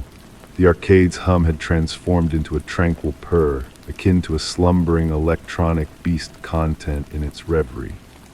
In that moment, I knew I would return, drawn by the enchanting silence and the promise of untold stories awaiting discovery amidst the realms between games. Stepping into the night, the hum lingered, a faint vibration resonating within my chest, a reminder of the mysterious symphony that had unfolded. At times, in the quiet pre-dawn hours, I feel its subtle call, the harmonious blend of memory and enigma, forever echoing within the deserted arcade's embrace. Story 34. On a moonlit journey homeward, the near-empty subway car exuded a peculiar weightiness that hung in the air. Nestled in the distant corner, a lone figure perched in silence, their gaze fixed upon me as the train navigated through shadowy tunnels. The atmosphere was dense with the mingled fragrances of perspiration and stagnant air, enveloping me in an eerie sensation of being observed. The gentle sway of the car and the rhythmic clatter of wheels against tracks crafted a mesmerizing symphony that typically would have ushered me into slumber. Yet this night bore a different essence. My focus incessantly gravitated back to the stranger, whose mere presence seemed to warp the very essence of reality surrounding them. The fluorescent lights overhead sporadically flickered, casting peculiar shadows that waltzed across the weathered metal walls. A peculiar detail caught my eye about my fellow traveler. Their forms seemed slightly blurred, akin to viewing them through a rain-splattered window. Each time I blinked or shifted my gaze, their contours briefly sharpened before softening once more. The subtlety of the effect might have been dismissed as a trick of my weary eyes, had it not been for the subsequent unfolding. The stranger extended a hand in what seemed like a greeting, yet the motion left lingering trails in the air, akin to the way sparklers paint ephemeral lights in the night sky. Every gesture birthed ripples in the space encircling them, distorting the adverts plastered on the walls behind. The temperature within the car plummeted, causing goosebumps to prickle along my arms. Time adopted an elastic quality, stretching and contracting with each passing breath. The intervals between stations elongated, the darkness beyond the windows deepened to an abyssal hue. The customary ambient sounds of the subway, the rush of air, the mechanical creaks, the distant echoes all dissolved into a velvety silence, leaving solely the rhythmic heartbeat of wheels on tracks. I found myself scrutinizing their attire, a fusion of contemporary and antiquated elements. A coat that could have been worn yesterday or eons past, shoes that seemed to shift styles when not under direct observation. Their countenance lingered in shadow despite the glaring light above, as if darkness gravitated towards them. The stranger commenced humming, though the melody eluded my ears. Instead, I sensed the tune reverberating within my chest, a haunting melody reminiscent of childhood lullabies and forsaken dreams. My eyelids grew heavy, yet I resisted their pull, ensnared in a limbo between comfort and disquiet. Subtle transformations began unfolding within the subway car. Advertisements morphed to display different images when glimpsed peripherally. The metal poles appeared to bend at impossible angles before snapping back to normalcy upon direct focus. The windows reflected scenes, inconceivable gardens, libraries, distant constellations. The stranger rose languidly, their movement fluid as water in zero gravity. Advancing towards me, I observed their feet barely grazing the floor. The air encircling them shimmered with an opalescent sheen, reminiscent of heat waves rippling from scorching pavement. Their presence infused the car with an aura of timeless wisdom and boundless patience. Seating themselves opposite me, a fleeting glimpse of their face revealed a visage both benevolent and ancient, familiar yet impossible to memorize. When they spoke, their voice echoed like wind through autumn foliage. "You perceive beyond the ordinary," they uttered, though their lips remained motionless.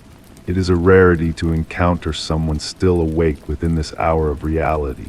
Desiring to reply, to voice the myriad questions festering within, I found myself engulfed in a profound tranquility. The gentle motion of the train transformed into a cradle, and the darkness outside the windows evolved into a comforting embrace. The stranger's presence no longer carried menace, but rather mirrored a reunion with an old companion whose name lingered just beyond reach. Upon reopening my eyes, I found myself solitary in the subway car. The fluorescent lights hummed with their customary harshness, the adverts showcased their typical wares and services. The air reverted to its usual temperature, and the subway's familiar sounds resumed their melodic chant. Yet a subtle shift had transpired. In the window's reflection, a delicate iridescence clung to my garments, akin to dewdrops on a spider's web. Nestled within my pocket, I discovered a ticket stub unbeknownst to me, adorned with inscriptions in an alphabet unfamiliar, yet understood with perfect clarity. Henceforth, during my nocturnal subway voyages, I devote keen observation to my fellow passengers. Occasionally, when the light aligns just so, I catch glimpses of blurred outlines and lingering afterimages. And on rare occasions, a distant humming reverberates not in my ears, but within my very bones, a gentle reminder that reality ebbs and flows in ways far beyond our perception, especially within those ethereal thresholds between consciousness and slumber. Story 35. On a strangely cool night, I ventured into an empty train yard on the outskirts of town. Amidst rusty rails and silent, decaying locomotives, a solitary light flickered sporadically from an aged signal tower. The tang of metal rust mingled with the musty scent of damp concrete, and that stuttering glow pulsed like a heartbeat in the darkness, whispering of untold tales from journeys interrupted long ago. Soft gravel crunched beneath my steps as I wandered through the yard, the wind's gentle whisper accompanying each footfall among the hollow train carriages. A peculiar stillness hung in the air, the kind that settles in places forsaken by time. Moths danced around the few functioning lampposts, their wings casting delicate shadows that danced across worn metal surfaces. My attention was captivated by that solitary blinking light in the tower, its rhythm neither predictable nor random, but carrying a sense of purpose. The pattern stirred a distant memory, a half-forgotten dream perhaps, eluding my grasp. Drawing closer, I observed how the tower's windows remained dark, emphasizing the significance of that lone illumination. The slightly ajar door emitted a mournful creak as a gust of wind nudged it.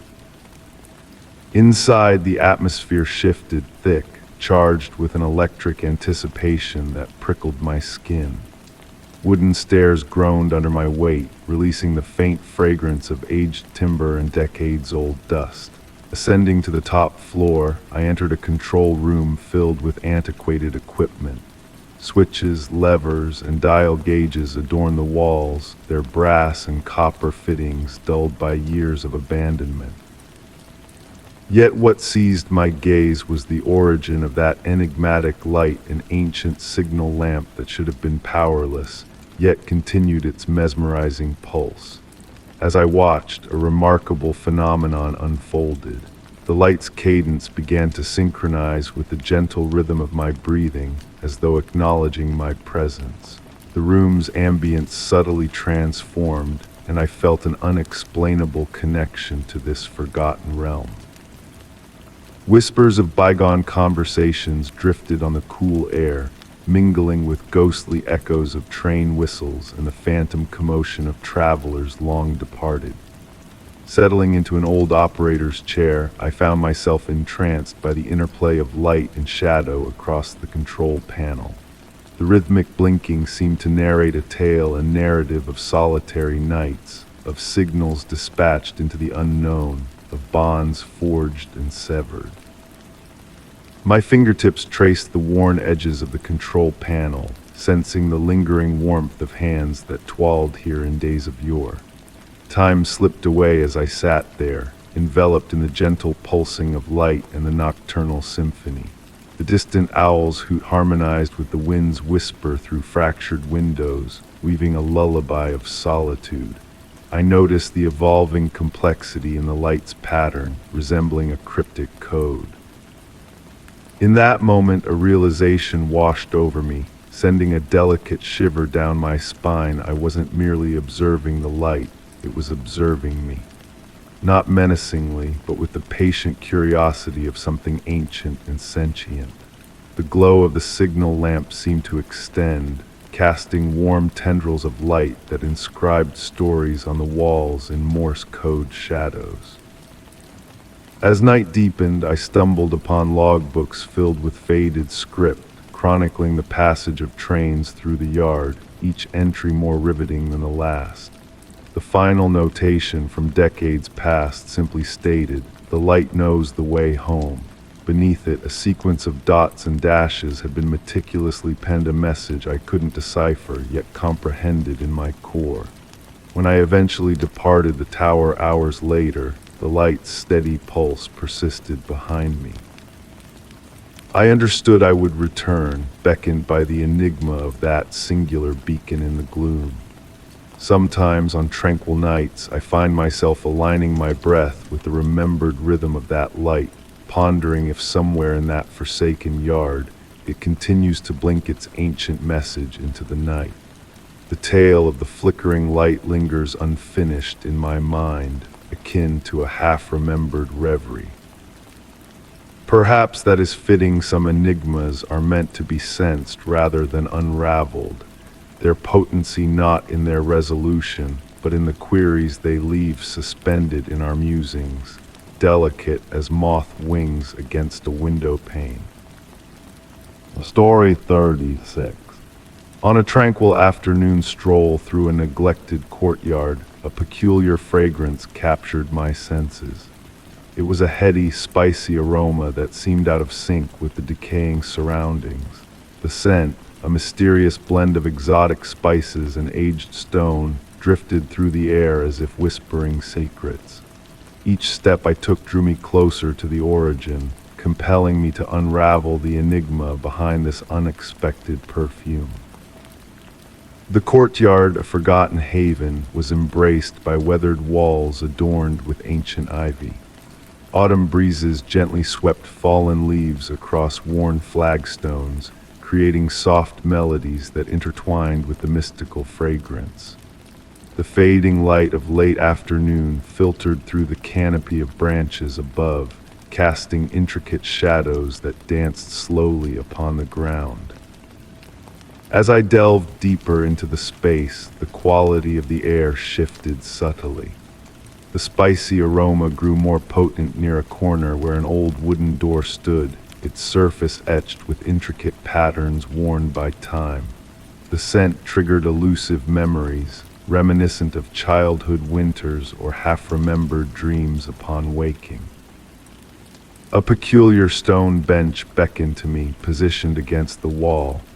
Despite its weathered surface, smoothed by years of rain and wind, it exuded a welcoming warmth as I settled upon it. The fragrance pulsed gently, like a distant heartbeat, enveloping me in an oddly comforting embrace. From my seat, I noticed intricate details previously overlooked.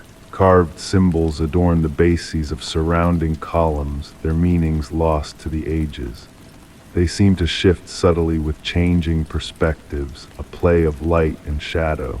The ivy draped across the walls appeared to tremble at times, even in the absence of a breeze. Time seemed to warp within that space. Shadows stretched at an unusual pace, and minutes blurred into hours. The spicy scent ebbed and flowed, guiding me through an unseen waltz, each wave tinged with new undertones. Hints of cinnamon, whispers of cardamom, echoes of something ancient and profound. One evening, an elderly gardener emerged, tending to plants in a distant corner. When I inquired about the fragrance, she offered an enigmatic smile and cryptic words, "Some places hold forgotten memories." With that, she vanished behind a hedge, leaving me to question her existence. The mystery deepened as peculiar objects began to appear on the bench during my visits: a brass key with no matching lock, a dried flower unknown to me, a scrap of paper inscribed in an unfamiliar language. Each item vanished before my next visit, replaced by something equally perplexing. Weeks passed and the courtyard became a frequent destination. The fragrance, a constant companion, morphed subtly with each encounter while retaining its essence. Faint movements flickered in my periphery, elusive and fleeting. One serene evening, as sunlight bathed the walls in amber hues, fragrant smoke rose from between flagstones near the bench. It twisted into intricate shapes, almost resembling letters before dissipating into the encroaching darkness. The smoke carried the spicy scent, intensified and immediate. Reaching out, I expected the smoke to disperse at my touch. Instead, my fingers tingled with warmth, and for a fleeting moment, I felt connected to a vast, ancient presence. Visions flooded my mind of past souls who had sat in this very spot, each entwined in their own enigmatic journey. As winter approached, the fragrance shifted once more, growing elusive and subtle. The courtyard transformed with the season, yet the sense of mystery lingered. The scent now emerged only at specific times: dawn, dusk, and moments when time seemed to pause. I continue my visits to the courtyard to this day. The spicy fragrance has become a familiar companion, though its origin remains shrouded in mystery. Just when I think I'm close to unraveling its secrets, it shifts, revealing new facets that deepen the enigma. Perhaps some mysteries are not meant to be deciphered, but rather embraced, experienced, and carried like cherished secrets. The words of the elderly gardener echo in my thoughts. Some places hold forgotten memories. In the tranquility of that ancient courtyard, enveloped in the enigmatic aroma, I ponder if it's not the place recalling, but the memories themselves seeking to share their untold tales. Story 37. On a chilly, misty evening, I sought refuge at a forgotten bus stop hidden on a quiet street. Waiting beneath the dim glow of a solitary street lamp, a soft, rhythmic murmur began to rise from the shadows around me. The mingled scents of rain-kissed concrete and damp leaves gave the sound a haunting closeness, hinting at a hidden sorrow of the night. The gentle patter of rain on the metal roof provided a calming backdrop to my solitude. I settled onto the worn wooden bench, its surface polished by years of patient waiting. The aged schedule board, barely readable beneath layers of time and neglect, whispered tales of long discontinued routes.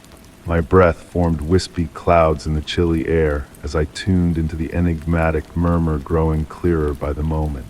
Initially, I mistook it for the wind playing through the rusted shelter frame or the distant traffic's hum. Yet there was a deliberate quality to its rhythm, akin to a dialogue just beyond comprehension. The sound carried snippets of words, incomplete phrases that danced at the edge of understanding. The street lamp flickered briefly above me, casting fleeting shadows that seemed to move with a peculiar intention. In that fleeting moment, I noticed an anomaly about the bench I occupied. Intricate, small patterns had been intricately carved into the wood, visible only when caught in the right light. They appeared to be numbers or perhaps dates etched with meticulous detail by unknown hands. As my fingers traced these cryptic markings, the murmur shifted its source.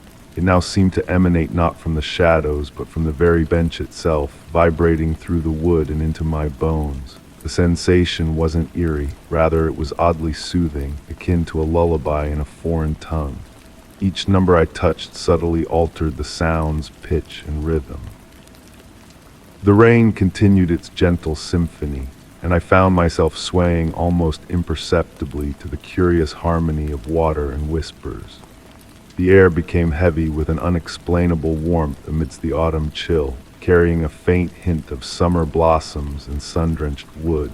It felt as if the bus stop existed in its own time pocket, where seasons and memories intertwined in a mysterious convergence. I noticed my watch had halted, its hands frozen at an impossible angle between digits. Acknowledging this detail should have unsettled me, yet it felt like a natural part of this enigmatic encounter. The boundaries between reality and dream began to blur, light as moth wings against my consciousness. The murmur gradually transformed into a more structured yet indecipherable form. It evoked the cacophony of multiple conversations blending in a crowded room, yet each voice seemed to belong to the same speaker across various time points. Closing my eyes, I let the whispers wash over me like gentle waves. In this state of peaceful awareness, visions began to materialize in my mind, fleeting glimpses of past waiting passengers, each leaving an invisible mark on this modest shelter. Their stories appeared to seep from the very walls, carried by the mysterious murmur that had enveloped me. An elderly woman with warm eyes clutching a letter to her chest. A young man in an outdated uniform glancing nervously at his watch. A child in a yellow raincoat tracing patterns in the glass's condensation. Each vision felt as tangible as my own presence, yet as delicate as morning mist. The street lamp's glow took on a fluid quality, pooling around my feet in improbable ways. The numbers etched into the bench began to emit a faint glow, casting intricate patterns that danced on my skin. Time seemed to flow differently here, like honey trickling from a spoon, slow and sweet. When I finally opened my eyes, I realized the rain had ceased, though I couldn't recall when. The murmur had softened to a barely audible hum, akin to the afterglow of a dream. The air retained that peculiar warmth, and the carved numbers continued their subtle radiance, but a shift had occurred in the atmosphere. Rising from the bench, I felt changed in some inexplicable way, as if I had been inducted into a secret shared by all those who had waited before me. The mysterious murmur had divulged no concrete information, no clear message or significance, yet I felt enriched by its presence, touched by something ancient and perpetually new. As I readied to depart, my reflection caught my eye in the rain-streaked sheltered glass. For an instant, it seemed to blend with the ghostly images of past passengers, our features merging in the dim light. Reaching out to touch the cool surface, the murmur rose once more fleetingly, like a parting embrace. Walking away from the bus stop, I carried an unwavering sense that I had encountered something profound yet undefinable. The murmur may have faded, but its echo lingered, a gentle reminder that certain mysteries are meant not to be unraveled, but simply experienced and cherished in their exquisite uncertainty. Story 38. High above the vibrant city below, a hidden sanctuary awaited me on a rooftop veiled in mystery. A secret garden, bathed in the soft glow of hidden lanterns, beckoned with its ethereal beauty. As I gazed out from my apartment one autumn evening, the deep velvet sky revealed a pulsing light that seemed to breathe with tranquility, drawing me closer with its enigmatic radiance. Weeks passed as I found myself captivated by the enchanting luminescence dancing among the shadows of the rooftop garden. Eventually, my curiosity led me to a concealed stairwell, its metal door opening silently to reveal a world suspended between reality and dreams. Mist caressed my skin as I stepped onto the weathered wooden path, each board releasing the scent of rain-soaked cedar. The garden defied all logic, with unfamiliar flowers swaying in an unseen breeze, their petals emitting a gentle glow that painted the air in pastel hues. Ornate lanterns cast a light reminiscent of starlight and morning dew, hanging from ancient iron posts. As I wandered deeper into this enchanting realm, I noticed the plants responding to my presence, their leaves subtly turning to follow my movements. The air was thick with the perfume of night-blooming flowers, their blooms shifting and changing as if resisting my gaze. A tranquil pond reflected the mysterious lights, its surface rippling without cause, revealing shapes that seemed to drift like fleeting thoughts at the edge of consciousness. Warmth emanated from the water, accompanied by ephemeral bubbles of light rising and dissolving into the mist. Time lost its grip within the garden, minutes stretching into hours while hours slipped by unnoticed. Night after night, I returned to this sanctuary, finding solace in the peaceful ambience that enveloped me like a comforting embrace. Occasionally, I would bring a book or journal, yet I often found myself content to simply exist within the garden's gentle embrace. One evening, I stumbled upon a weathered stone bench adorned with intricate symbols that seemed to shift and transform, whispering tales just beyond my comprehension. The garden's unique melody, a faint symphony of whispered notes played from unseen sources, soothing yet indescribable like the essence of wind or moonlight. Among the luminescent blooms, I discovered curious objects left behind by unknown visitors: a glowing pearl button, a warm brass key, a script-covered paper that changed languages when not directly observed. These artifacts hinted at the presence of others who had wandered through this enchanted space, though I never encountered a soul during my visits. Seasons passed within the garden, defying natural order as flowers bloomed in improbable hues and autumn leaves danced in springtime breezes. The mist and gentle glow remained constant, drawing me back to this magical sanctuary time and time again. Embracing the mysteries of the garden, I found peace in the unanswered questions that surrounded me.